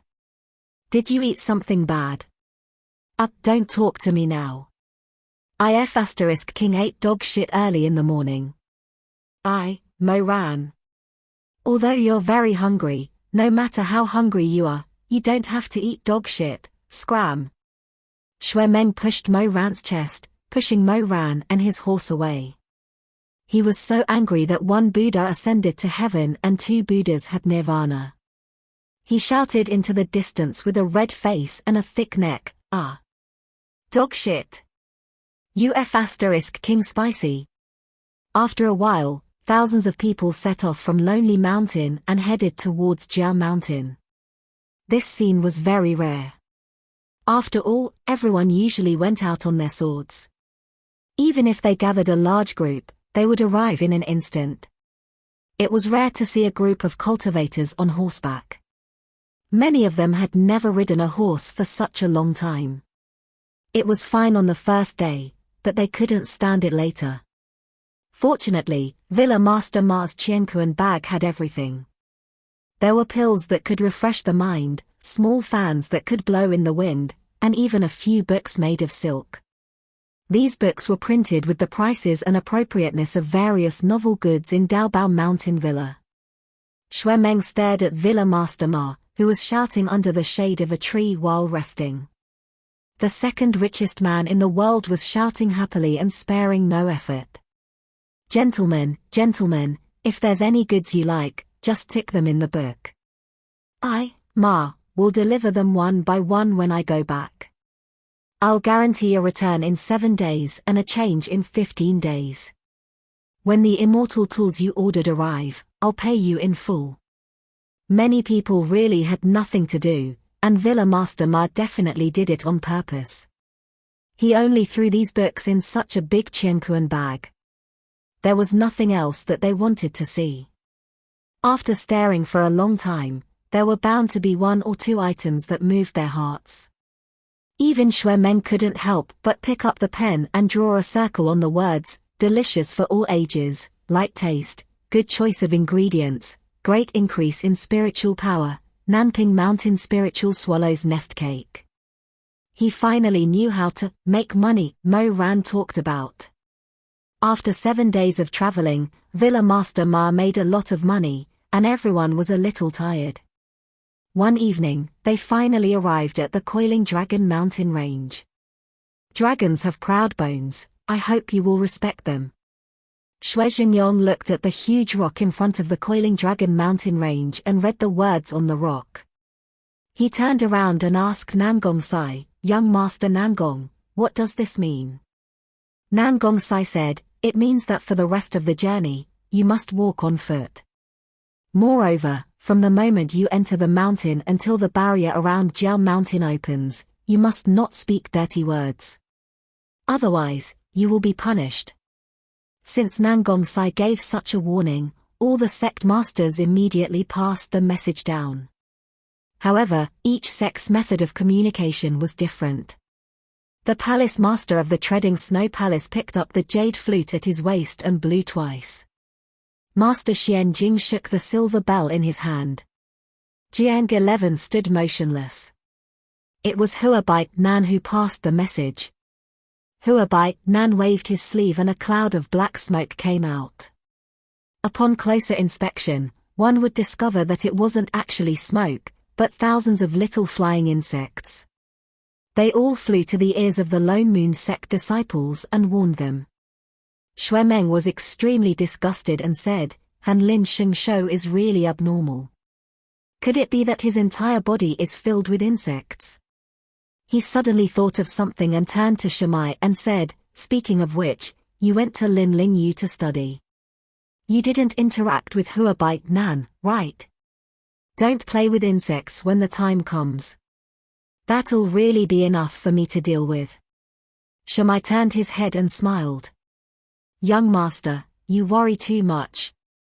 At this time, the peak of life and death also began to pass the message. The other sects more or less wanted to show off their skills. Xue Xingyong, on the other hand, used the sound amplification technique and shouted, after entering the mountain range, don't speak dirty words. If you can't control yourself, use the silence spell to block your mouth. Do you all hear me? His loud voice reverberated through the forest, shaking the trees and stopping the clouds. The echoes lingered in the air. Do you all hear me? Do you all hear me? Have you arrived? Have you? All the cultivators were speechless. 2:11, they abandoned their horses and entered the mountain. The first day was safe and sound, but on the second night, when everyone was sitting in meditation to rest, something unexpected happened. A cultivator went to the jungle to relieve himself in the middle of the night. After he was done, he felt an itch in his leg. He looked down and saw a huge poisonous mosquito resting between his legs, happily drinking his blood. That cultivator slapped the mosquito to death. In the end, he muttered out of habit, Mother Fasteriska, you dare to sting me, your grandfather. As soon as he finished speaking, he heard strange noises coming from the surrounding forest. The cultivator was startled. He suddenly remembered what Nangong Sai had warned him before he entered the mountain. He was so scared that he didn't even have time to pull up his pants. He ran wildly, shouting, Save me, Shizun. Save me. It turned out that this person was one of the disciples of Jiang Dongtang who served as Huang Xiaoye's attendants. His loud cry for his father and mother was like a huge rock falling into a deep pool, stirring up 1,000 ripples. Everyone who was originally quietly sitting in meditation stood up one after another. They saw a Jiang Dongtang cultivator running madly from a distance, scared out of his wits. This person was bare-chested. He shook his penis, crying and running at the same time. Behind him were at least 100 small black snakes, some of which had already wrapped around his legs. Huang Xiaoye was alarmed. Disciple. Nan Gongsai said, "Don't go over." That disciple cried as he ran over, but more and more snakes wrapped around him. In the end, he staggered and fell to the ground. He wailed, "Shizun! Shizun, save me!" Huang Xiaoya originally wanted to lend a helping hand, but Nan Gongsai said, "These snakes are formed from the dragon's whiskers. If you kill one, it will turn into two. The more you kill, the more there will be. Moreover, they are extremely vengeful. If Huang Daozhong isn't afraid, then go and fight." When Huang Xiaoya heard this, she immediately cowered, but she muttered, "The big picture is more important, the big picture is more important." Seeing his disciple being swallowed up by the tide of black snakes, that person writhed and rolled in the snake tide, twisting and turning in pain. The snake tide had completely covered him, turning him into a black mound. This mound was shrinking at a speed visible to the naked eye. When the tide dispersed, there was only a pool of blood on the ground, not even a bone was left. Once this matter was made known, no one dared to utter a single word of nonsense on the last day of the journey. The more one talks, the more mistakes one makes. This was a principle that everyone knew. Xue Zhengyong even cast a silence spell on himself and Xue Meng. Not for any other reason, but because the father and son were too talkative. If they accidentally muttered the word, "dog," they would become the snake's meal in the blink of an eye. Everyone was cautious with their words and actions. Finally, in the middle of the third night, they passed through the Coiling Dragon Mountains and arrived at the Hero's Mound of the Confucian Wind Sect, Jiao Mountain. Jiao Mountain's barrier was different from Huang Mountain. The Jiao dragon hated deception, so the barrier was transparent. There was no illusion technique, so from the outside, one could clearly see the scene at the foot of the mountain. Jiang 11 looked at the situation in front of him and asked, "This is the burial place of the Confucian Wind Sect's heroes?" The moonlight shone on Nan Gongsai's face. He was silent for a moment, then said, "Yes." Jiao Mountain was transformed by the demon dragon. After the first generation of the Confucian Wind Sect subdued this dragon, they established a blood contract, turning it into a mountain to protect the heroic souls and treasures of the Confucian Wind Sect, as well as the ancestral temple and ancestral hall. Since Nan Gongsai could remember, he would follow his father to this mountain to sweep the tombs every winter solstice. In the past, when he came here, he could see endless majestic white marble steps. Dark city guards had already been waiting on both sides of the mountain road. Their clothes fluttered in the wind. "We respectfully welcome the young master." He could still vaguely hear the rumbling of voices as everyone knelt down. He walked along the mountain road, and at the top of the mountain, he could see his father preparing for the sacrificial ceremony. "Young Master Nangong, there's no need to be sentimental. The war cannot be delayed. You should open the barrier as soon as possible, so that we can enter and slay the demons." Nan Gongsai turned his head. The one who spoke was Huang Xiaoya. During the Confucian Wind Sect's heyday, even if Nan Gongsai was on a whim and gave him 10 slaps for no reason, he still wouldn't dare to talk back. Today, he could brag and show off in front of his ancestors' tombs. Nan Gongsai endured silently. He had no choice but to endure. His teeth clenched painfully, but he had to endure with all his might.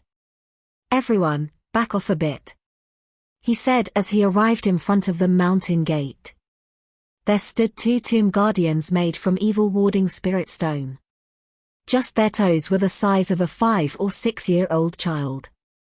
These 2 idols each had 3 faces, either benevolent or angry. They each held a magic tool in their hands and had bracelets around their arms. But the strange thing was that this kind of idols usually had their eyes wide open, but this pair of idols had their eyes closed and their eyebrows furrowed. They looked somewhat strange. Nan Gongsai didn't even blink. He pierced his finger with an arrow and drew a talisman on the evil warding spirit stone. Then he said, "Confucian Wind Sect's 7th generation blood origin sect disciple, Nan Gongsai, pays respect. Rumble. The earth shook. A strange person exclaimed. They opened their eyes. That statue. Mo Ran stood in the crowd and also looked up.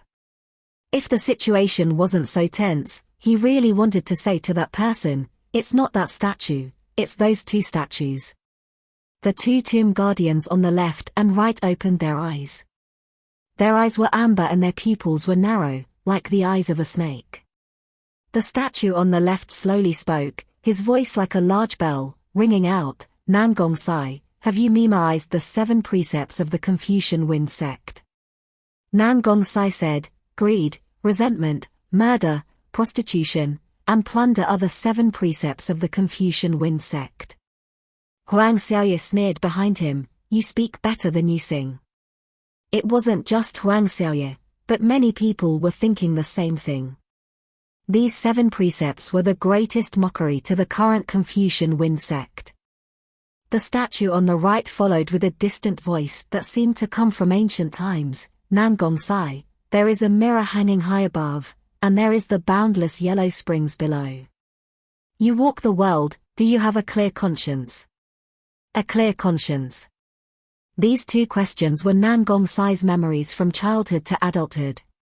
No matter who it was in the Nangong family, as long as they stepped into the hero's mound, they had to first answer these 2 questions. The first generation of the Confucian Wind sect set up these 2 questions in the hope that the later generations of the family would remember the teachings of their ancestors and reflect on themselves when they went up the mountain to worship.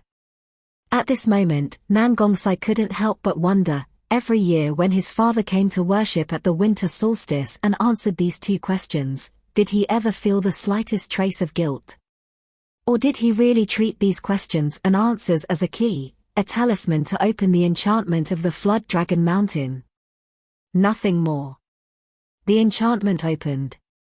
The 2 stone statues that were originally standing suddenly shook slowly and changed their posture. Finally, they knelt on one knee, one on the left and one on the right. Please, Master, enter the mountain. Nangong Sai stood with his back to the crowd for a while. No one could see the expression on his face, not even Yi Wangxi. Only Neobeijin whimpered in his quiver. Her snow-white claws reached out and grabbed the edge of the quiver, meow, meow, come in. Nangong Sai finally dropped these 3 concise and comprehensive words. Then he took the lead and stepped into the Flood Dragon Mountain area. Xue Xinyong removed his silence spell and asked, do we still need to pay attention to our words and actions here? No need. Nangong Sai said, speaking and acting cautiously is done in the Coiling Dragon Mountain area. In fact, it is to prevent people who have malicious intentions towards the Confucian Wind sect from entering the mountain. Here, the Flood Dragon believes that the person who comes should not be an enemy, so it will not care about the words and actions. But even though he said so, many people were still worried and did not want to say anything. They just silently followed Nangong Sai up the mountain. Every 300 meters, there would be 2 totem stones of the 12 zodiac signs. First were the male and female mice, then the male and female ox, tiger, rabbit. Halfway up the mountain, it was the burial ground of the heroes of the Confucian Wind sect. These heroes were buried in the Flood Dragon Mountain according to their lifetime contribution, from low to high. The first place they came to was the burial ground at the lowest level. There was an 8-foot-tall piece of white jade here. It was shining brightly and engraved with the names of people. At the top, there were 4 words, loyal soul. I heard that the loyal servants of the Nangong family are buried here. Xue Meng whispered to Mo Ran, there should be at least 1,000 of them. He was right. This mountain area was densely packed with tombs. There was no end in sight. Shamo said worriedly, what if these thousands of servants all rise up? What should we do? The servants of the Nangong family are not bad. I'm afraid they can hold them back for a while. Xue Meng hurriedly covered his mouth. Are you crazy? Hurry up and spit, don't jinx, Mo Ran said gloomily from the side, I'm afraid it really isn't a jinx. Hey, dog, where are you going? Mo Ran did not pay attention to Xue Meng. He left the group and walked to the burial ground of the loyal souls. He half knelt down and carefully looked at it. The burial ground of the Confucian Wind Sect's heroes was different from ordinary funerals. It did not have a burial ground. Instead, it used a kind of translucent jade coffin. It was like a thick layer of ice. Half of the coffin was submerged in the ground while the other half was exposed. Therefore, the burial ground looked like a continuous stretch of jade that emitted a sparkling brilliance under the moonlight. This kind of cold jade was similar to the mortuary coffin of the Hall of Life and Death, Frost Sky Palace. It could preserve the corpse and prevent it from decaying, just like when it was still alive. Mo Ran lowered his head to look at the coffin in front of him. Burial mounds were not taken care of too carefully. Therefore, the surface of the jade coffin was covered with a thick layer of dust. Mo Ran could only vaguely see the outline of the deceased below. He could not see the facial features, but it seemed to be a woman. He stared at the woman for a while. Then, he looked around the coffin again. He felt that there was something wrong with this coffin. But he could not tell what was wrong. He looked around. While no one was paying attention, he put his hand on the coffin and closed his eyes to feel it carefully. Suddenly, his palm trembled. Mo Ran opened his eyes. His expression was extremely ugly. There was indeed evil energy in this coffin, but it was not dense. The precious chess piece was not inside. Could it be that he was wrong? Mo Ran! Xue Meng and the others were already far away. They shouted at him from afar. Mo Ran whispered to himself, I'll be right there. His slender hand rubbed the surface of the coffin inch by inch, wiping off the thick layer of dust. He tried to see the woman's appearance more clearly without opening the coffin. As he was wiping, he suddenly saw a detail from the corner of his eyes. He stopped abruptly. He knew what was wrong. Dust. The dust of this coffin was not right. Besides the area that he had just wiped, Mo Ran suddenly found that there was another place that was not dusty. On the side of the coffin, there were 4 marks of different lengths. He hesitated for a moment and reached out to compare them. He found that it was exactly the place where a person would climb out. Except for the thumb, the other 4 fingers would touch. Mo Ran was frightened. Just as he was about to ask everyone to stop going up the mountain, he suddenly felt a cold and wet air in front of him. He raised his head abruptly and was met with a deathly pale face. A woman in shroud was squatting behind a tombstone, staring at him faintly. 212, don't go forward. Move back. Everyone move back. Go to the foot of the mountain. Suddenly, there was a shout. Everyone turned around and saw Mo Ran, dressed in black, rushing over. Behind him, a female corpse was chasing after him, letting out a terrifying shriek. Shizun was shocked. Ran. What's going on? Move back. Go back. Under Mo Ran's pitch-black eyes, his gaze was like a pair of unsheathed daggers. He shouted at Nangong Sai, Nangong. Drop the soul-repelling stone in front of you. Nangong Sai immediately rushed to the top of the mountain. Above the group of loyal souls were the graves of Confucian Wind Sect's high-level disciples.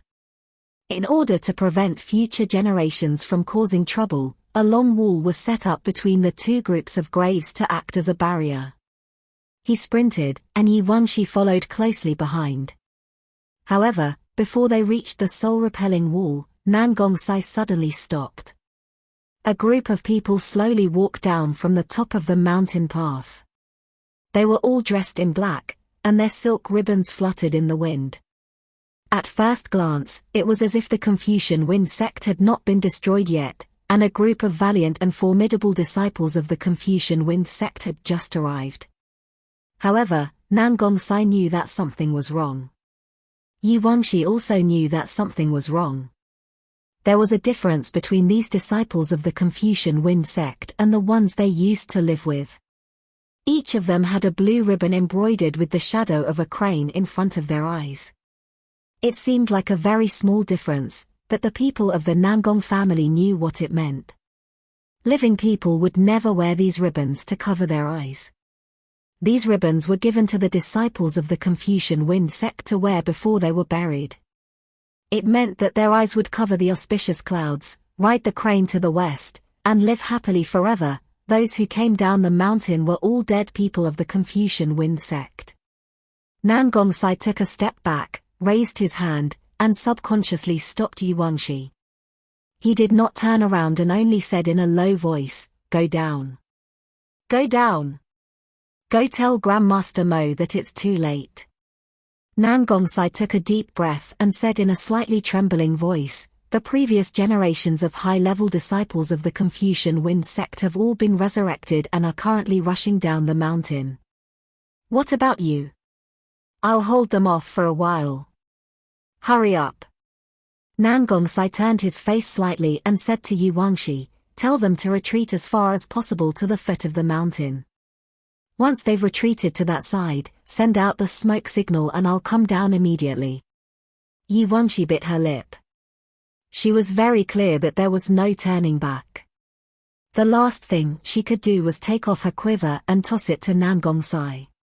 She said in a deep voice, "Catch. You don't remember to take more."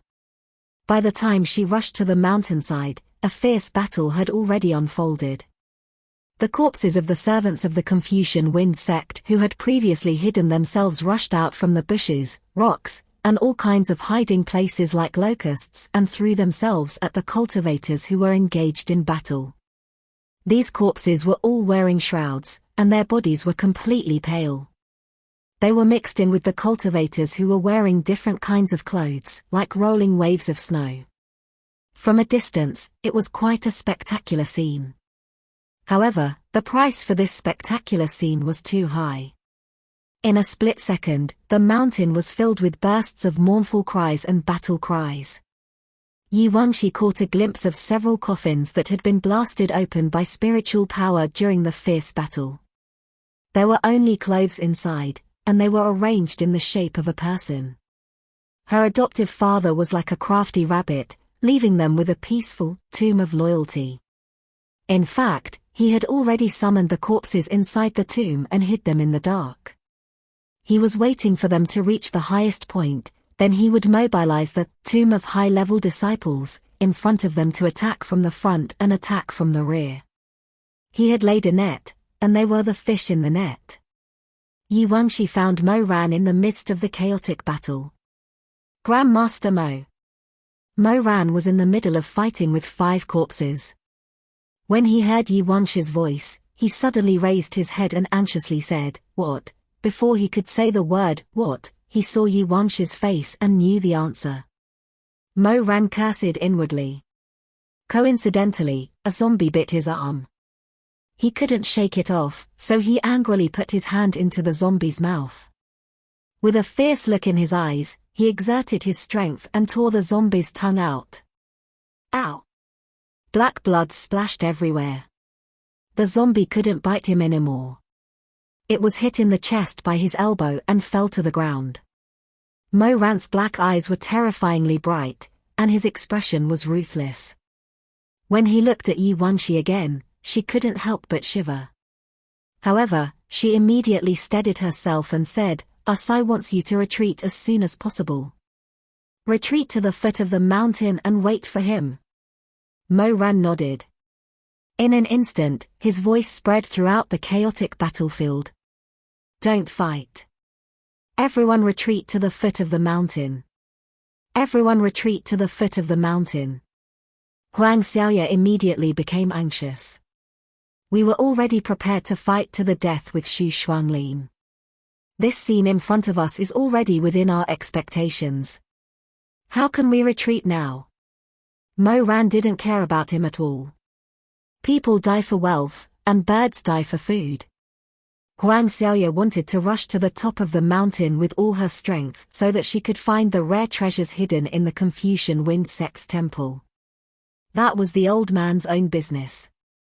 He still sternly repeated, "If you don't want to die, go down the mountain. Immediately. Go down." Although these servant corpses weren't strong, they weren't the weak corpses of the commoners on Mount Huang. Moreover, their numbers were astonishing, and they didn't fear pain. They rushed up one after another. By the time everyone had retreated to the foot of the mountain, more than 10 cultivators had already died in battle.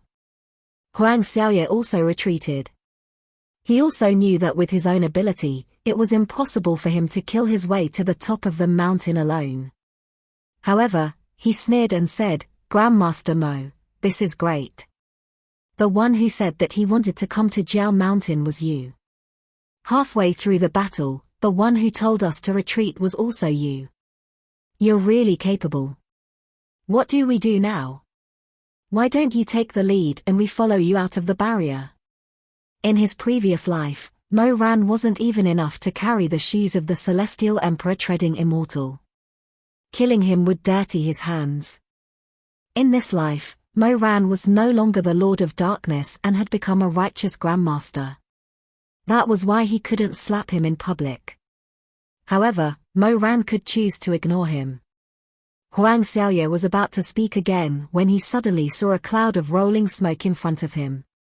It was Nan Gongsai riding the demon wolf near Beijing, who had transformed into his true form again. He rushed over like a gust of wind, followed by hundreds of high-level disciples of the Confucian Wind School. Huang Xiaoye looked over and said in surprise, "Oh, no. We fell into a trap." Mo Ran narrowed his eyes. This old thing finally reacted. He knew that this was an ambush set up by Xu Shuanglin. He wasn't too stupid. However, Huang Xiaoye's second half of his sentence was, "Nan Gongsai. You've got guts. You actually gathered the remnants of the Confucian Wind School on Jiao Mountain. Do you want to fight the other schools?" Mo ran, Nan Gongsai crouched low on the demon wolf and rushed forward. Neo Beijing was as fast as an arrow, leaving the pursuing corpses behind him farther and farther away. At this time, Huang Xiaoye realized that he had misunderstood him. However, he didn't feel guilty at all. Instead, he stared at the approaching corpses with wide eyes and gulped. Nan Gongsai rushed into the crowd and jumped down from the demon wolf. He stuffed the quiver of arrows into Yu Wanxi's arms and said while gasping for breath, "I still have some arrows left. I'll return them to you first. You take everyone and retreat." Yu Wanxi originally relaxed when she heard the first half of the sentence, but the second half made her suddenly raise her head and stare at Nan Gongsai. "What do you want to do?" "Just a small matter." On the side, Huang Xiaoye watched as the high-level disciples of the Confucian Wind School got closer and closer. Seeing that they were about to fight with the heroes of the Confucian Wind School, who had died hundreds of years ago, he turned his head and cursed, "Nan Gongsai. You're such a troublemaker. You're just like your father. Why do you want to lead these monsters to us? Do you want us to kill them for you?" Seeing that Nan Gongsai didn't look at him and didn't say anything, Huang Xiaoye became even angrier. He said in a trembling voice, "Good, I finally know what you're planning. You're afraid that you can't reach the top of the mountain alone and can't get the treasures your father left for you. That's why you led us here to open the way for you. Nan Gongsai. You're so vicious." Seeing that his words were becoming more and more excessive, Xue Xingyong couldn't help but frown and say, "All right, Huang Daozhong, you should speak less." "Speak less? Why should I speak less?" Huang Xiaoye didn't put the lower cultivation world in his eyes at all. Normally, he would be a bit calmer and take Xue Xingyong's face into consideration, but at this critical moment, he didn't have the heart to pretend anymore. He pointed at Nan Gongsai and cursed, "You're really the son of an evil beast with the heart of a tiger and a wolf. You actually used such a famous hero to clear the way for you. Where did you get the face to do that? Nan Gongsai, Huang Xiaoye didn't give up and said angrily, a person like you should die to appease the world, but you actually escaped from the zombie horde and led these bastards to us. You. Slap. A very loud slap landed solidly on Huang Xiaoye's face. The gentleman, Yi Wangxi, was still in the same position as when she slapped Huang Xiaoye. She was trembling slightly and gasping for breath. Her eyes were ruthless as she stared at the person who fell in front of her. Bastard. She spoke in a hoarse voice. How can I tolerate such filthy words in front of the hero's grave of my Confucian wind? Jiang Dengtang's people drew their swords and pointed at Yi Wangxi. A middle-aged female cultivator under Huang Xiaoye raised her eyebrows and shouted at her, "You're neither a man nor a woman. How dare you attack your elders? You're the bastard. You're the lackey of the Confucian wind." She shouted and was about to rush up to Yi Wangxi to teach her a lesson. Mo Ran was about to help when he suddenly heard the sound of a rattan whip whipping through the air. In a dazzling golden light, Chu Wanning walked out of the crowd. He held the Heaven's Inquisitor and narrowed his eyes. He had his back to Yi Wangxi and faced Jiang Dongtang. I've said it before. He said word by word, Nan Gongsai is my disciple. If you don't want to go through the trial of the Heavenly Music Pavilion, then if you have anything you want to say, please come to me first. Let's talk about justice, or let's talk about martial arts. In the dead silence, he threw out the last half of his sentence, I'll accompany you to the end. The atmosphere was extremely tense for a moment. Jiang Dongtang didn't know whether to advance or retreat. If they retreated, they would lose face. If they advanced, could they really shake the Northern Dipper Celestial Venerable Chu Wanning? Moreover, should they really form a grudge with Chu Wanning and be sworn enemies from now on? The zombies were still approaching, getting closer and closer. Someone couldn't help but shout, "Stop fighting. Let's talk about it outside. Think of a solution first. What should we do? Should we fight? Should we just fight like this? Then why did we retreat to the foot of the mountain? What's the difference between this and fighting on the mountain?" That's right. Mo Ran couldn't help but think, what's the difference? Although he understood that Nan Gongsai's actions weren't without purpose, as the last descendant of the Nangong clan, Nan Gongsai must have had a plan in mind since he told them to retreat to the foot of the mountain. He couldn't help but look at Nan Gongsai, who hadn't uttered a single word since the beginning. He suddenly discovered that the man's eyes were shining with an indescribable light. A light that made him shudder. "Nan Gong!" He shouted, but it was useless. Nan Gongsai had been silently chanting a forbidden spell since the beginning. Since Huang Xiaoye pointed at his nose and scolded him, he had been chanting this forbidden spell. But it was already too late to notice. Countless vines broke through the ground with a loud rumble. Mo Ran, Yi Wangxi, Shuemeng, everyone was entangled by the willow vines at almost the same time. Then, in an instant, they were thrown out of the barrier, out of the mountain range of Jiao Mountain. Yi Wangxi's expression changed. "Asai. What are you doing?" She wanted to rush in again, but Nan Gongsai raised his hand and waved. The two tomb guardians stood up with heavy steps. Stone powder fell from their bodies. They raised their left and right hands respectively, facing each other.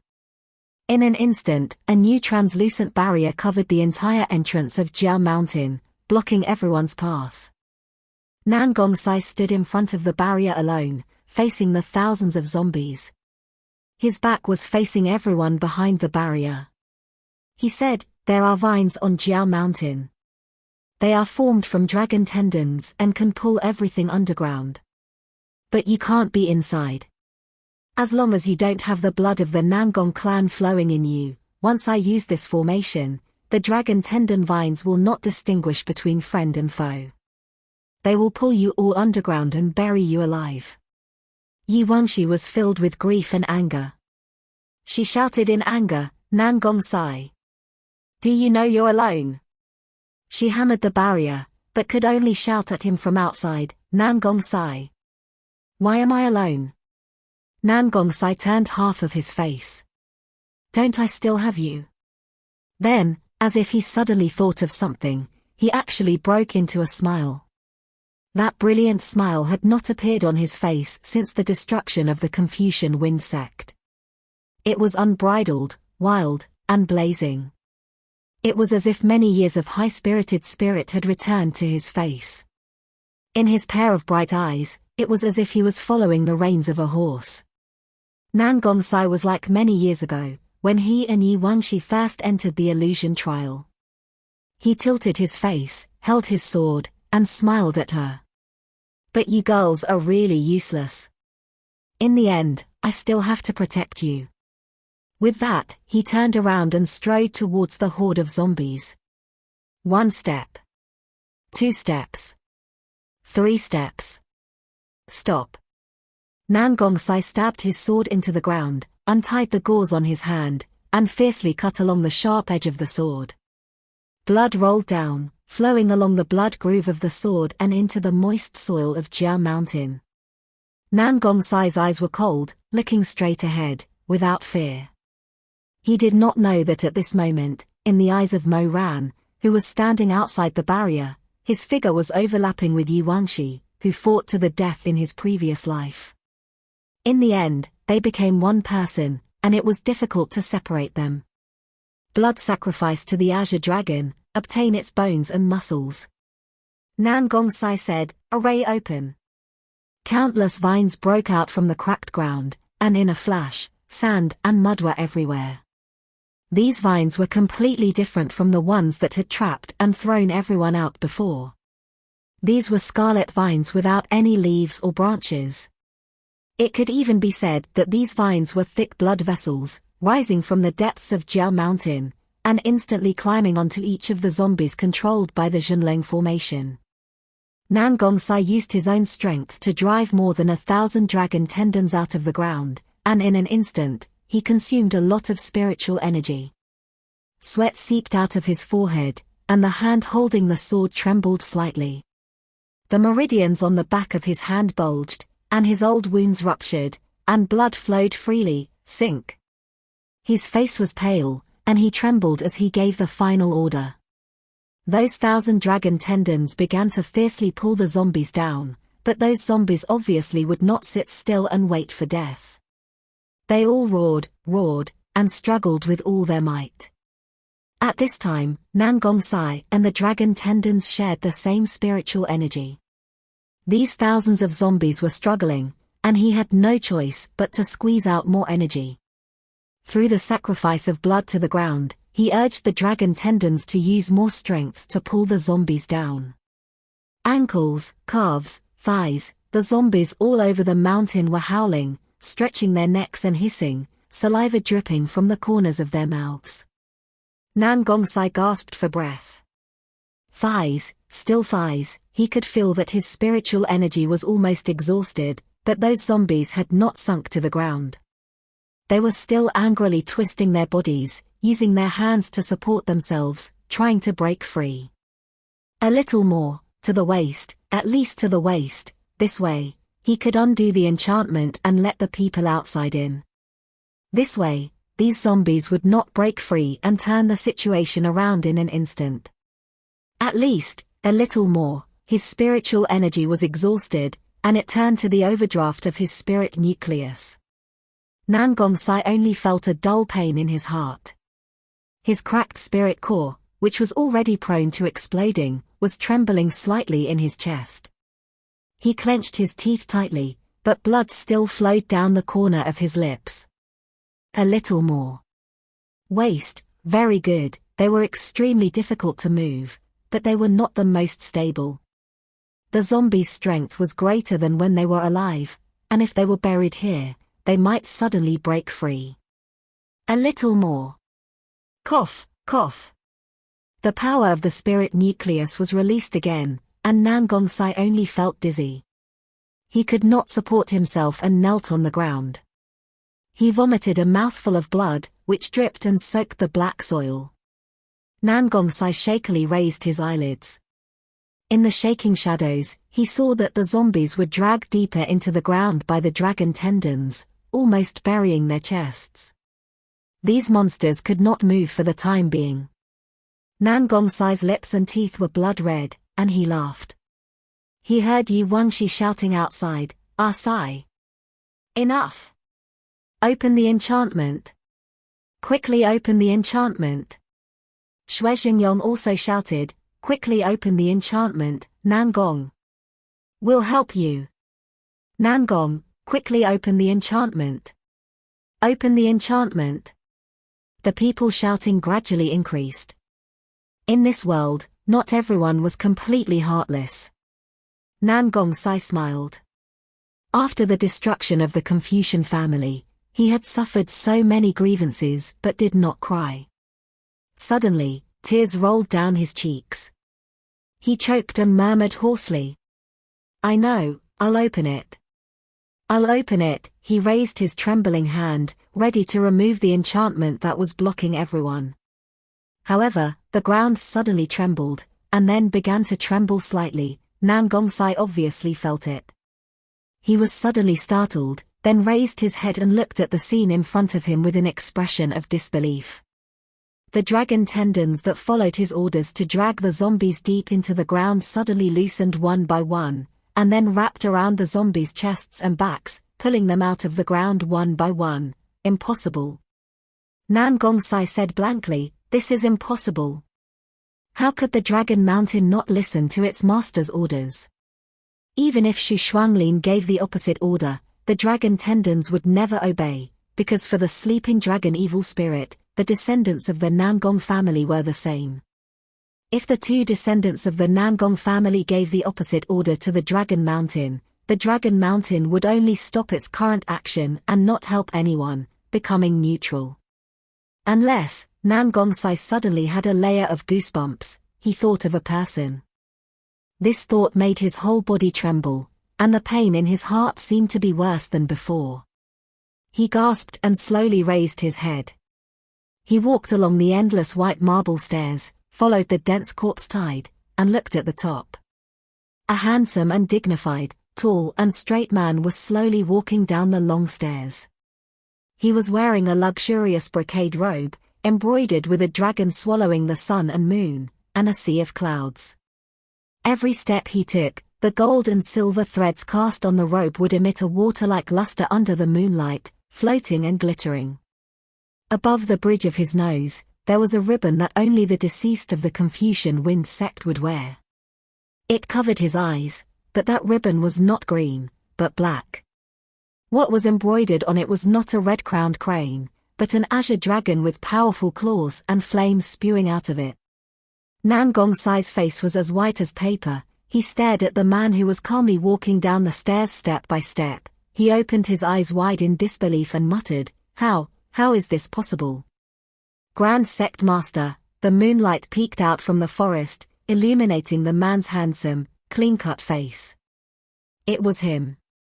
The only person in the world who could make the Dragon Mountain disobey the order of the Nangong family's descendant, who could subdue the demon dragon, who could suppress the ancient evil beast, Gun, under the tower, and who created the first immortal sect for hundreds of years.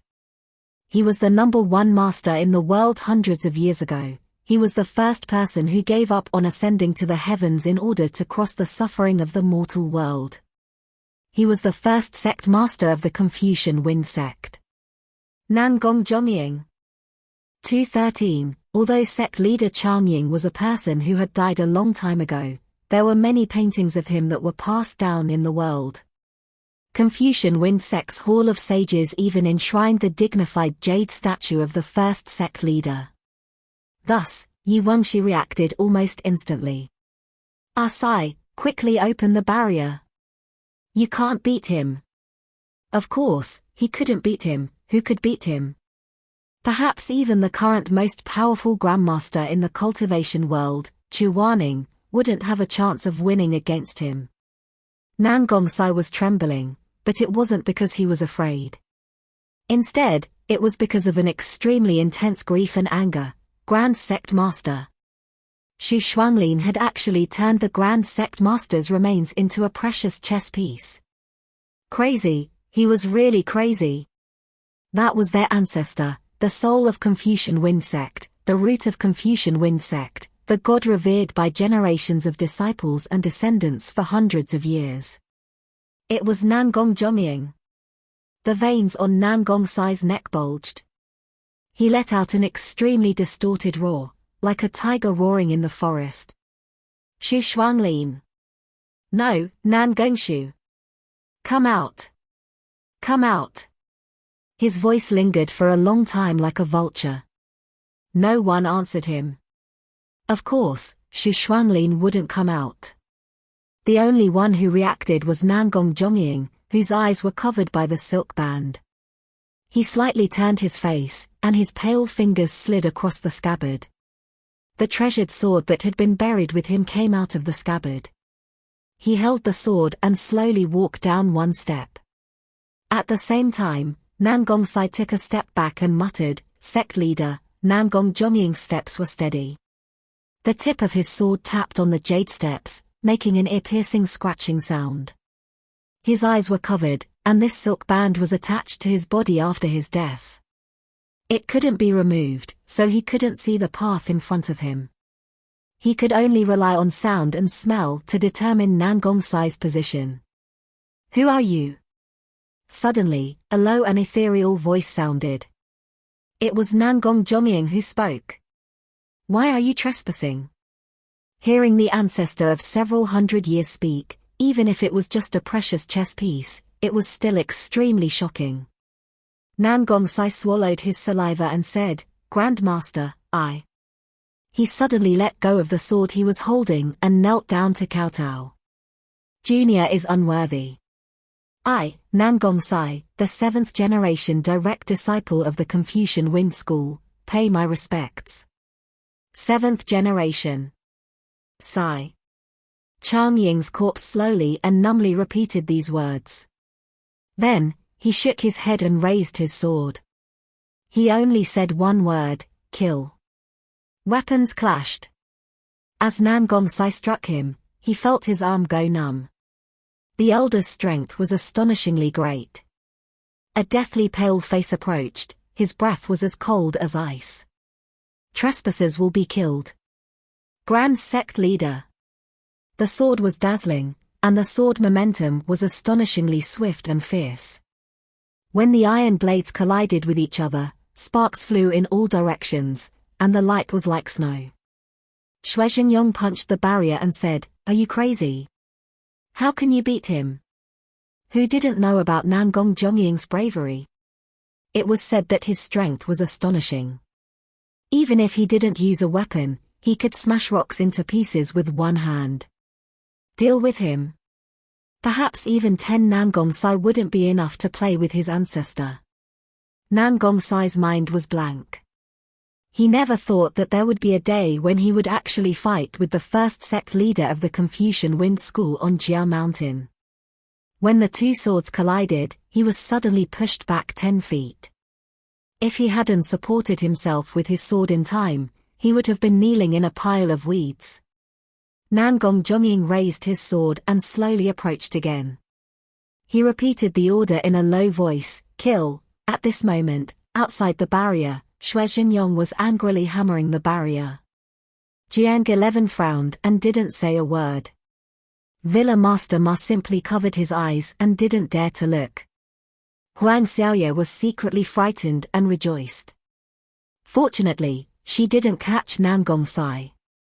If she had brought Nangong Sai to Jiao Mountain alone, she would have been the one facing the first sect leader of the Confucian Wind School. Only Chu Waning stared at Nangong Zhongying's actions without blinking. He felt that something was wrong, very wrong. Who was Nangong Zhongying? Just look at the two evil beasts he subdued. One was a demonic dragon and the other was a gun. Both were ancient demonic beasts.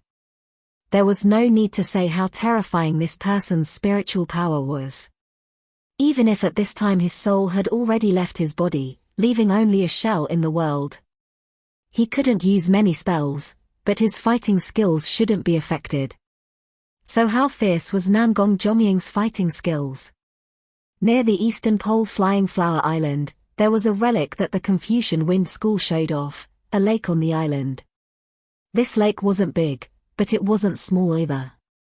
It was stagnant water and didn't have any magnificent scenery. It would take about half an hour to walk around it at a leisurely pace. However, everyone knew that this lake wasn't originally a lake, but a small hill. During the fierce battle between Nangong Zhongying and the gun used this hill to hide and dodge several times. During the fierce battle, Nangong Zhongying punched the hill more than 10 times in a row. In the end, the last punch actually shattered 100 zhong high rock, causing it to collapse and collapse. From then on, the mountain range was no longer there. The rain accumulated into a pool, and that was how this lake came to be. So it wasn't that Chu Wanning looked down on Nangong Sai, but he felt that when Nangong Zhongying's first sword met with Nangong Sai should have flown 100 feet away.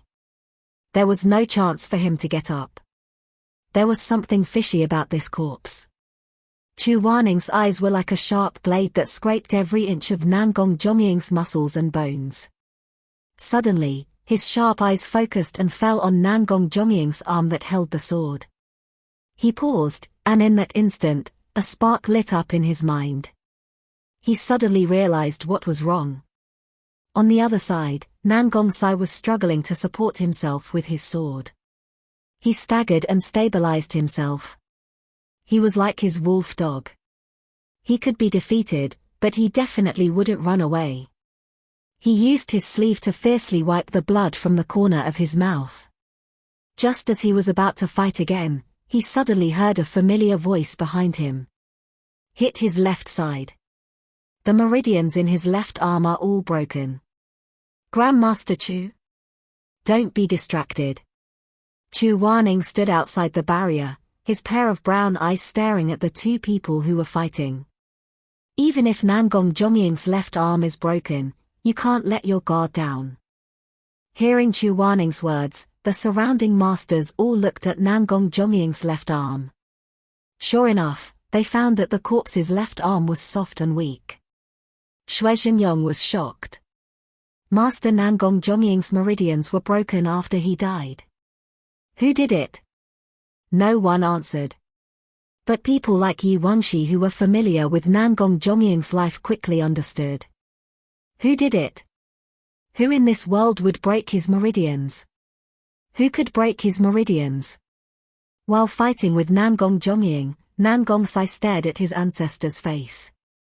The face was exactly the same as that of the jade statue in the Hall of Sages. It was as if Nangong Zhongying was still alive in this world and had never walked towards death. If he was really still alive, if he really didn't die, if these hundreds of years were written off, then at this moment, was he accepting the test of the first generation of masters, accepting his trial, accepting his guidance? Neo Beijing. Come here. Nangong Sai's senses gradually returned to his body. He sternly called for the demon wolf and flipped over. He stared at Master Nangong Zhongying's left arm and attacked at an extremely fast speed. A scene of his childhood flashed before his eyes. He stood in front of the magnificent jade statue in the Hall of Sages, tilting his head to look at the statue of the first generation of masters. A child's perspective was always strange. He suddenly turned his head to Rong Yang and said, "Mother, this statue is not done yet." "Why is it not done yet?" Rong Yang dragged her luxurious robes and covered her mouth with a handkerchief. She lightly coughed and walked to the child's side. She looked up at the statue of Master Nangong Zhongying and said, "Isn't it very good? It's very detailed, very lifelike." "I don't understand." Rong Yang sighed. She was an impatient person. She hated that she could not shove the knowledge that other people had to spend 20 years to learn into her son's head in just 2 years. It means that it's carved like a living person. Every detail is very lifelike. Didn't I teach you these 2 words last time? Nan Gongsai curled his lips and said, "But it's carved wrong." "What's wrong?" "Mother, look." He pointed to the left arm of the first generation of masters, then pointed to the right arm. The left arm is one size thicker than the right arm. I've been staring at it for a long time. It's definitely carved with different thickness. It's not symmetrical at all. It's wrong, wrong. As he said that, he even raised both his arms to show Rong Yang. He seriously reasoned with his mother, "My arms are the same thickness on both sides. Mother's arms are the same, father's arms are also the same. So this sculpture is wrong. Let the craftsman remodel it." So that's what Sai meant. Rong Yang shook her head and said, "This is not the craftsman's fault. It's just that the Grand Master's left and right arms are different." "Why? Is it natural?" "Of course it's not natural." Rong Yang said, "The Grand Master uses his left hand. The strength of his left arm is much greater than his right arm. After a long time, his left arm will gradually become thicker and stronger than his right arm. Therefore, the craftsman who carved this statue not only did not make a mistake, but also paid attention to these details." Clang! The two long swords faced each other.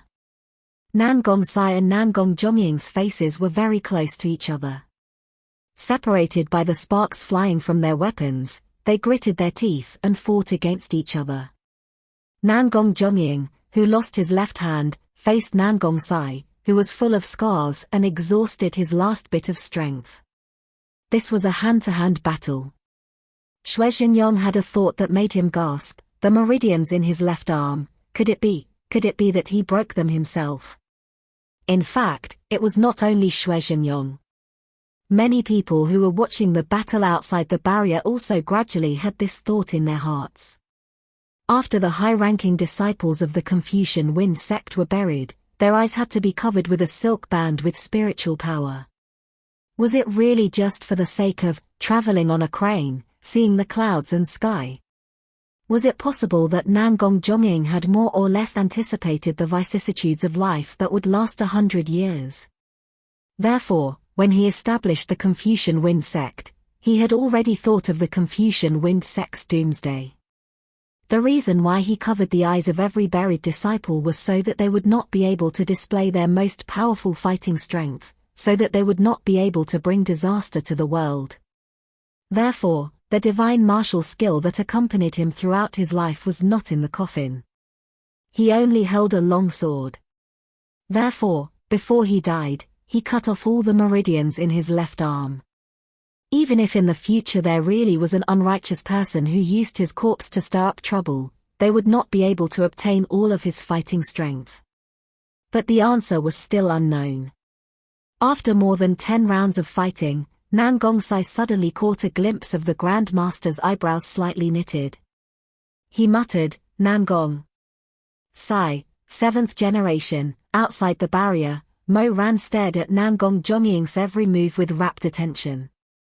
As the Emperor Ta, his observation point was different from all the righteous people present.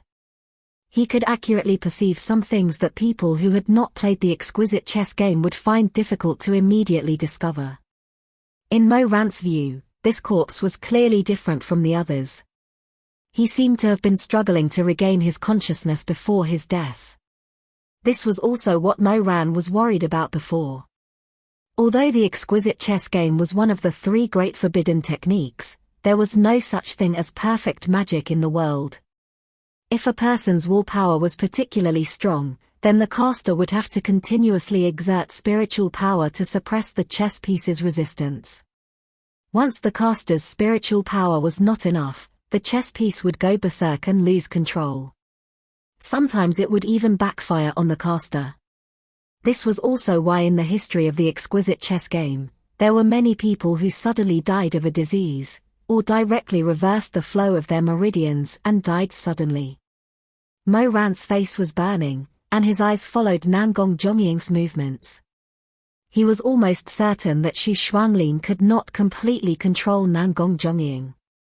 Bang!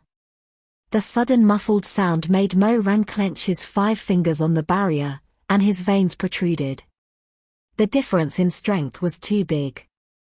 Everyone present clearly saw that even if Nangong Zhongying cut off his main arm and cut off his strength, a great master was still a great master. Even if the sharp claws were pulled out, this empty corpse could still fight evenly with Mai Hanxue and Xue Meng. If they really wanted to suppress him, perhaps they would need the sect leader and the elders to make a move. But the sect leader and the elders could not enter. The barrier was sealed, and inside was the territory of the Nangong clan. If they rashly entered, it would cause the spirit of the Jiao mountain to go berserk, and at that time, it would be more of a hindrance. This was the civil war of the Confucian Wind sect, and no one could interfere. If Nangong Sai was full of vitality, he could probably rely on his own strength to deal with the corpse in front of him, but he had already suffered too much. Another heavy blow came. Nangong Sai could have easily dodged, but when he grabbed Nair Beijin's collar and flipped onto his back, the wound on his palm was torn, and he was momentarily exhausted, unable to hold on. Woo! Nair Beijin let out a mournful cry. The sword in Nangong Sai's hand was knocked away, and it rolled to the edge of the barrier. Mo Ran saw that the sword hilt was already stained with blood from Nangong Sai's palm. "Ah Sai! Don't fight anymore. Come out. Let's think of another way." Yi Wenshi shouted at him again. People were always like this. Yi Wenshi would not beg for mercy, but Nangong Sai was her weak spot. She was crying, and she was crying non-stop. Mo Ran had never seen her cry like this in his previous life. At this time, she really had the shadow of a young girl. Nangong Liu and Nangong Shu, the 2 brothers, had selfishly put a resolute and cold mask on her face.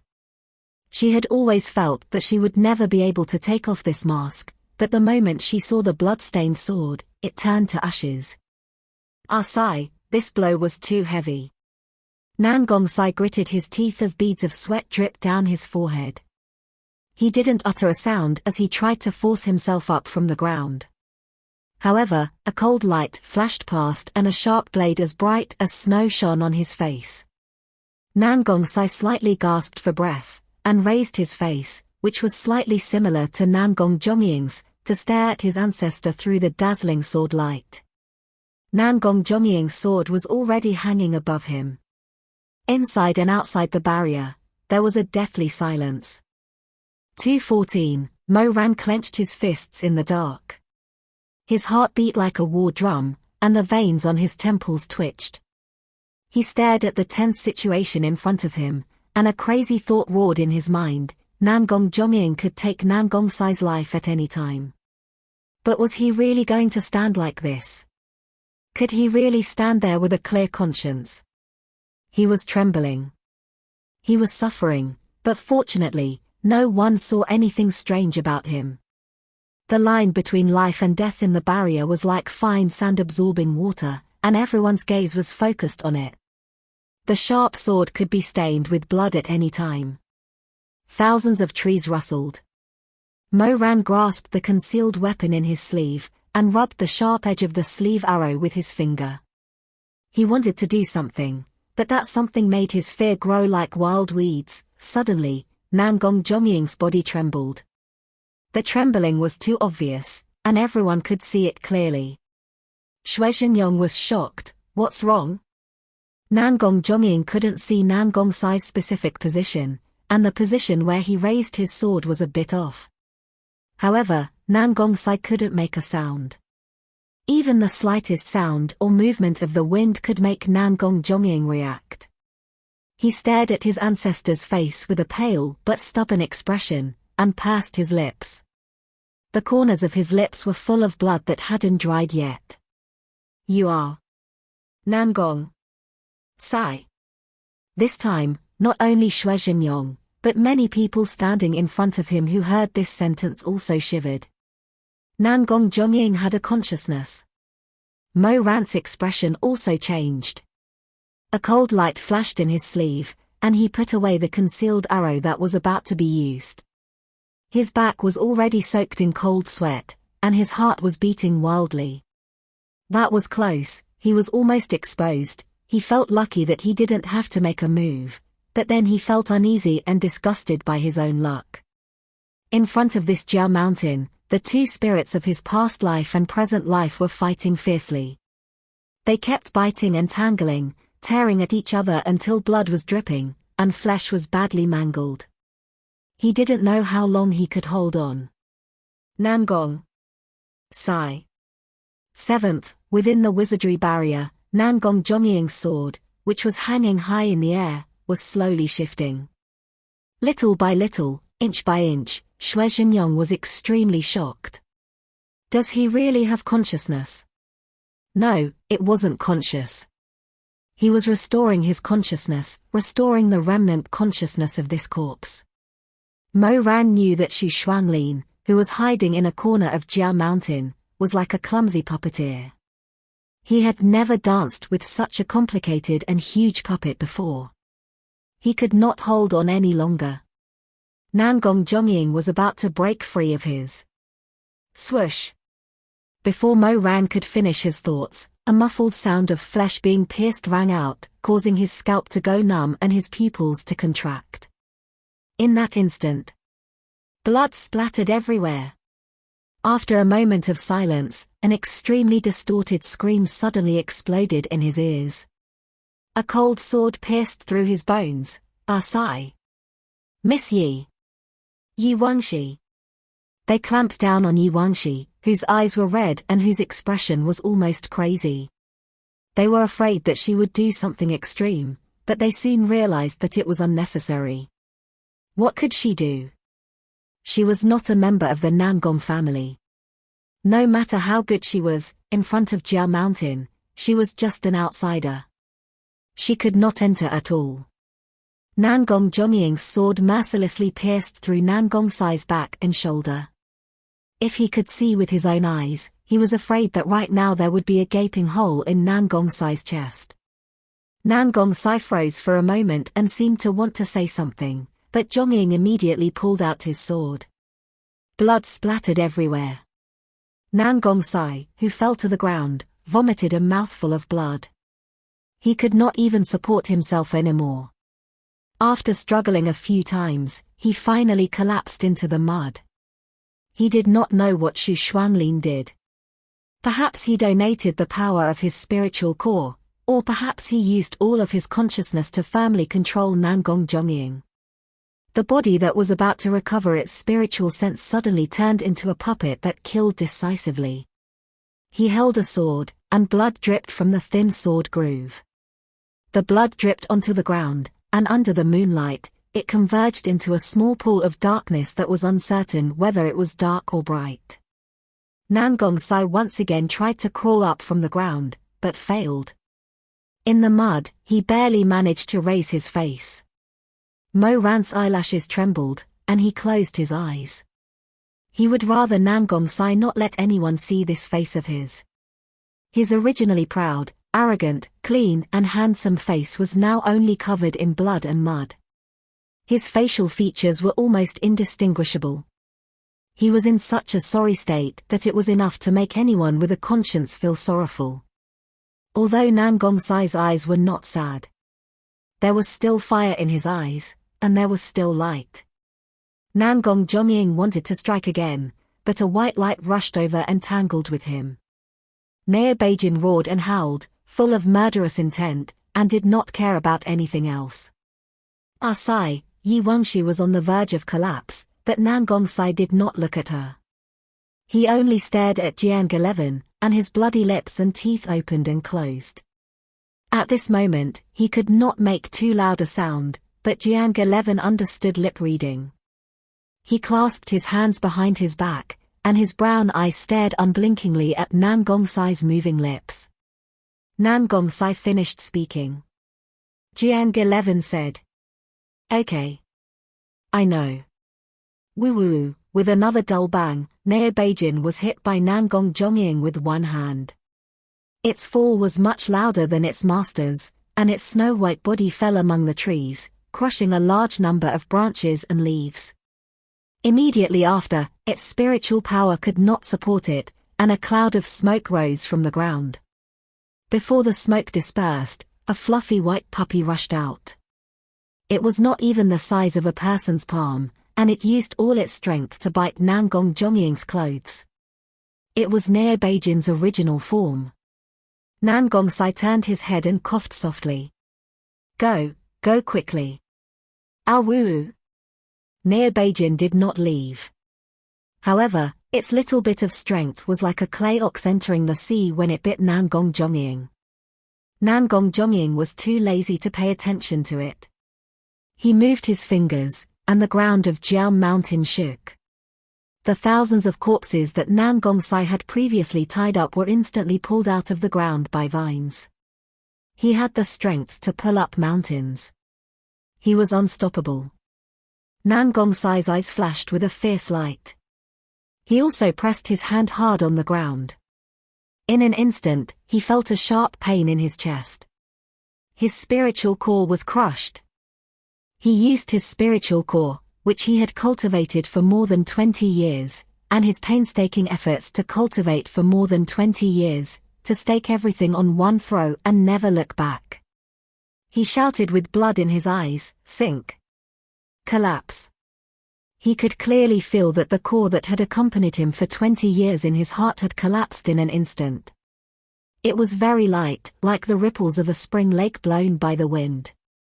It was very heavy, like the rolling stones of a broken mountain. In the end, it turned into fine powder. At that moment, Nangong Sai vaguely felt a sense of relief. So this was what it felt like to have one's spiritual core crushed. Although it was painful, it was not a heart-wrenching pain. Then, when his mother died, she probably did not suffer too much. In just a moment, there was nothing left. The evil dragon's spirit actually trembled slightly because of his sacrifice. The blood vines that were about to let go suddenly closed again and clung tightly to the zombies that were about to break out. Nangong Zongying slightly raised his chin and said in a low voice, Then, he walked step by step to Nangong Sai and stood in front of him. Nangong Sai could not move at all. Without his spiritual core, he was no different from an ordinary person. He couldn't even summon back his sword. He gasped for breath and looked up. His eyes reflected the moonlight, as well as Nangong Zongying's face, which was against the moonlight. Grand Leader, Nangong Zongying's blindfolded ribbon fluttered in the cold wind. He stood on the spot for a while before moving his finger again. However, due to the sacrifice of Nangong Sai's spirit core, the spirit of the Jiao Mountain couldn't immediately respond to the command of its original master's corpse. Thus, the blood vines didn't move at all. In fact, they even slowly dragged the rampaging corpses and continued to sink underground. However, Nangong Sai knew that he could not hold on much longer. As long as Nangong Zongying had the heart to give the order, Jiao Mountain would definitely listen to the first master's orders. He could not change anything. However, even though he couldn't change it, he would still pay the price to do it. He would try his best to do it. He had a clear conscience. Outside the enchantment, Mo Ran gritted his teeth. The arrow in his sleeve was at his fingertips again. The lines on his face were extremely tense. His hands were slightly trembling under his robes. Inside the enchantment, Nangong Sai said, Grand Leader. I'm sorry. I still didn't do anything. The ancestor's sword was raised again. Nangong Sai slowly closed his eyes. Suddenly, just as he was about to be killed, he saw Nangong Zongying turn his neck. With difficulty, he squeezed out a sentence from between his teeth. You are called Nangong Sai. Nangong Sai suddenly trembled. He said hoarsely, Grand Leader. You have consciousness. Can you understand what I'm saying? Mo Ran could not hear the rest of the sentence clearly. However, everyone could see that Nangong Zongying's hand suddenly slowed down. His lips moved slightly. It was obvious that he was talking to Nangong Sai. I shouldn't fight with you. Nangong Zhongying's sword was still hanging in the air. However, his throat was intermittently making very soft sounds. My heart still has memories of the past. Before I died, I was worried that there would be changes in the future. He had just recovered his consciousness. His words were not clear. He said hoarsely, I didn't expect that there would be such a day. Nangong Zhongying paused for a moment. He continued, Nangong Sai. Later, after I finish chanting the incantation, you immediately take away the bow and arrow. Bow and arrow? What bow and arrow? Nangong Sai's mind was buzzing. He did not react for a moment. However, Nangong Zhongying had already turned his long sword. With a whoosh, it scraped against the ground. He let out a long roar like a dragon's cry. Then, he moved back a few feet. His clothes fluttered in the wind. He looked like a banished immortal. Nangong Zhongying was trembling. At this moment, he was barely able to free his lips and tongue from the spellcaster's control. Every word he said required a lot of energy. Piercing, cloud, summon. After he said this sentence word by word, a clear and melodious cry suddenly came from the heart of Flood Dragon Mountain. The ground in front of Nangong Sai suddenly split open. Amidst the rolling sand, a deep blue horn bow continuously rang out, illuminating the endless night. Everyone was frightened. Even someone as cold as Chu Wanning slightly changed his expression. The legendary divine weapon that accompanied the first sect master of the Confucian Wind sect, Piercing Cloud.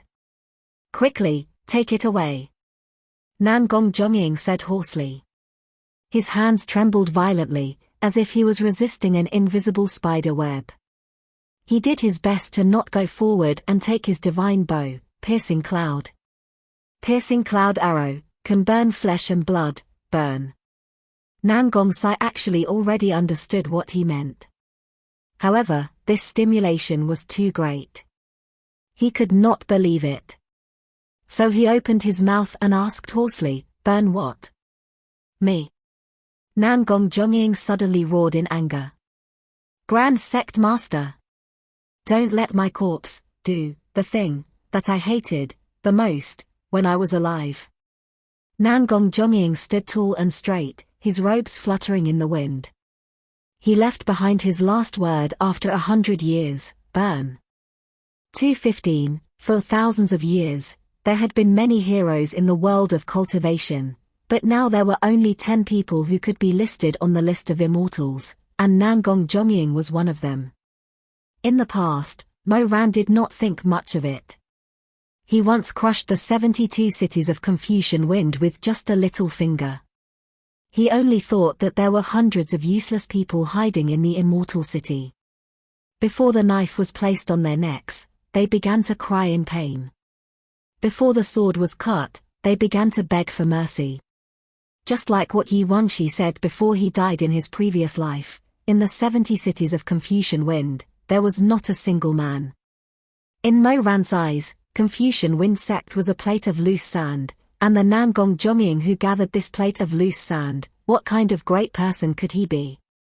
Bloodstains were everywhere, and the foundation of 100 years was razed to the ground by the latecomers in an instant. There were dead bodies everywhere, and crows were pecking at the stomachs of the dead people. The Emperor Ta of that year walked up the stairs. There was no expression on his face, and he pushed open the door of the Hall of Sages. He wore a black cloak that reached the ground, and walked through the long corridor that was hung with the portraits of the previous leaders and elders of Confucian Wind sect. He finally stopped at the end of the Hall of Sages. The celestial treading monarch raised his head. He was wearing a cloak, and under the hood, his entire face couldn't be seen clearly. Only his pale chin could be seen. It was arched fiercely and arrogantly. He raised his head slightly and sized up the statue that was taller than a real person in an inquiring manner. It was a statue carved with white jade spirit stone. It was a young immortal wearing a wide robe and wide sleeves. He stood in the air with a bow in his hand. The craftsman's strokes were strong and skillful. The eyes were inlaid with crystal stones, and the clothes were smeared with crystal sand. The bloody smell of the morning sun shone through the decorative skylight behind the statue, making him look like a banished immortal soaking in the 9 heavens' divine light.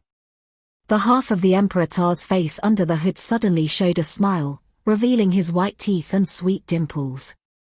He tidied up his clothes and bowed deeply. Then he raised his handsome face and said with a smile, "I've heard a lot about you, immortal Nangong." Naturally, the statue could not speak. Only the pair of black crystals glowed, as if they were staring at the person who had just arrived. The Emperor Ta was extremely bored. No one paid any attention to him, but he was still able to happily act for a long time. "Junior Mo Weiyu, it's my honor to meet you today. Immortal Nangong, you're so cool." Laughing and joking, he talked for a long time by himself in a lively manner. A living person would go crazy in front of a statue. "I've seen your Xian. He counted with his fingers and then sighed. "I can't count clearly. Who knows which generation of your nephews he is? I've seen who knows which generation of your nephews he is, and who knows which generation of your disciples he is." Then, he smiled brightly and said, "But now, they have all become ghosts under my blade, so if you haven't reincarnated yet, you have probably seen them already. It's a pity that I didn't see your grandson Xian. That guy ran away before the city was breached. I don't know if he's dead or alive. It's a bit of a pity." He was happy again and chatted with the statue intimately for a while. Then, he said, "Oh right, I heard that immortal Nangong was also a hero of the generation. Everywhere you went, there were people who swore loyalty to you. There were even people who supported immortal Nangong and claimed to be the emperor." Mo Ran smiled and said, "Isn't that as impressive as I am today? So this time, what I said before was all nonsense. I just have a question. I don't know why immortal Nangong didn't refuse to ascend the throne that year." He paused and then walked forward a few steps. At this time, his eyes fell on the warning tablet behind the statue of Nangong Zhongying. In fact, this tablet was so big that he had seen it a long time ago, but he deliberately ignored it. The tablet was carved by Nangong Zhongying at the age of 96 with a sword. At first, it was simple and unadorned, but later, it was added with gold powder by his children. Now, looking at it, it was shining brightly, and each word was worth 1,000 gold. Mo Ran stared at it for a while, then said with a smile, "Oh, I understand. Greed, resentment, deceit, murder, plunder, and plunder are the 7 things that I, a scholar, can't do. Immortal Elder really has a strong character." He stood with his hands behind his back and continued, "But Immortal Elder lived a bright life with a pure reputation. You also earnestly taught your descendants until your death.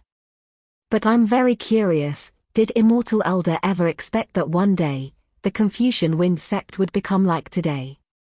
When he said this, he pursed his lips, as if he was thinking of a suitable word to describe it. Then, he thought of something, so he clapped his hands and said with a smile, "A nest of rats." After he finished speaking, he laughed out loud. His laughter was happy and unrestrained, pure and evil, and it echoed in the silent and solemn hall of sages for a long time. His voice was like ripping silk, as if it wanted to tear apart the scroll paintings that swayed slightly in the wind, to tear apart the portraits of the heroes of the Confucian Wind sect of the past. That laughter finally stopped abruptly in front of Nangong Zhongying's ice-cold sculpture. Mo Ran no longer laughed. He restrained his smile, and a layer of ice slowly condensed on his face. His dark eyes stared at the Wu Daifeng of the previous dynasty in front of him. He stared at the person who was like him, who could also command the world and trample all the immortals. It was as if time and space were intersecting, and the first immortal of two eras were confronting each other in the torrent of time. In the end, Mo Ran said softly, "Nangong Zhongying, your Confucian wind sect is a pool of dirty water. I don't believe that you are clean." He suddenly waved his sleeves, turned around, and strode out of the Hall of Sages. Suddenly, a gust of wind blew off the hood of his cloak, and finally revealed the face of the Emperor Ta that was about to go crazy. He had the most handsome appearance in the world, and was fully deserving of the title of a handsome man. However, this face was occupied by a vicious and sinister gaze that was second to none in the world, like a vulture that ate carrion. His black robe was like a thick cloud of ink, rolling down the long stairs. He was the evil spirit of the human world, the Asura of the mortal world. He looked around and saw the corpses of the disciples of the Confucian wind sect everywhere. Some of them were missing arms and legs. The Emperor Ta did not accept the surrendered soldiers. Apart from that woman surnamed Song, he could still spare, but the rest were all killed. At that moment, Mo Ran's heart gave birth to an extremely cruel joy. He looked at the gorgeous morning clouds in the sky. The rising sun pierced through the clouds, and a dazzling golden light shone on his pale face. He closed his eyes, took a deep breath, and clenched his hands in his sleeves. He was slightly trembling because of ecstasy and excitement. He used to be a person whose life was worthless. When he was young, he used to beg for food in Lini. He once saw his mother starve to death. He didn't even have a straw mat to wrap her body in. At that time, he asked a cultivator of the Confucian wind sect if he could get him a coffin. The thinnest and worst one would be fine. However, that person said to him, without exception, that person ridiculed him. That cultivator said, "What kind of person should be matched with what kind of coffin? Life is 3 feet long, you can't ask for 10 feet. He had no choice, so he wanted to bury his mother on the spot. However, Lini was strictly guarded. The nearest mass grave was outside of Dai City, and it could only be reached after crossing 2 hills. He dragged his mother's body, and along the way, he received disgusted, disdainful, surprised, and sympathetic gazes. However, no one helped him. He walked for 14 days. A child dragging a woman's body. 14 days. 14 days. Not a single person was willing to help him. At first, he would kneel on the side of the road and beg, pleading with passers-by, coachmen, and farmers to give him and his mother a ride on a wooden cart. But who would be willing to put a body they didn't know on their cart? Later, he stopped pleading. He just gritted his teeth and dragged his mother, walking step by step. The body stiffened, softened, and began to rot. A foul stench and corpse fluid seeped out. All the passers-by stayed 3 feet away from him, covering their noses and rushing forward. On the 14th day, he finally arrived at the mass grave. There was no longer any smell of living people on his body. The stench of corpses pervaded his bones. He didn't have a pick, so he used his hands to dig a shallow hole under the mass grave. He really didn't have the strength to dig a deep hole. He dragged his mother, who had rotted beyond recognition, into the hole. Then he sat beside her in a daze. After a long time, he said stiffly, "Mother, I should bury you now." He began to scoop up dirt. He only managed to scoop up a handful when he sprinkled it on his mother's chest. He collapsed and cried bitterly. It was strange. He thought that his tears had already dried up. No, no, no. If I bury you, I won't see you anymore. If I bury you, I won't see you anymore. He crawled back into the hole and lay on top of the rotting body, crying. When his emotions calmed down, he went to scoop up dirt again. But the dirt seemed to have some kind of smell that could open up people's tear ducts. He was utterly defeated again. Why is it all rotten like this? It's all rotten like this. Why isn't there even a mat, Mother? Mother, he rubbed his face against her. He didn't despise her for being dirty. She smelled bad. She was dead. She didn't have a single piece of skin on her body. She was bleeding with pus and maggots crawling all over her body. He lay in her arms and cried bitterly. He choked and sobbed. Every sound seemed to be dug out from his throat stained with blood. In the end, the mass grave echoed with his wail. That voice was distorted, hoarse, and unclear. Sometimes it sounded like a person's cry, but more often it sounded like the wail of a cub who had lost its mother. Mother. Mother. Someone come. Is there anyone?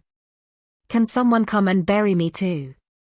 Bury me too. In the blink of an eye, 20 days passed. Mo Ran returned to Lini. He stood on top of the jade-tiled pavilion of the Confucian Wind sect, standing in front of the mountain of corpses and the sea of blood. The young cub who smelled of corpses back then had become brightly furred and had sharp fangs. He opened his eyes again. His pupils flashed with a crazy and intense brilliance. Today, he stood here. Who would dare to say to him that you can't get 10 feet of accuracy? Ridiculous. He wanted 10 feet, 1,000 feet, 10,000 feet, 10,000 feet. He wanted them, he wanted everyone in this mortal world to kneel down and rub their knees on the ground.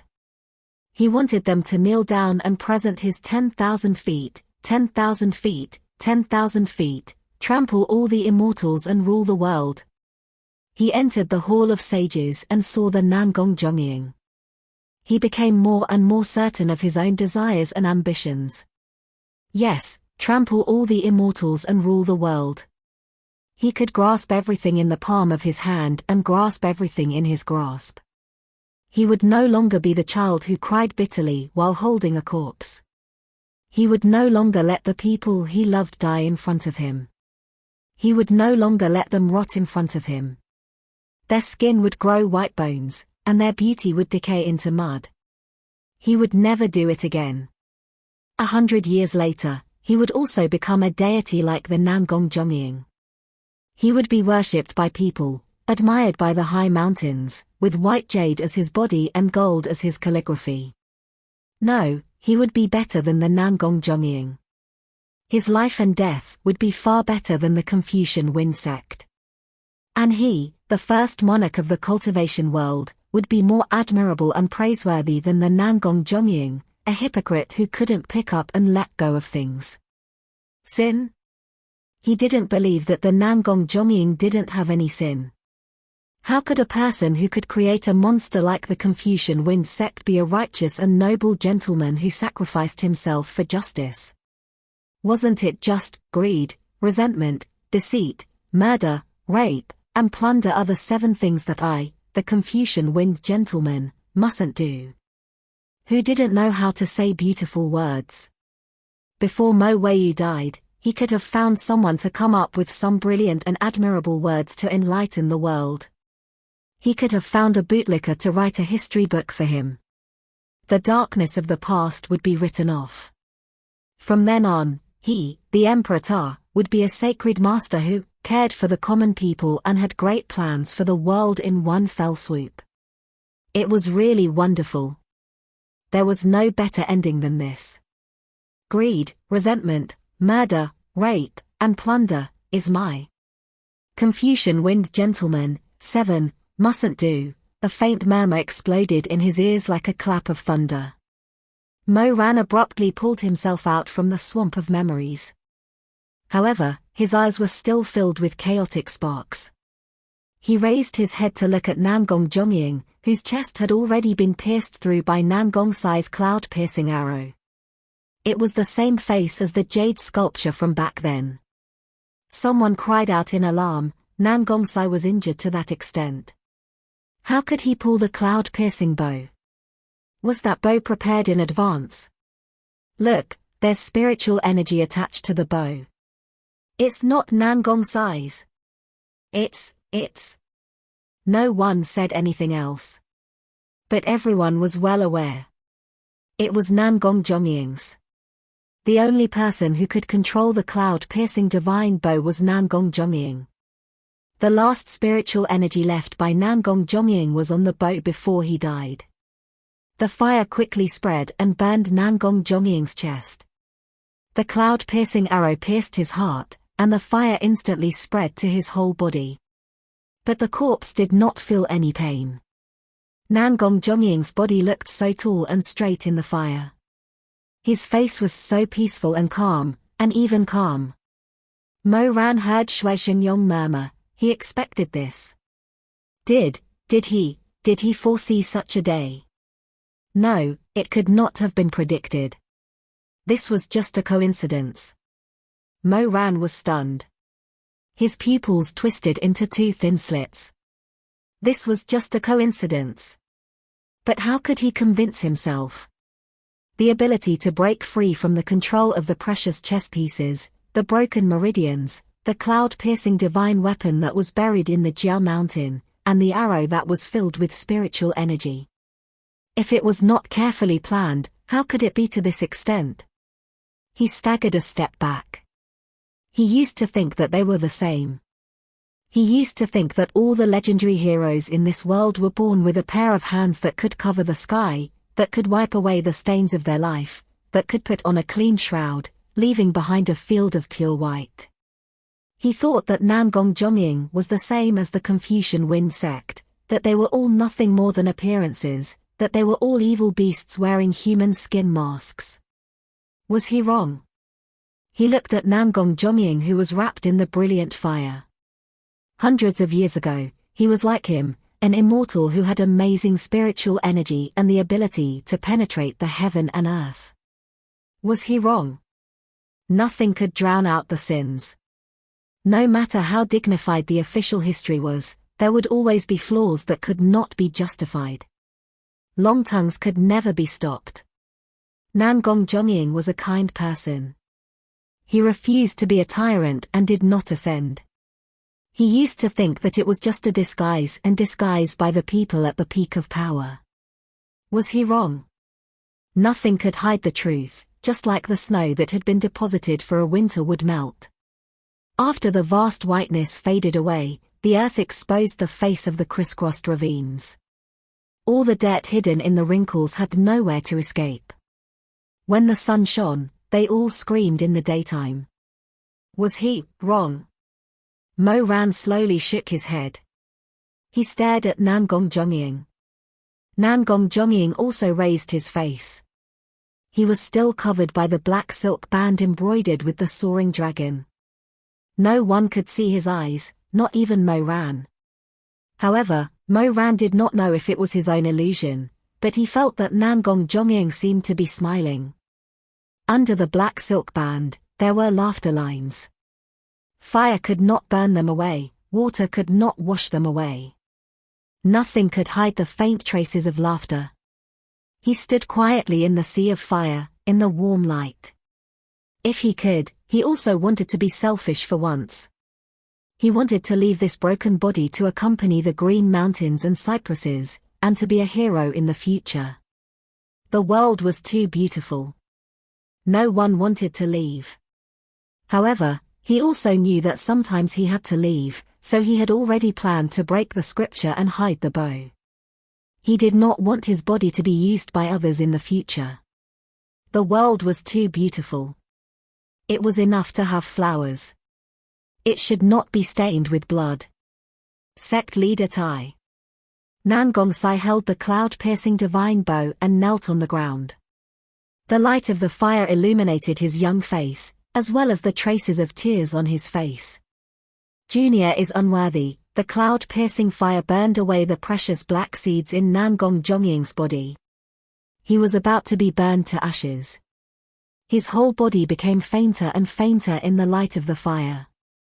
Nangong Zhongying, who had completely regained his freedom, asked Nangong Sai, "How many years has it been since the Confucian Wind sect was established?" He was only a corpse. His soul was no longer there. There were not many memories and consciousness left in the body, so he could only ask such a simple question. Nangong Sai did not dare to be negligent. He answered with a choked voice, "The Confucian Wind sect was established 421 years ago." Nangong Zhongying tilted his head. This time, even the corners of his mouth were smiling. He said, "It's been a long time." His voice was faint, like a cold wind passing through the mountain forest, dispersing without a trace. "I originally thought that it would end in 200 years.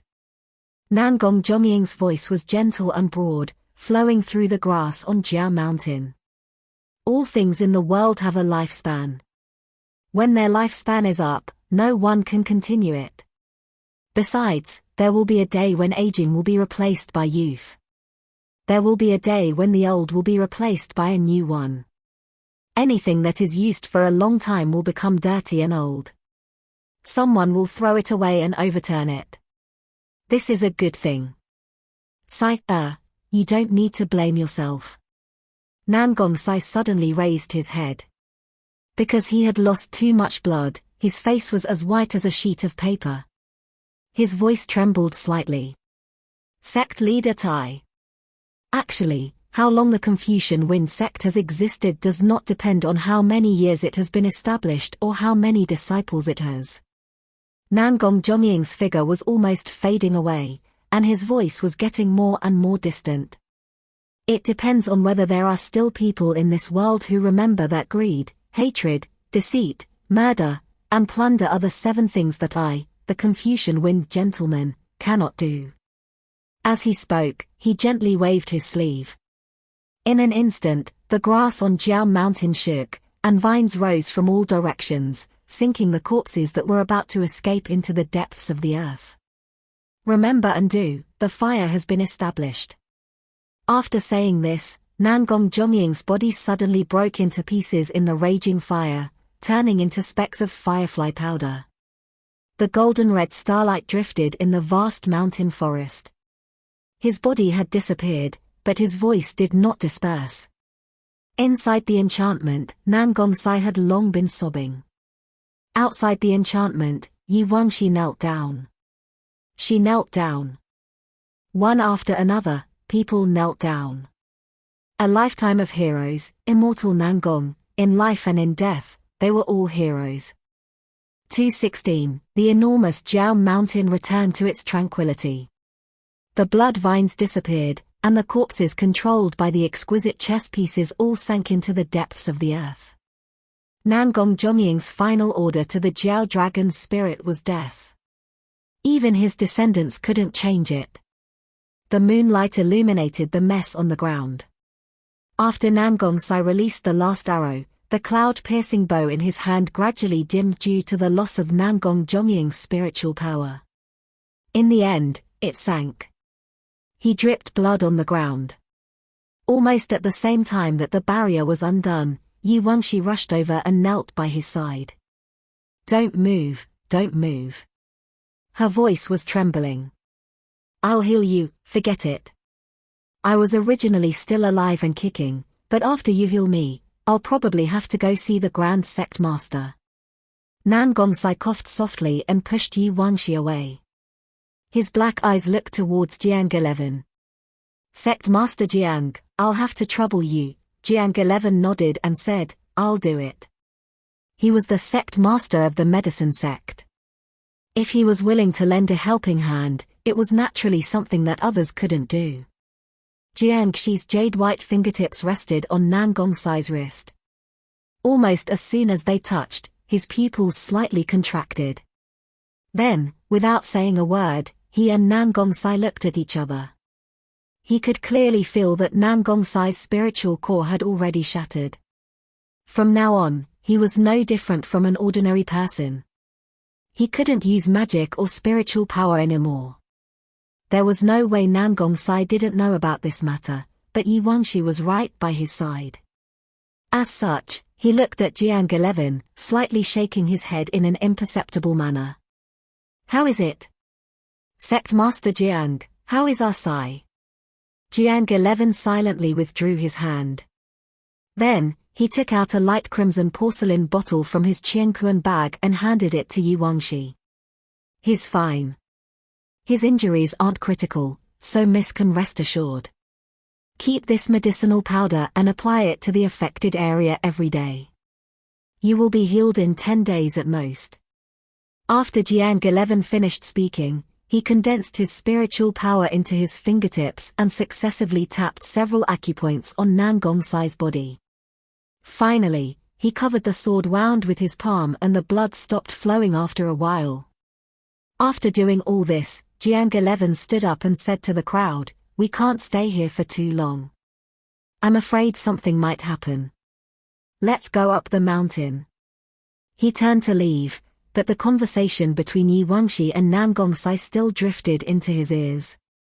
He heard Nangong-Sai whisper to Yi Wangxi, "I already said it's fine. It'll be fine in a few days. Why are you still crying? Sai, how did I become so useless?" All right, it's just some small wounds." Jiang 11 closed her eyes. He recalled the words that Nangong-Sai had mouthed to him when he thought that his life was hanging by a thread. He sighed and led the crowd up the long white jade stairs leading to the ancestral hall Heavenly Palace. From the foot of the mountain to the top, they still had to pass through 3 checkpoints, all of which required the blood of the Nangong family to be smeared on. However, Nangong-Sai didn't need to cut his finger and drip blood at this moment. He was already injured all over, so he could easily dispel the enchantment barrier with just a touch.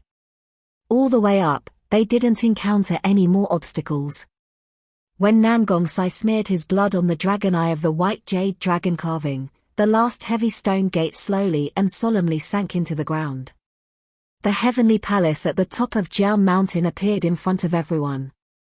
It was a divine palace surrounded by fairy aura. Outside the palace gate was a dense forest. At this moment, they were standing outside the forest. Through the colorful flowers and vines and the gurgling water, they could see a long flight of stairs leading up to the sky. There were a total of 9,990 steps. The stairs were so high that the ancestral hall at the top seemed to be lying on the clouds. They could only see an ethereal shadow. Under the moonlight, it emitted a lustrous light. It was like the Guanhan Palace, like the Lingxiao Hall, not knowing whether it was heaven or earth.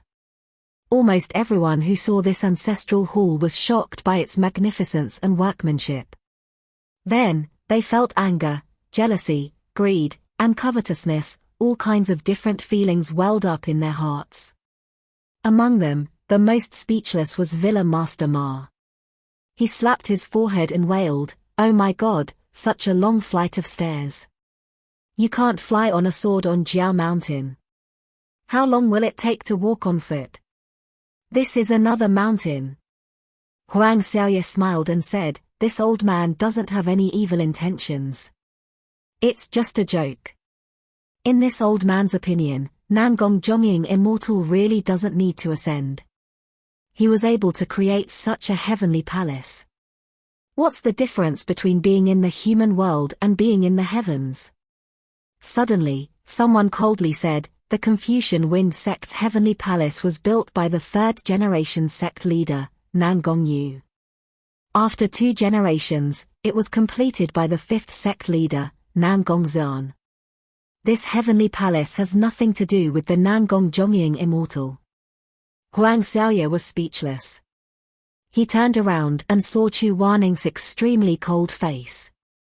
When Mo Ran saw this face, he knew that Chu Waning had almost reached his limit. As long as he added more fuel to the fire, the old story of the butterfly suppressing the heavens and slapping people would probably repeat itself. Chu Waning said coldly, "Like Immortal Huang, I also don't have any evil intentions. Before you read the book thoroughly, you'd better learn to be careful with your words and actions."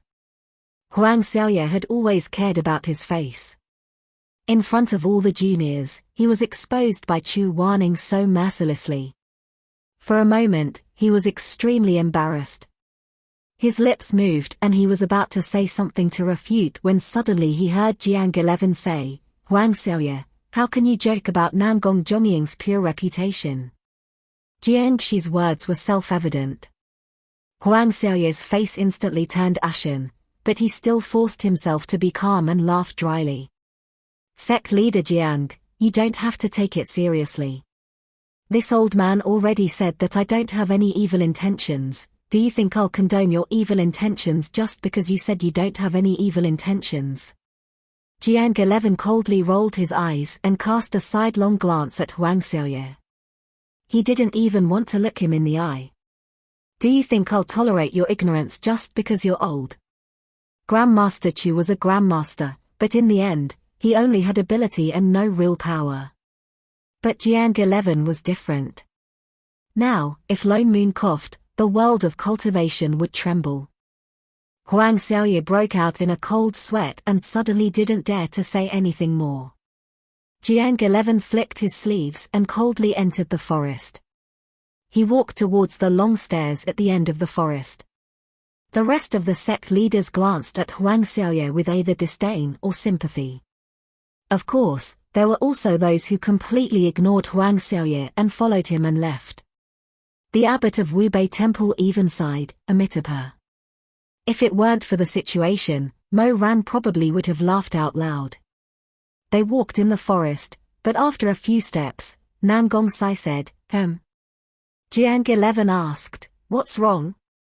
"Orange trees." Nan Gongsai looked around. There were orange trees everywhere, blooming white-orange flowers.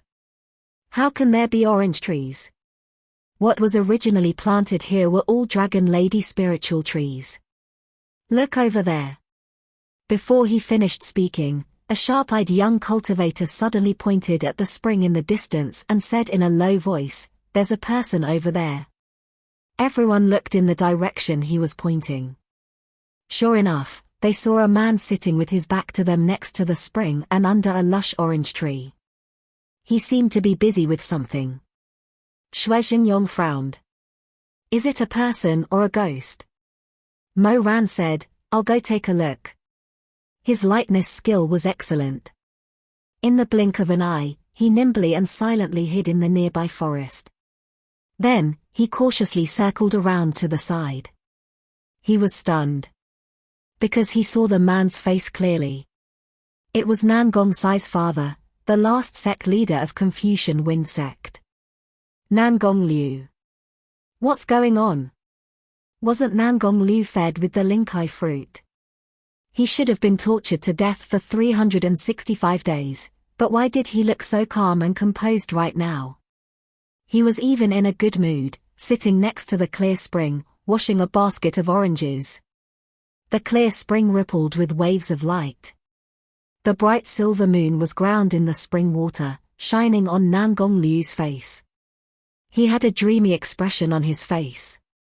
He hummed a little tune as he washed the oranges one by one and then put them into the basket on his back. It's best to be in the prime of your life. Light hooves and fast horses, see all the flowers in the world. Nan Gong Liu gently hummed. His sleeves were rolled up, and his arms were soaked in the clear water. His arms were intact, and there were no mottled scars on them like those who ate the Linkai fruit. Mo Ran's brows furrowed. He could clearly feel that something was wrong with Nan Gong Liu. This person had obviously been made into a precious chess piece. Moreover, unlike the corpses in the tomb, Nan Gong Liu had obviously retained a large part of his consciousness. Just by looking at his behavior, he was not much different from a normal living person. How is it? Shui Xingyong saw that Mo Ran had returned so quickly. He immediately asked anxiously. Mo Ran first looked at Nan Gongsai, and then said in a low voice, "It's Nan Gong Liu." Many people present had a grudge against Nan Gong Liu. On the spot, there were cultivators who pulled out their swords. "That bastard. I'm going to kill him now." Nan Gongsai's eyes were dim, and his face was charred.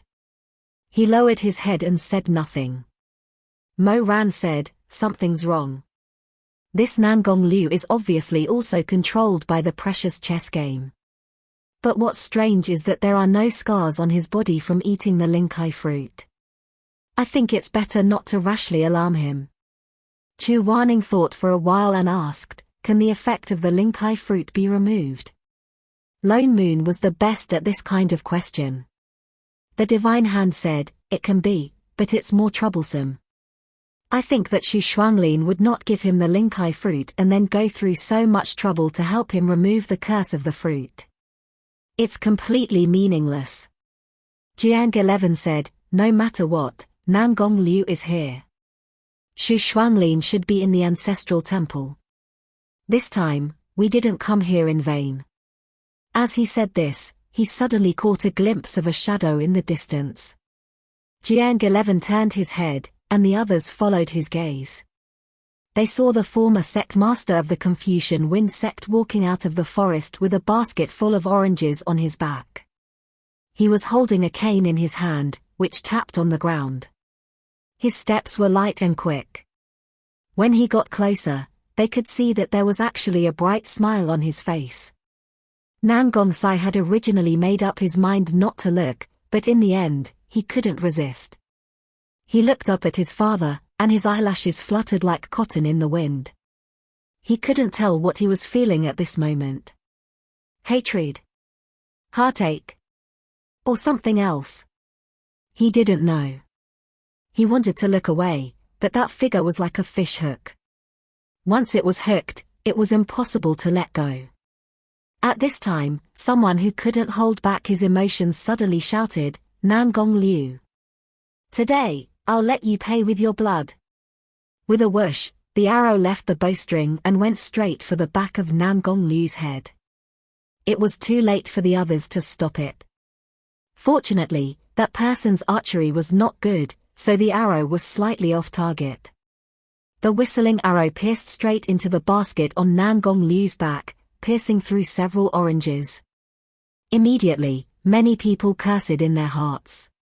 This was the disadvantage of having so many people. There would always be a few idiots who mixed in the water. But at this moment, it was meaningless to care about which idiot shot the arrow. The important thing was that Nangong Liu had already noticed their existence and slowly turned his head.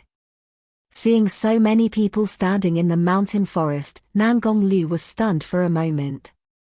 Then, he walked towards them, his face still had that illusory color. He walked closer and closer. Many of the cultivators had already flashed their swords a few inches. Pairs of eyes stared at him with extreme vigilance. Under the pressure of these thousands of eyes, Nangong Liu seemed to finally feel some pressure. He somewhat sluggishly stopped and stood still in the swaying shadows of the trees. Everyone, as soon as he opened his mouth, the dead silence was broken. Suddenly, dozens of people couldn't hold back and subconsciously took a step forward. A few people even unsheathed their swords. Nangong Liu suddenly smiled. This smile was very familiar to the leaders standing at the front of the formation.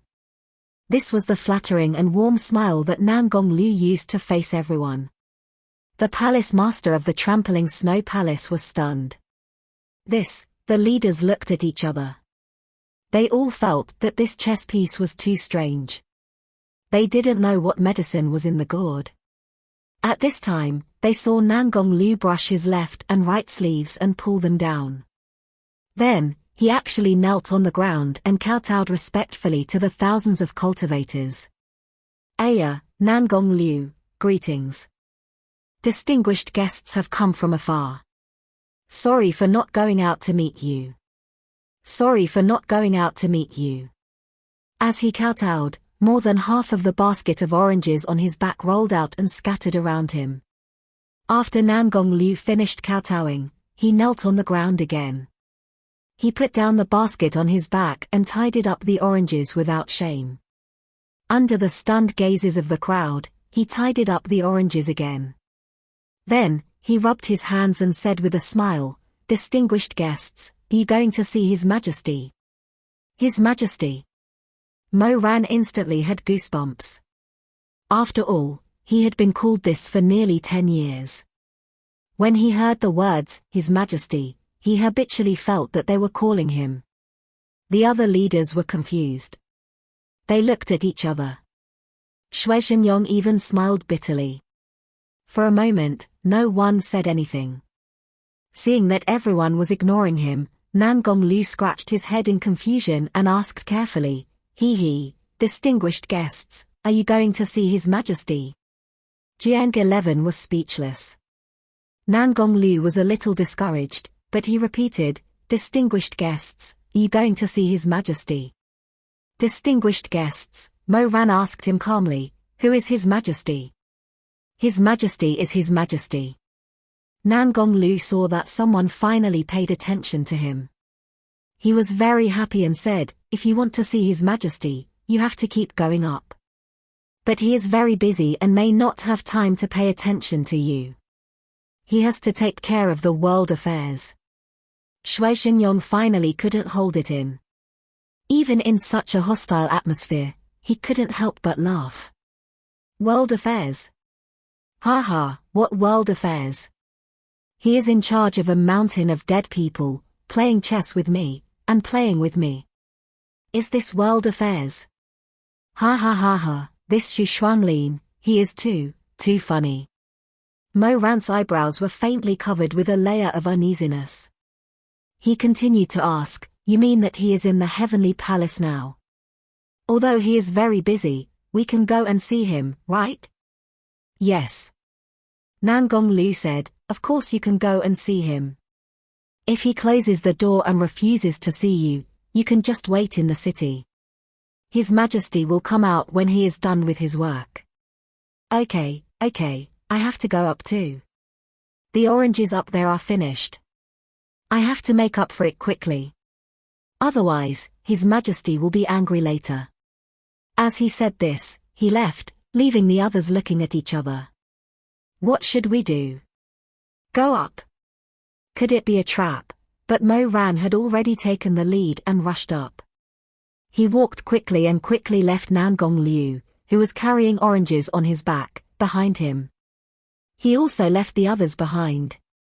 In the end, he was the first to arrive at the Celestial Palace, gasping for breath. Standing in front of the main entrance, he raised his head and realized just how vast and majestic this palace was. Just the two doors of the palace had the power to cover the sky and the sun. On the left side of the door was a soaring dragon swallowing the sun, and on the right side was a fire phoenix spitting out the moon. The sun and the moon intersected, shining brilliantly. The gaps of the dragon's scales were filled with melted pure gold. The phoenix's feathers were inlaid with jewels and gems, lingering on the ground. Hanging on the roof of the palace were whale oil bronze lamps, which had not been extinguished for thousands of years. Under the illumination of these tens of thousands of candles, the heavenly gate shone even more brilliantly. Mo Ran thought that the gate was extremely heavy and difficult to open. However, when his finger touched the surface of the gate, it was only a light touch. Along with the muffled sound of thunder, the heavenly gate of dragon and phoenix did not require him to use any more strength and slowly shrank inward. The moment he saw the front hall of the heavenly palace, Missouri Ran was stunned. What kind of strange scene was this? 217. He walked on the long central walkway in the front hall of the heavenly palace. Every brick under his feet shone like thin ice, reflecting his figure. Thud. Thud. Thud. Step by step, the sound of his empty footsteps echoed in the hall. But Mo Ran was not alone. He was standing in the middle of the endless walkway of the Confucian Wind Sect's sacrificial hall. Both sides of the walkway were densely packed with people. Men, women, the old, and the young. They all had different expressions on their faces. He stood in the middle, which was like a small city. To his left were the corpses of the members of the Confucian Wind Sect, the people who had wronged Xu Shuanglin. They had all been reduced to lowly people, dismembered by 1,000 cuts, executed by all sorts of torture, and then brought back to life, only to be executed again. On the other side, there was singing and dancing, free and unfettered. He even saw Luo Xianxian. That was probably not a real soul, but an appearance made by other corpses using illusions. She was under Hazy's control, just like Jin Chengche's flood dragon people. Luo Xianxian's hair was tied up in a bun. She was with her husband, Chen Buohuan. The two of them looked peaceful and leisurely. He also saw Minister Chen's youngest daughter. She was sitting beside her brother and sister-in-law, talking to them with a smile. Luo Xianxian was leaning against Chen Buohuan. When she heard something interesting, she would cover her mouth with her sleeves and smile brightly. The scene was beautiful and dreamy, but it made Mo Ran's back feel cold. He paced in the long walkway. It was half hell and half heaven. Good and evil were clearly distinguished. On his left was laughter, and on his right was painful moans. He walked forward, as if he was walking through water and fire, light and shadow. He looked to his left and saw hundreds of butterflies fluttering in the air and clusters of flowers. A stream of water flowed out from behind a pillar, and there was clear wine flowing in it. Beside the wine stream, some people were reading books leisurely, some were reciting poems, children were laughing, and women were lying on their bed in a drunken stupor. He looked to his right. The cauldron was boiling hot, and the fire was boiling oil. Writhing bodies were doused in boiling oil, and their tongues were pulled out and pierced through their hearts. People cursed and tore at each other, and their eyes flashed with a cold light like that of a wild beast. He also saw the former abbot of Wubei Temple, the old monk who had single-handedly plotted the conspiracy behind the Holy Mountain Conference. He was surrounded by 3 people, each holding a small, rusty knife in their hands. They were cutting his face, legs, and chest separately. Cut after cut, the flesh that was cut quickly recovered, and the cycle repeated. The old monk kept screaming, but it was only a roar of unknown meaning. His rumor-making tongue had long been torn off. The more Mo Ran walked, the more he shuddered. He didn't even want to look around anymore. Crying, laughing, angry, happy. A woman on the left was chanting softly, life and death, lonely and cold life. A lover can't call out his lover's response. On the right, a woman was being bitten by a vicious dog and was screaming. Half of his peripheral vision saw light, and the other half saw darkness. The light and darkness were absolute, like chess pieces on a chessboard. Black and white faced each other, and good and evil were clear. Mo Ran only felt a splitting headache. He stood in the middle. He simply stopped and closed his eyes. He didn't want to see the scene of the 9 heavens and purgatory mixing. He stood in the same place, waiting for the large group who was not as fast as him to catch up. Falling leaves startle the remnant dream, leisurely strolling in the fragrant dust, counting the falling red. No. Don't do this to me again. I beg you. Save me, save me. But the voices on both sides were endless, like arrows, penetrating the wood. He heard Luo Xianxian saying gently to her husband, Chen Lang, the orange flowers in the courtyard have bloomed. I'll take you to see them, okay? He heard the former leader of Jiangdongtang, Qin Shi, laughing crazily, adultery. Ha ha ha ha, yes, I'm adulterous with Nangong Liu. I'm a slut, a whore, I'm a slut, a poisonous woman, I killed my own husband, I want to be the leader, ha ha ha ha, all of you come and see my true face, see that I'm an ugly bitch, ah ha ha ha. Everything was gathered together. The living, the dead. Reality or illusion? Was it black or white, good or evil? The voices around him gradually rose and fell like tides. He seemed to see 2 giant dragons breaking out of the water, and the moonlight shone on their cold and wet scales. Were those 2 evil dragons? No, those were his 2 spirits. They began to fight again, roaring and spitting dragon's breath, biting and colliding fiercely. The earth shook and the mountains shook.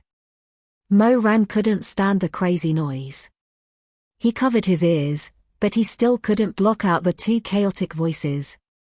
Finally, he couldn't stand it anymore. He raised his hand and was about to cast a spell of silence. He suddenly opened his eyes. The scene around him disappeared. Mo Ran was terrified. He was stunned on the spot. What happened? Why did the scene around him disappear? Where was he? Why was it so dark everywhere? It was a boundless darkness, was this an illusion set by Xu Shuanglin? Mo Ran looked around, but there was nothing, only darkness. He walked a few steps and tried to call out, "Master! Xuemeng! Is someone coming?" No one answered him. It was dark as death. Even though he had seen countless storms, this kind of darkness was still terrifying. He walked forward, and goosebumps appeared on his arms. He walked forward, suddenly, he saw a faint white light in front of him, which seemed to be the exit. He walked towards that place. Suddenly, figures appeared around him, and he couldn't see their faces clearly, but he heard those people's ravings, and they knelt down in front of him like a tide. Those people were chanting, and their voices were low, and they gathered into a rumbling river, "Congratulations to the Emperor Ta, and may he live as long as the heavens." Emperor Ta. No, no. He stammered, he trembled, and he shuddered. He tried his best to run forward, but it seemed like there were thousands of hands coming from all directions, trying to catch him. "Your Majesty, Emperor Ta will be blessed for eternity. Longevity is endless, and blessings never end." Mo Ran was driven crazy.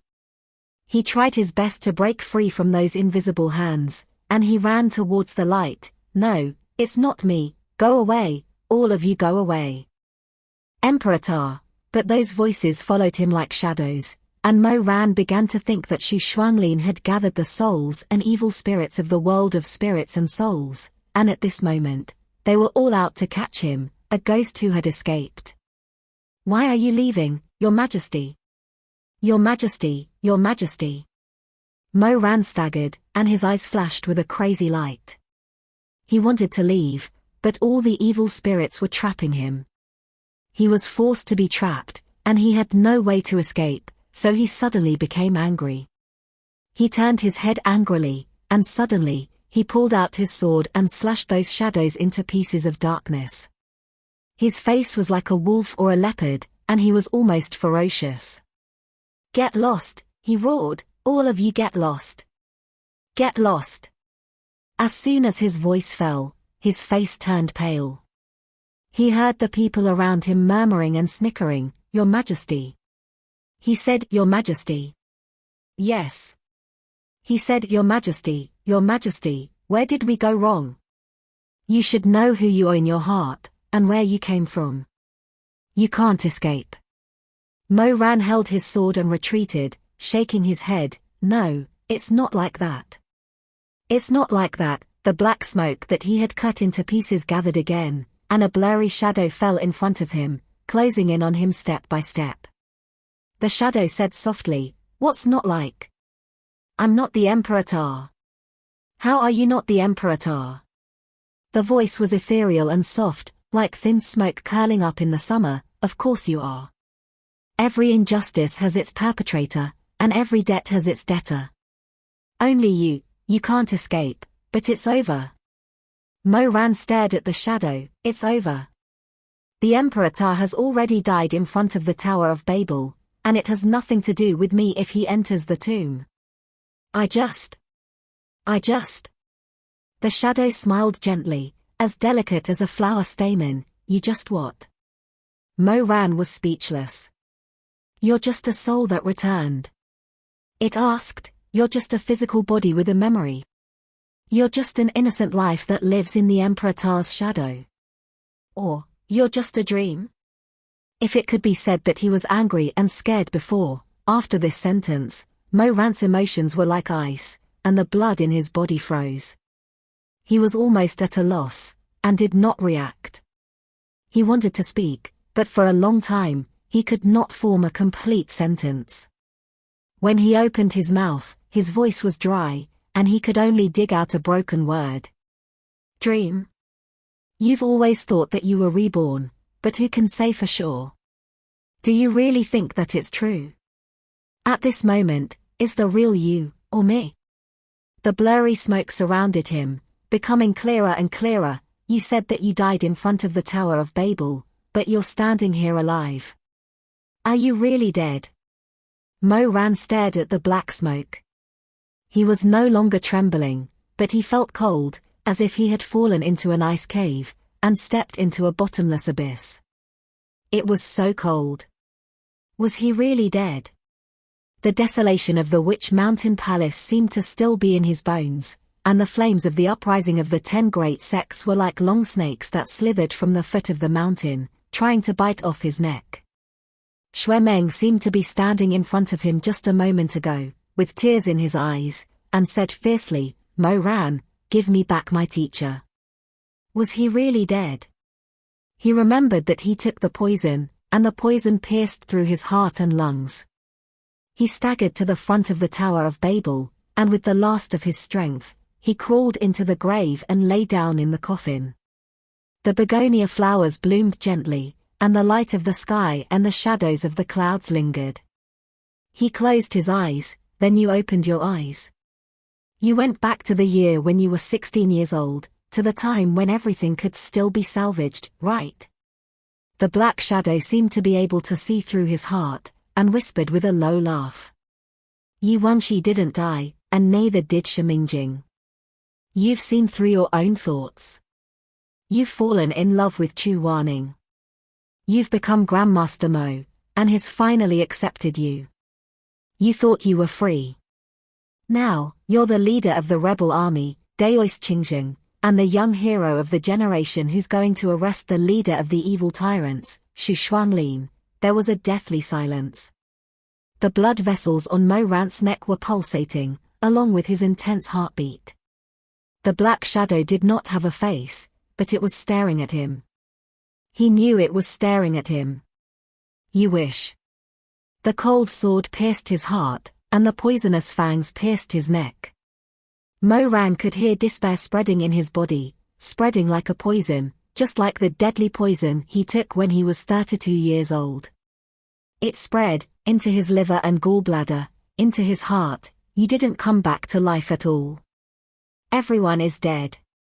Xue Meng is still alive, but he hates you very much, the black shadow said.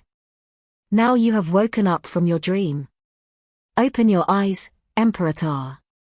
You are still the Lord of Darkness. No. Mo Ran heard someone speak.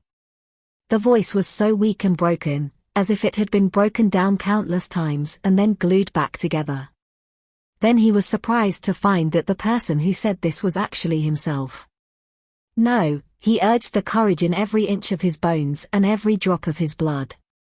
He opened his eyes, and there was a burst of madness in them. You are lying.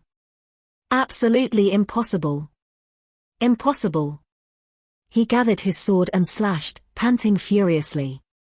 The cloud of black smoke dispersed again. But its voice did not disperse. It was laughing in a low voice. Lie. But your majesty, why don't you look down and see what you are holding in your hand? 218, he lowered his head. He suddenly lowered his head. His blood almost flowed backwards, his brain was buzzing, he saw. No return. In his hand was the sword of 100 battles, the divine martial No Return.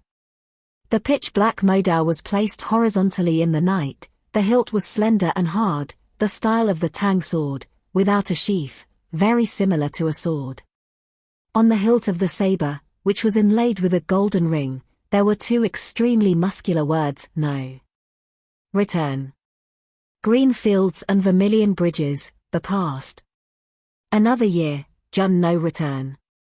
Mo Ran was as if he was struck by lightning, the light in his eyes was as thin as a needle, his face was paler than a dead person, more ferocious than a ghost. No, no, no, don't. He was almost desperate, he threw No Return to the ground, but the divine martial was connected to his heart, it automatically returned to his waist. No. Mo Ran was hysterical, he tried to summon the ghost, he wanted the red willow vine, he summoned it again and again, but the ghost did not come. There was no ghost, there was no vine whip. Only No Return accompanied him. Do you believe it now? The haunting shadow gathered again. This time, it gathered faster than before. Soon, it had a shape. For limbs, a waist, a head, Mo Ran refused to believe it. He refused to believe it. He no longer cared about the black smoke, he ran to the end of the light. This was the illusion set up by Xu Shuanglin. This was just an illusion. Go to the place where the light was, and everything would be over. He ran madly in that direction, he ran madly. But once again, his arm was held tightly. Mo Ran did not want to care about it anymore. He shook it off, he shouted angrily, "Go away! Go away! What is real? Do you know what is real better than me? I know what is real. He treated me well, it is real. He did not die, it is real. How can the things that he and I have been through all these years be fake? Jinqing Pond, Peach Blossom Origin, Ghost World, Colorful Butterfly Town, we married." That voice gently interrupted him, almost sighing, "Mo Ran, I'm the one who married you. How can you not remember?" He suddenly turned his head around and saw that the black fog had already condensed into a form. A face was as beautiful as a lotus flower, extremely charming. It was truly a peerless beauty in the world. She gently snuggled up to him. She wore a head full of pearls and jade hairpins, and draped in the bright red robes that she wore when she got married. "Rising Sun Peak, I can't walk anymore. You carried me up. You told me not to call you Your Majesty, but from now on, I will only call you Mo Ran. Have you forgotten?" Her smile was as gentle as a blade of grass, but the strength in her hands was shockingly great. Mo Ran struggled to break free from her grip. This was definitely not Song Qiutong. His wrist was already bruised. He continued to move forward, the white light was getting closer and closer, he seemed to know that it was the way out. "Go over there. I just need to go over there," he heard Song Qiutong laughing behind him. "Your Majesty, where are you going? Chu Wanning is already dead. He was killed by you. Do you really want to go over there?" "Over there is," he did not hear clearly. He broke free from the restraints of those phantoms and malicious spirits. He ran wildly, throwing her voice to the back of his mind. The pure white light in front of him grew brighter and brighter, bigger and bigger. He was like a person who was about to drown at the bottom of the sea. He used all his strength to push his legs and swim towards the shaking and shattered light. Suddenly, he plunged into the magnificent white light, and the darkness disappeared. He gasped for breath, his legs weak. He could not stop to catch his breath, like a person who had just emerged from the water. He greedily breathed in. He could not adapt to such a strong light for a while. He raised his arm to block his eyes. After a while, he heard the chirping of birds and smelled the faint fragrance of Shifu's begonia. He slowly opened his eyes. Where was he? The first thing he saw was a lush begonia tree. The branches were bright red, like the multicolored light of a brocade. He was not in the ancestral heavenly palace of the Confucian Wind sect. Was this illusion still not over? But his heart was gradually falling apart. He suddenly was not so sure about who he was. Where was a dream? Where was reality? He sat up. A begonia flower that had fallen on the tip of his nose drifted to his knees. Sit up. Only then did he realize that he had been lying down, as if he had just finished a nightmare. He looked around. He was in front of the sky-split tower, the pinnacle of life and death. As for himself, he was sitting in a pitch-black coffin with its door open. In an instant, Mo Ran felt as if his fingertips were cold. He was in a daze for a while. Then he suddenly got up and staggered out of the coffin. He saw a tablet in front of the coffin. There was not a single word on it. Instead, there was a bowl of wontons and several plates of stir-fried food, all of which were his favorite food. He stared at those things. He stared at the coffin. No. The nightmare was not over. He fell into an even deeper nightmare. Or Was he actually awake now? Could it be that what the Black Shadow said was true? Did he really just take poison, lie down in front of the Tower of Babel, and have a very long dream? Everything in the dream was, he did not dare to continue thinking. He got up like crazy and ran straight to the South Peak, the peak of life and death. But it was different from what he remembered before he died. He remembered that he had clearly told everyone to disperse, but when he was halfway through running, a group of palace servants rushed out. The one in the lead was Elder Liu, who had served him for many years. Elder Liu was holding a box, and his wrinkled face was full of joy. "Your Majesty, the elixir of rebirth has been found." "This is the elixir of rebirth." He suddenly stopped in his tracks. Everyone knelt down to congratulate him. Elder Liu also knelt down. A pair of withered hands held up the brocade box. He trembled as he handed it to Mo Ran. He said hoarsely, "The elixir of rebirth.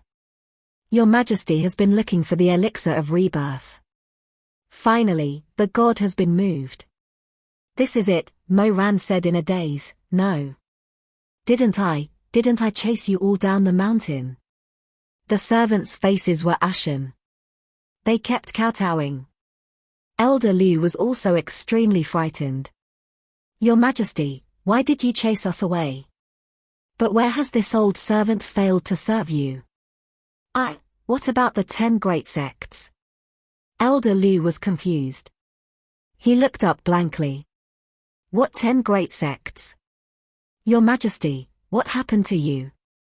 Mo Ran knew that he could not explain clearly, so he pulled him to the Tower of Babel. As soon as he came out of the forest, he pointed to the tomb in front of the tower. "Look over there. I just slept there." He turned his head, but found that his coffin and tomb were gone.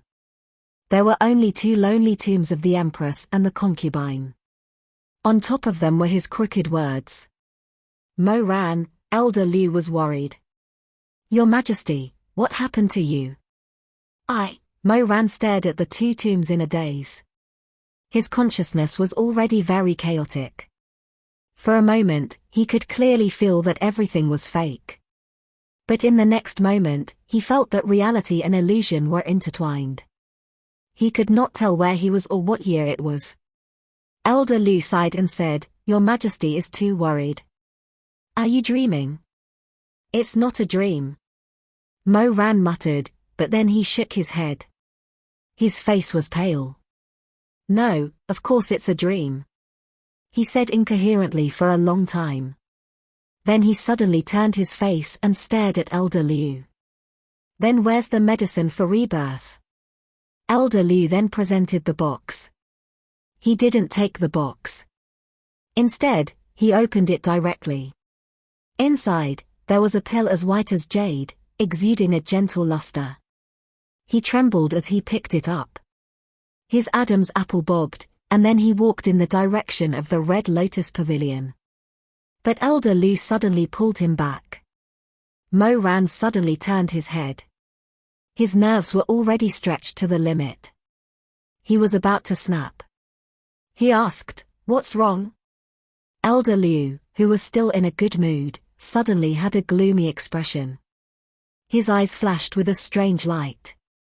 He said gloomily, "Your Majesty, did you go in the wrong direction?" "What do you mean by going in the wrong direction? Where Your Majesty should go is the soul summoning platform," Elder Liu said slowly. Those servants also slowly surrounded Mo Ran. They slowly closed in. "Your Majesty, all this time, haven't you been thinking about reviving your senior martial brother, Shimingjing?" Now that the elixir of rebirth is in your hands, why did Your Majesty abandon the soul summoning platform and run to the Red Lotus Pavilion?" Elder Liu said faintly. "For the sake of this method of rebirth, Your Majesty killed millions of people, trampled on the Confucian Wind sect, and caused the world to be filled with mourning and rivers of blood. Could it be that after doing all this, Your Majesty actually wants to go against your original intentions and take this elixir into the mouth of another person?" Mo Ran's heart was in a mess. He tightly gripped the elixir.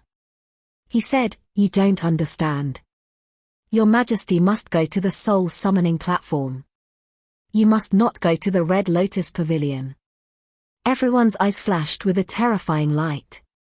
They surrounded him and repeated, "Your Majesty must go to the soul summoning platform. You must not go to the Red Lotus Pavilion." Mo Ran firmly protected the elixir.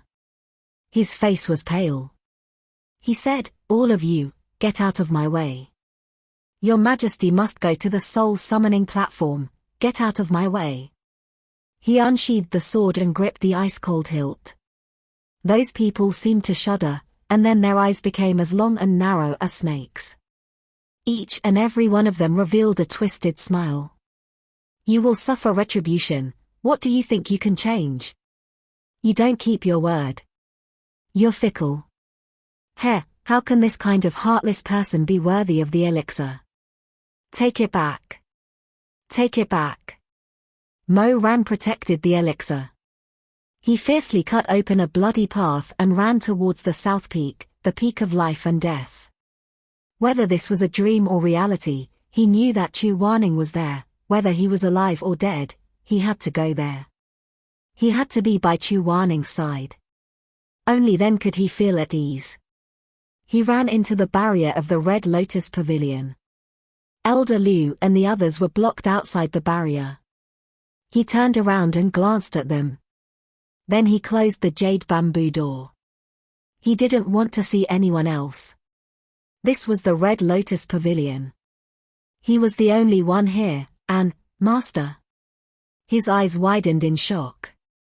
He saw that Chu Wanning was standing under a begonia tree. His hair was tied up in a high ponytail and he wore metal gloves. His expression was focused on adjusting a night patrol god mech that was almost completed. The wind rose. Light pink flower petals rustled and fell. They fell like the first snowflakes on the stairs and the table. They were gentle like ripples. Mo Ran's eyes were wet and red. In an instant, he was choked with sobs. "Master," Chu Wanning heard his voice and raised his head. Because he was busy, he was still biting on a small file. When he saw Mo Ran, he was slightly surprised. He put down the file and then straightened up. He nodded at him. "Why are you here?" 219. Mo Ran didn't answer, or perhaps he couldn't answer. He walked forward and hugged Chu Wanning. "What's wrong with you?" In his arms were slightly cold clothes and a warm body. "Why are you crying?" He didn't know. Dream, reality. He wasn't sure. But in the Red Lotus Pavilion, there was no Chu Wanning's cold body lying there. His teacher was still alive. He was still worried that the joints of the God of Night were not flexible enough.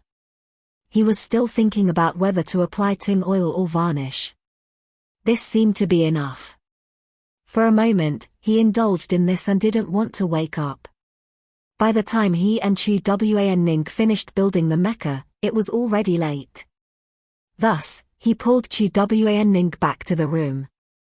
Just like in their previous lives, they intertwined their necks and rubbed their ears against each other. In the dream, Chu Wanning wasn't so docile. He always had this kind of ruthlessness and couldn't let go. Even when he was at the peak of pleasure in bed, when he vented, he would often bite his lower lip. His eyes would be watery, but he wouldn't make a sound.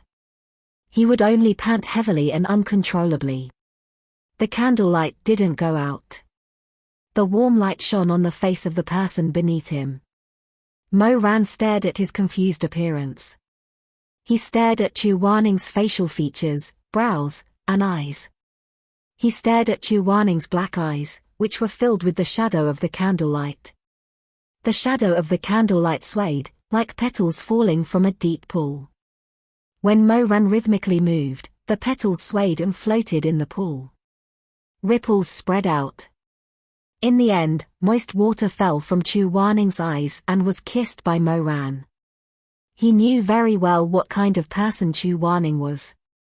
If he didn't use an aphrodisiac, it would be difficult for him to climax in love. His self-control was so good that it was regrettable. But so what? She couldn't control her tears, nor could her rapid breathing.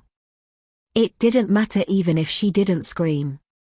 Seeing him being fucked by her to the point of crying, to the point where his face was flushed red and his eyes lost focus, to the point where his sturdy chest kept rising and falling, and to the point where he was gasping for breath, was also very good. It was an enchanting night, and they only fell asleep in each other's arms at 3 in the morning. Mo Ran hugged the person in his arms tightly. Both of them were drenched in sweat. Their warm bodies were pressed against each other, and even their hair was stuck to the side of their cheeks. He kissed Chu Wan Ning's earlobes and neck tenderly, hugging her even tighter in his arms. That's good. Master, now that you're by my side, that's good. He fell asleep. He opened his eyes and was shocked to find that Chu Wanning was no longer by his side.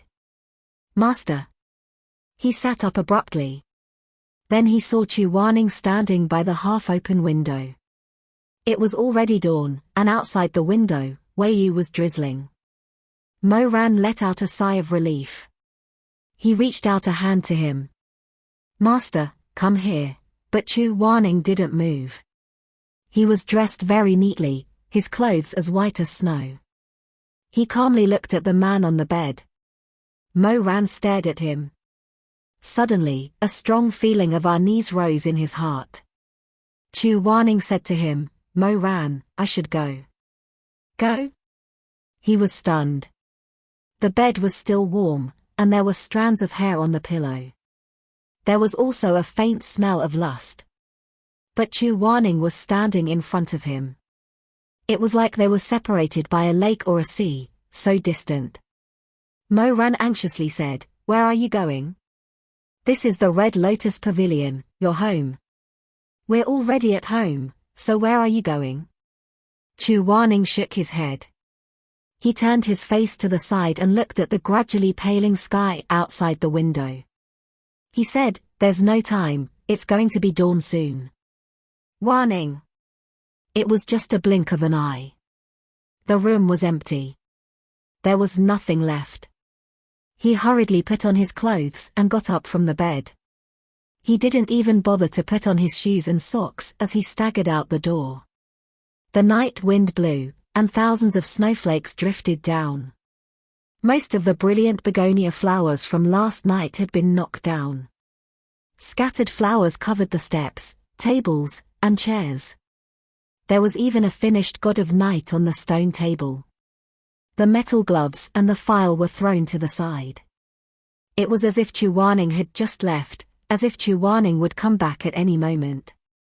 Wanning? Wanning! He ran around the Red Lotus Pavilion like a madman, searching. But he always avoided the lotus pond. Subconsciously, he didn't dare to go to the lotus pond. He didn't dare to go, but in the end, he still walked over in a daze. Barefoot, he stepped on the cold blue stone pavement. He stopped quite a distance away from the lotus pond. Looking up from his pale toes, the last thing that could be seen was a face that was completely devoid of color. He opened his eyes wide in a daze. He looked at the man lying in the lotus pond in the distance. He saw him almost every day in the last 2 years before his death in his previous life. Lying in the depths of the lotus pond, his body hadn't decayed, his clothes were clean.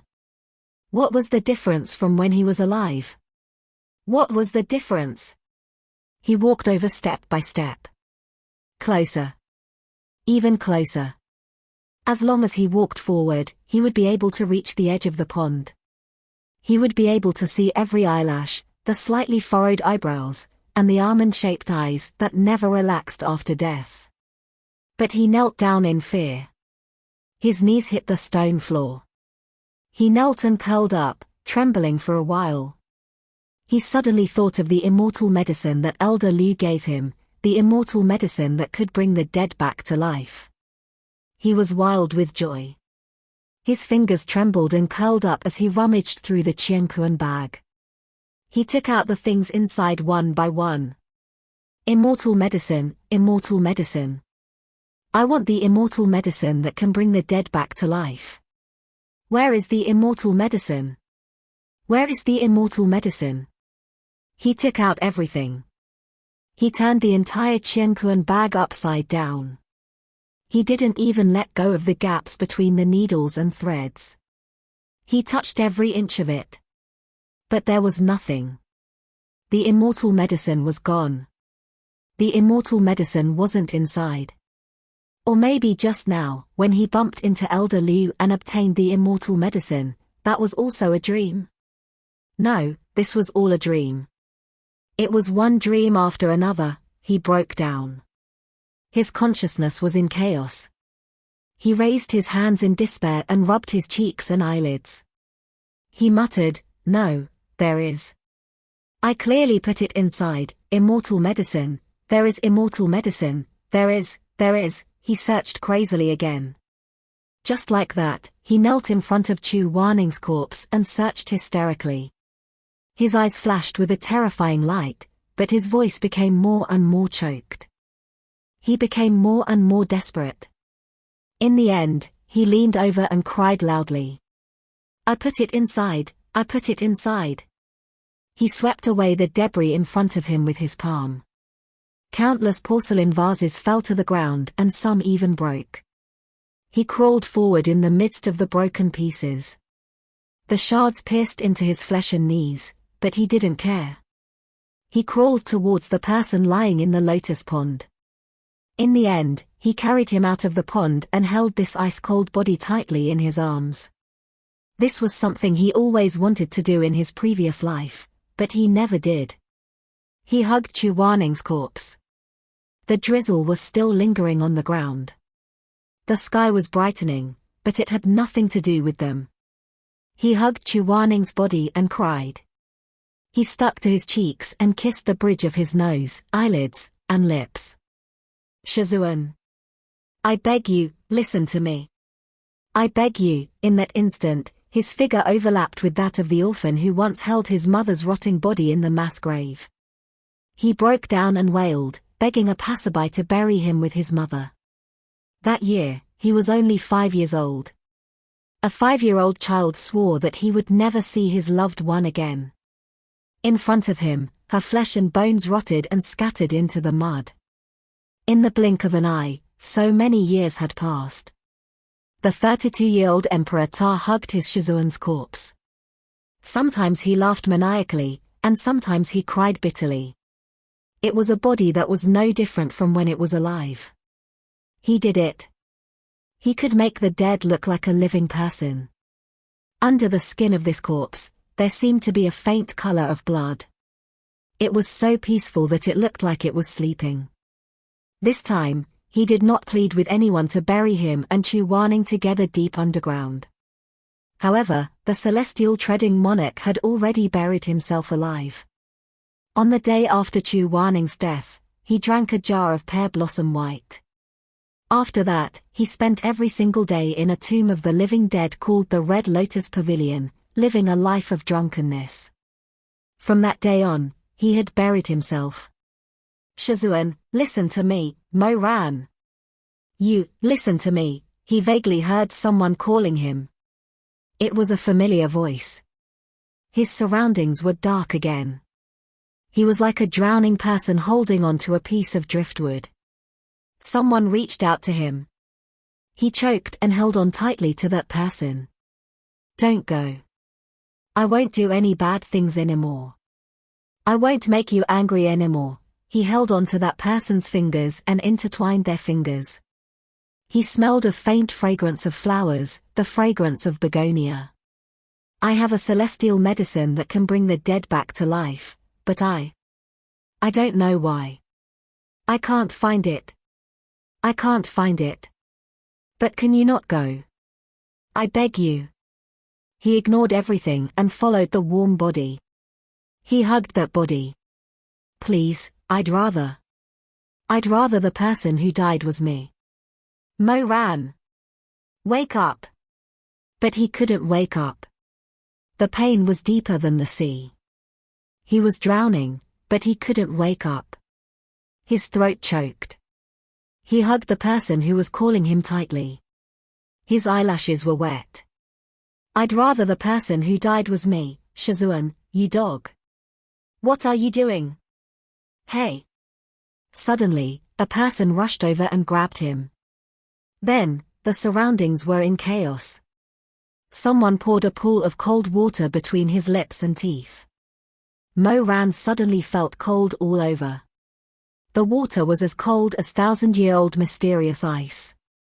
It almost froze his lungs. He suddenly opened his eyes. The first thing he saw was Jiangxi's gloomy face. She was holding a green jade bottle in her hand. Obviously, what she poured into his mouth was from the bottle. When he opened his mouth, he found that his throat was hoarse. He couldn't say anything for a while. Then, he looked around and found that he was back in the ancestral hall Celestial Palace again. His clothes were soaked in cold sweat. The people around him were looking at him strangely, especially Shuemeng. His face was green and white. He didn't look good. He was lying on Chu Waning's knees and hugging Chu Waning's waist tightly. Chu Waning's clothes, which were originally solemn and respectful, had been messed up by him in the dream. The edges of his outer robe had slipped to his shoulders. Mo Ran, he didn't say anything wrong, did he? Chu Waning didn't look good either, but he was still calm. He said, "Why did you run so fast?" Shizun, you were trapped by a nightmare. Jiang 11 put away the jade bottle and stood up again. She lowered her eyes and said, "Rest for a while. I fed you the dream-breaking cold water. You'll feel very cold. You'll be fine after a cup of tea." Mo Ran still hadn't recovered from the layers of terrifying dreams. His eyes were still a little confused. After a long time, he muttered, "Trapped by a nightmare. But I've been very careful. I didn't feel any traces of magic." Jiangxi's claws and teeth revealed their sharpness. "Magic? What's that stupid thing? Everyone present, do you think the most ruthless thing in the world is magic?" The leader of the medicine sect narrowed his eyes and shook his sleeves. "You're ridiculously wrong. The most powerful thing in the world is medicine." In this heavenly palace, there was a kind of sleeping incense in advance called the 19 levels of hell. This incense is colorless and tasteless, but it can make people hallucinate and fall into the greatest fear of their life. Jiang 11 paused and then looked at Mo Ran. "The greater the fear, the deeper one falls. I saved a few people who were trapped by the 19 levels of hell. I gave them 4 to 5 drops of the dream-breaking cold water and they woke up. But do you know how much you drank?" "How much?" Jiang 11 seemed a little unhappy. She said, "More than half a bottle. It's enough to save more than 100 people before your consciousness was called back. I'm a little curious. Grandmaster Mo, you're so young. Why do you have such deep fear? What are you afraid of?" 220, Mo Ran didn't say anything. If it wasn't for this dream, he wouldn't have known that there was such a terrifying fear hidden in the depths of his heart. He was afraid of Chu Waning's death, afraid of Shimai's questioning of his feelings, afraid that this life was actually just a dream. He lowered his head. He didn't know if it was the effect of the dream-breaking cold water or some other reason. He felt cold, so cold that he shivered. Chu Waning stood up from the ground. There were too many eyes here, so he couldn't have any intimate actions with Mo Ran. Not to mention that Mo Ran kept hugging him and calling his name in the nightmare. If he didn't do his best to restrain himself, he would have been pressed to the ground by Mo Ran in front of everyone. Although this didn't happen in the end, Mo Ran's emotions were so intense that he didn't know how many people around them had already noticed that something was wrong. Chu Waning slowly stood up. He had sat for a long time, so his legs were sore and numb. Shuemeng subconsciously raised his hand, but for some reason, he didn't go forward to help him. Shimai reached out and said softly, Shizun, take a break. Chu Wanning lowered his eyelashes. He didn't say much, nor did he explain. He just took off his already messy outer robe. His white robe fluttered and fell on Mo Ran's shoulder. Wear it. When the cold of the medicine disappears, return it to me. Mo Ran didn't dare to look at him too much. He said softly, yes, Shizun. The others were carefully inspecting the scene in the hall, or checking if there were any hidden weapons or traps, then they all dispersed.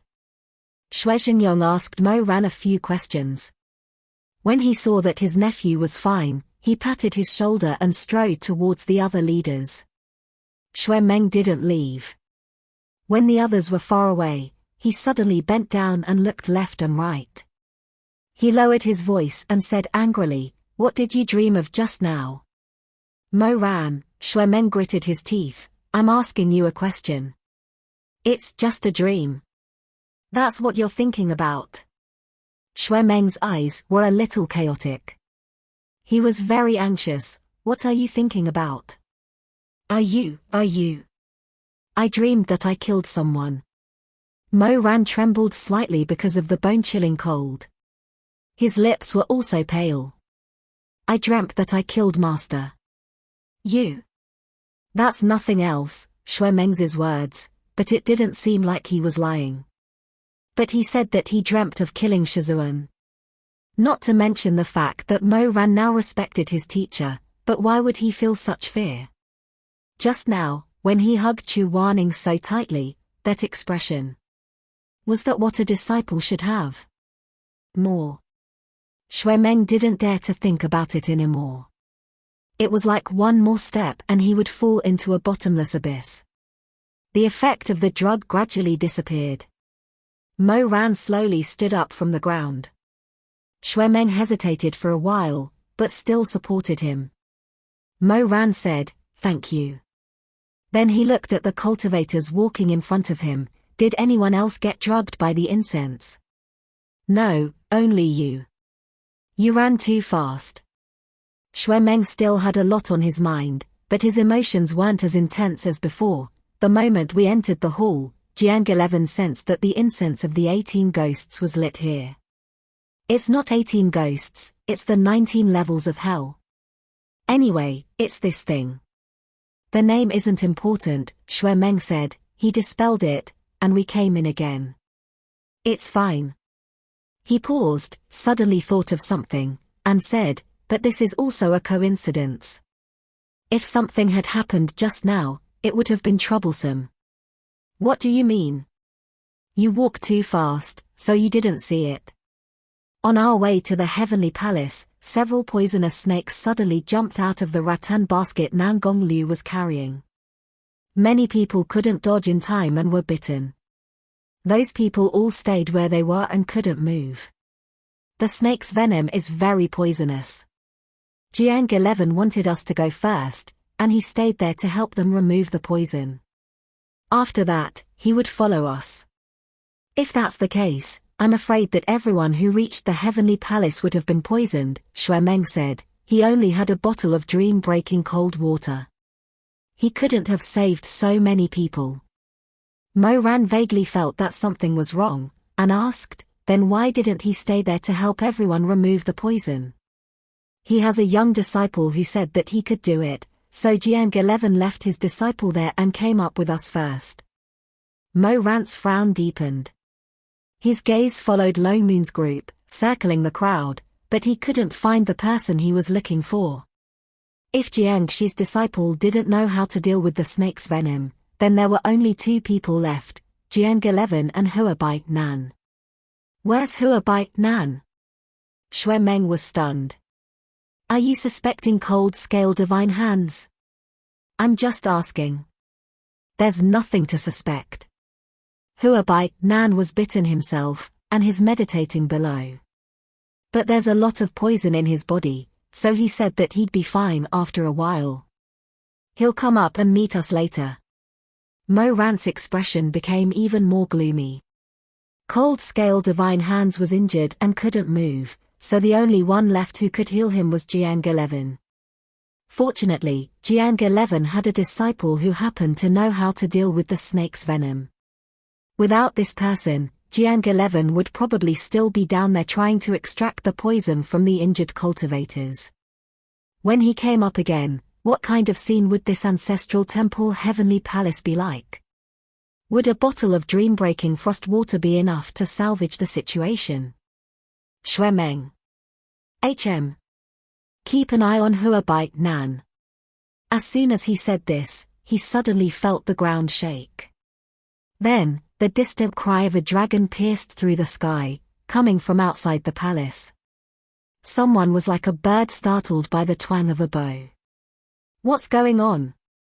What was that noise just now? A courageous cultivator said, I'll go take a look. He quickly rushed to the entrance of the palace and looked down, then looked up at the sky.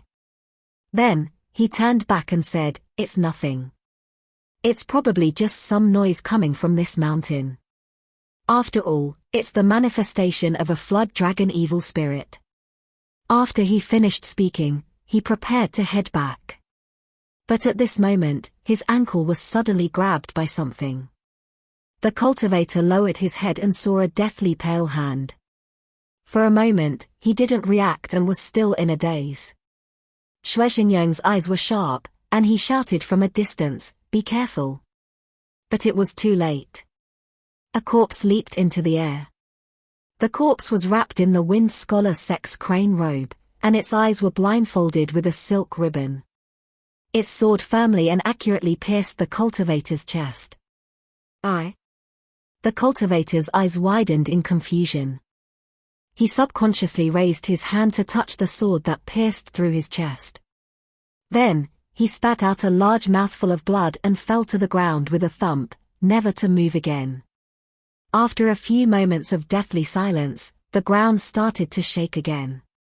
Everyone looked at the entrance of the hall and saw thick dragon tendons rising from the ground, piercing through the clouds.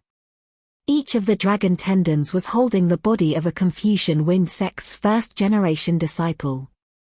From a distance, it looked like a dense swarm of bees, ready to rush into the hall at any time and crush everyone into meat paste.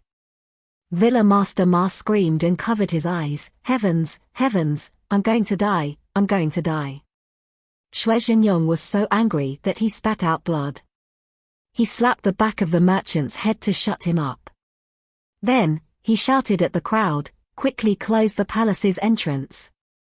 Hurry up and block the entrance of the palace. Don't let them rush in. As he spoke, he took the lead and faced the zombie that was swaying and walking over with a sword dripping with blood. He waved his folding fan and knocked it out of the hall.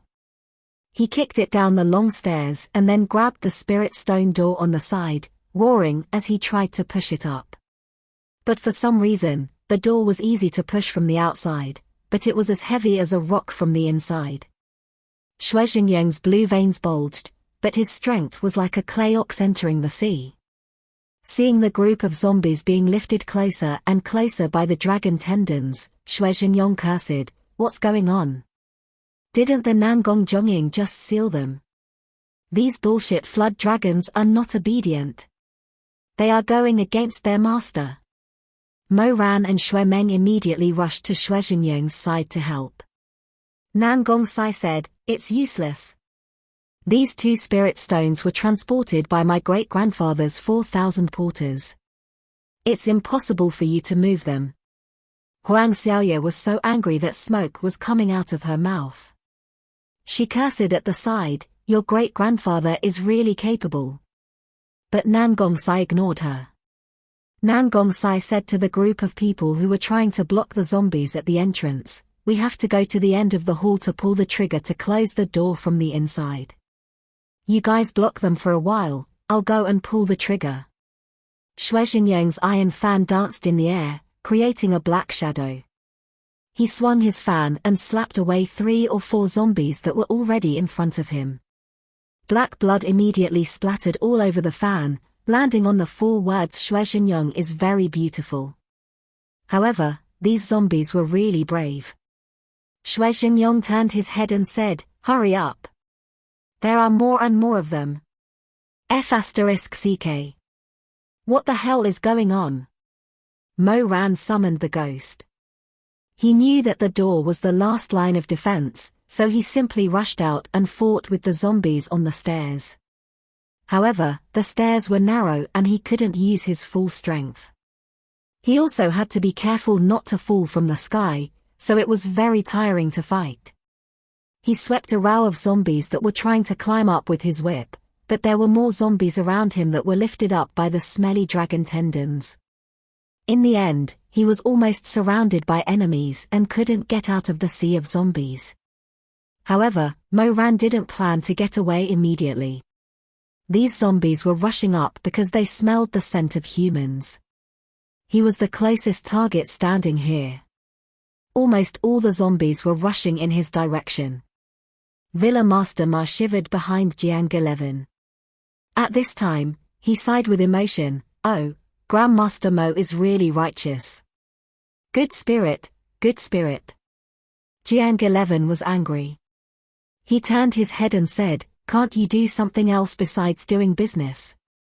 I only know things that require time to study, such as arrays, skills, weapon assembly, and so on. I'm really not good at close combat." Villa Master Ma looked at Jiang Shi's cold eyes and choked. After hesitating for a while, he said tentatively, "How about? I cheer for you." Jiang 11 was speechless. However, what this fellow said was not wrong. Every sect had their own strengths and weaknesses. In this kind of bloody battle, only a few people would be able to save their lives if they rushed up. The others would just be sending themselves to their deaths. Even Jiang 11 could not get close. The medicinal powder was useless on corpses. Xue Meng stood at the entrance of the hall with the dragon's city in his hand. He stared at the black figure floating under the crane's banner. He saw a blood vine rise from the ground and carry a high-level disciple of the Confucian Wind sect toward Mo Ran. Xue Meng couldn't hold it anymore. He drew his sword and cut off the arm of the zombie. Then, he stood back to back with Mo Ran and cut off the twisting dragon tendon. In an instant, blood splattered everywhere. Xue Xingyong shouted, "Meng, come back. It's okay. I'll go with him." It was obvious who he was referring to. Mo Ran turned his head and said to Xue Meng, "You go back. I'll be here. You'll be the second line of defense. If I can't hold on, you." "Shut up." Xue Meng's dragon city buzzed. He said angrily, "Are you the number one on Spiritual Mountain, or am I? Are you the young master of the Life and Death Summit, or am I the young master of the Life and Death Summit? Are you stronger or am I stronger?" Mo Ran's chest heated up. He stopped talking and focused on fighting back to back with Xue Meng. They faced the rampaging zombies from all directions. At this time, the stone doors on both sides suddenly shook and slowly closed in the middle. Xue Xingyong was overjoyed and said, "Good, good, good, it's moving. The doors are closing. You two, come back. Come this way." Mo Ran and Xue Meng worked together. The ghostly red light and Dragon City's red light danced left and right. There were clanking sounds as countless corpses fell from the sky and dragon tendons were broken. They slowly moved toward the doors, which were also closing bit by bit. Xue Meng said, "You go in first." Mo Ran said, "Let's go in together." "Go? What are you waiting for?" Xue Xingyong said anxiously, "Quick. Come back." Mo Ran grabbed Xue Meng's collar. Xue Meng said angrily, "Let go. Don't play hero with me, you, who's playing hero with you? Let's go." As Mo Ran said this, he grabbed Xue Meng with one hand and stepped on the stone steps with one foot. He swung his hand and pushed back a group of zombies that were about to charge at them. Then, he and Xue Meng rushed toward the doors. The doors were only half closed, so they were not in a hurry. Mo ran through Xue Meng to Xue Xingyong and leaned against the doors. He held the Starfire Explosion Vine Whip and stood against the wind. His eyes were burning as he slowly retreated. All of a sudden, the two boulders that were in the process of merging together stopped. Xuemeng said in surprise, "Why did they stop moving?" He turned around and saw that Nan Gongsai's face was pale. He walked out from behind the stone pillars of the heavenly palace that was so thick that it would take 10 grown men to wrap their arms around them. He said in a gloomy tone, "The central axis of the sphincter was destroyed. When it was half closed, the chain broke and can't be reconnected." After Nan Gongsai finished speaking, he raised his hand. In his scarred palm, there was half a bronze lock. He was shaking it.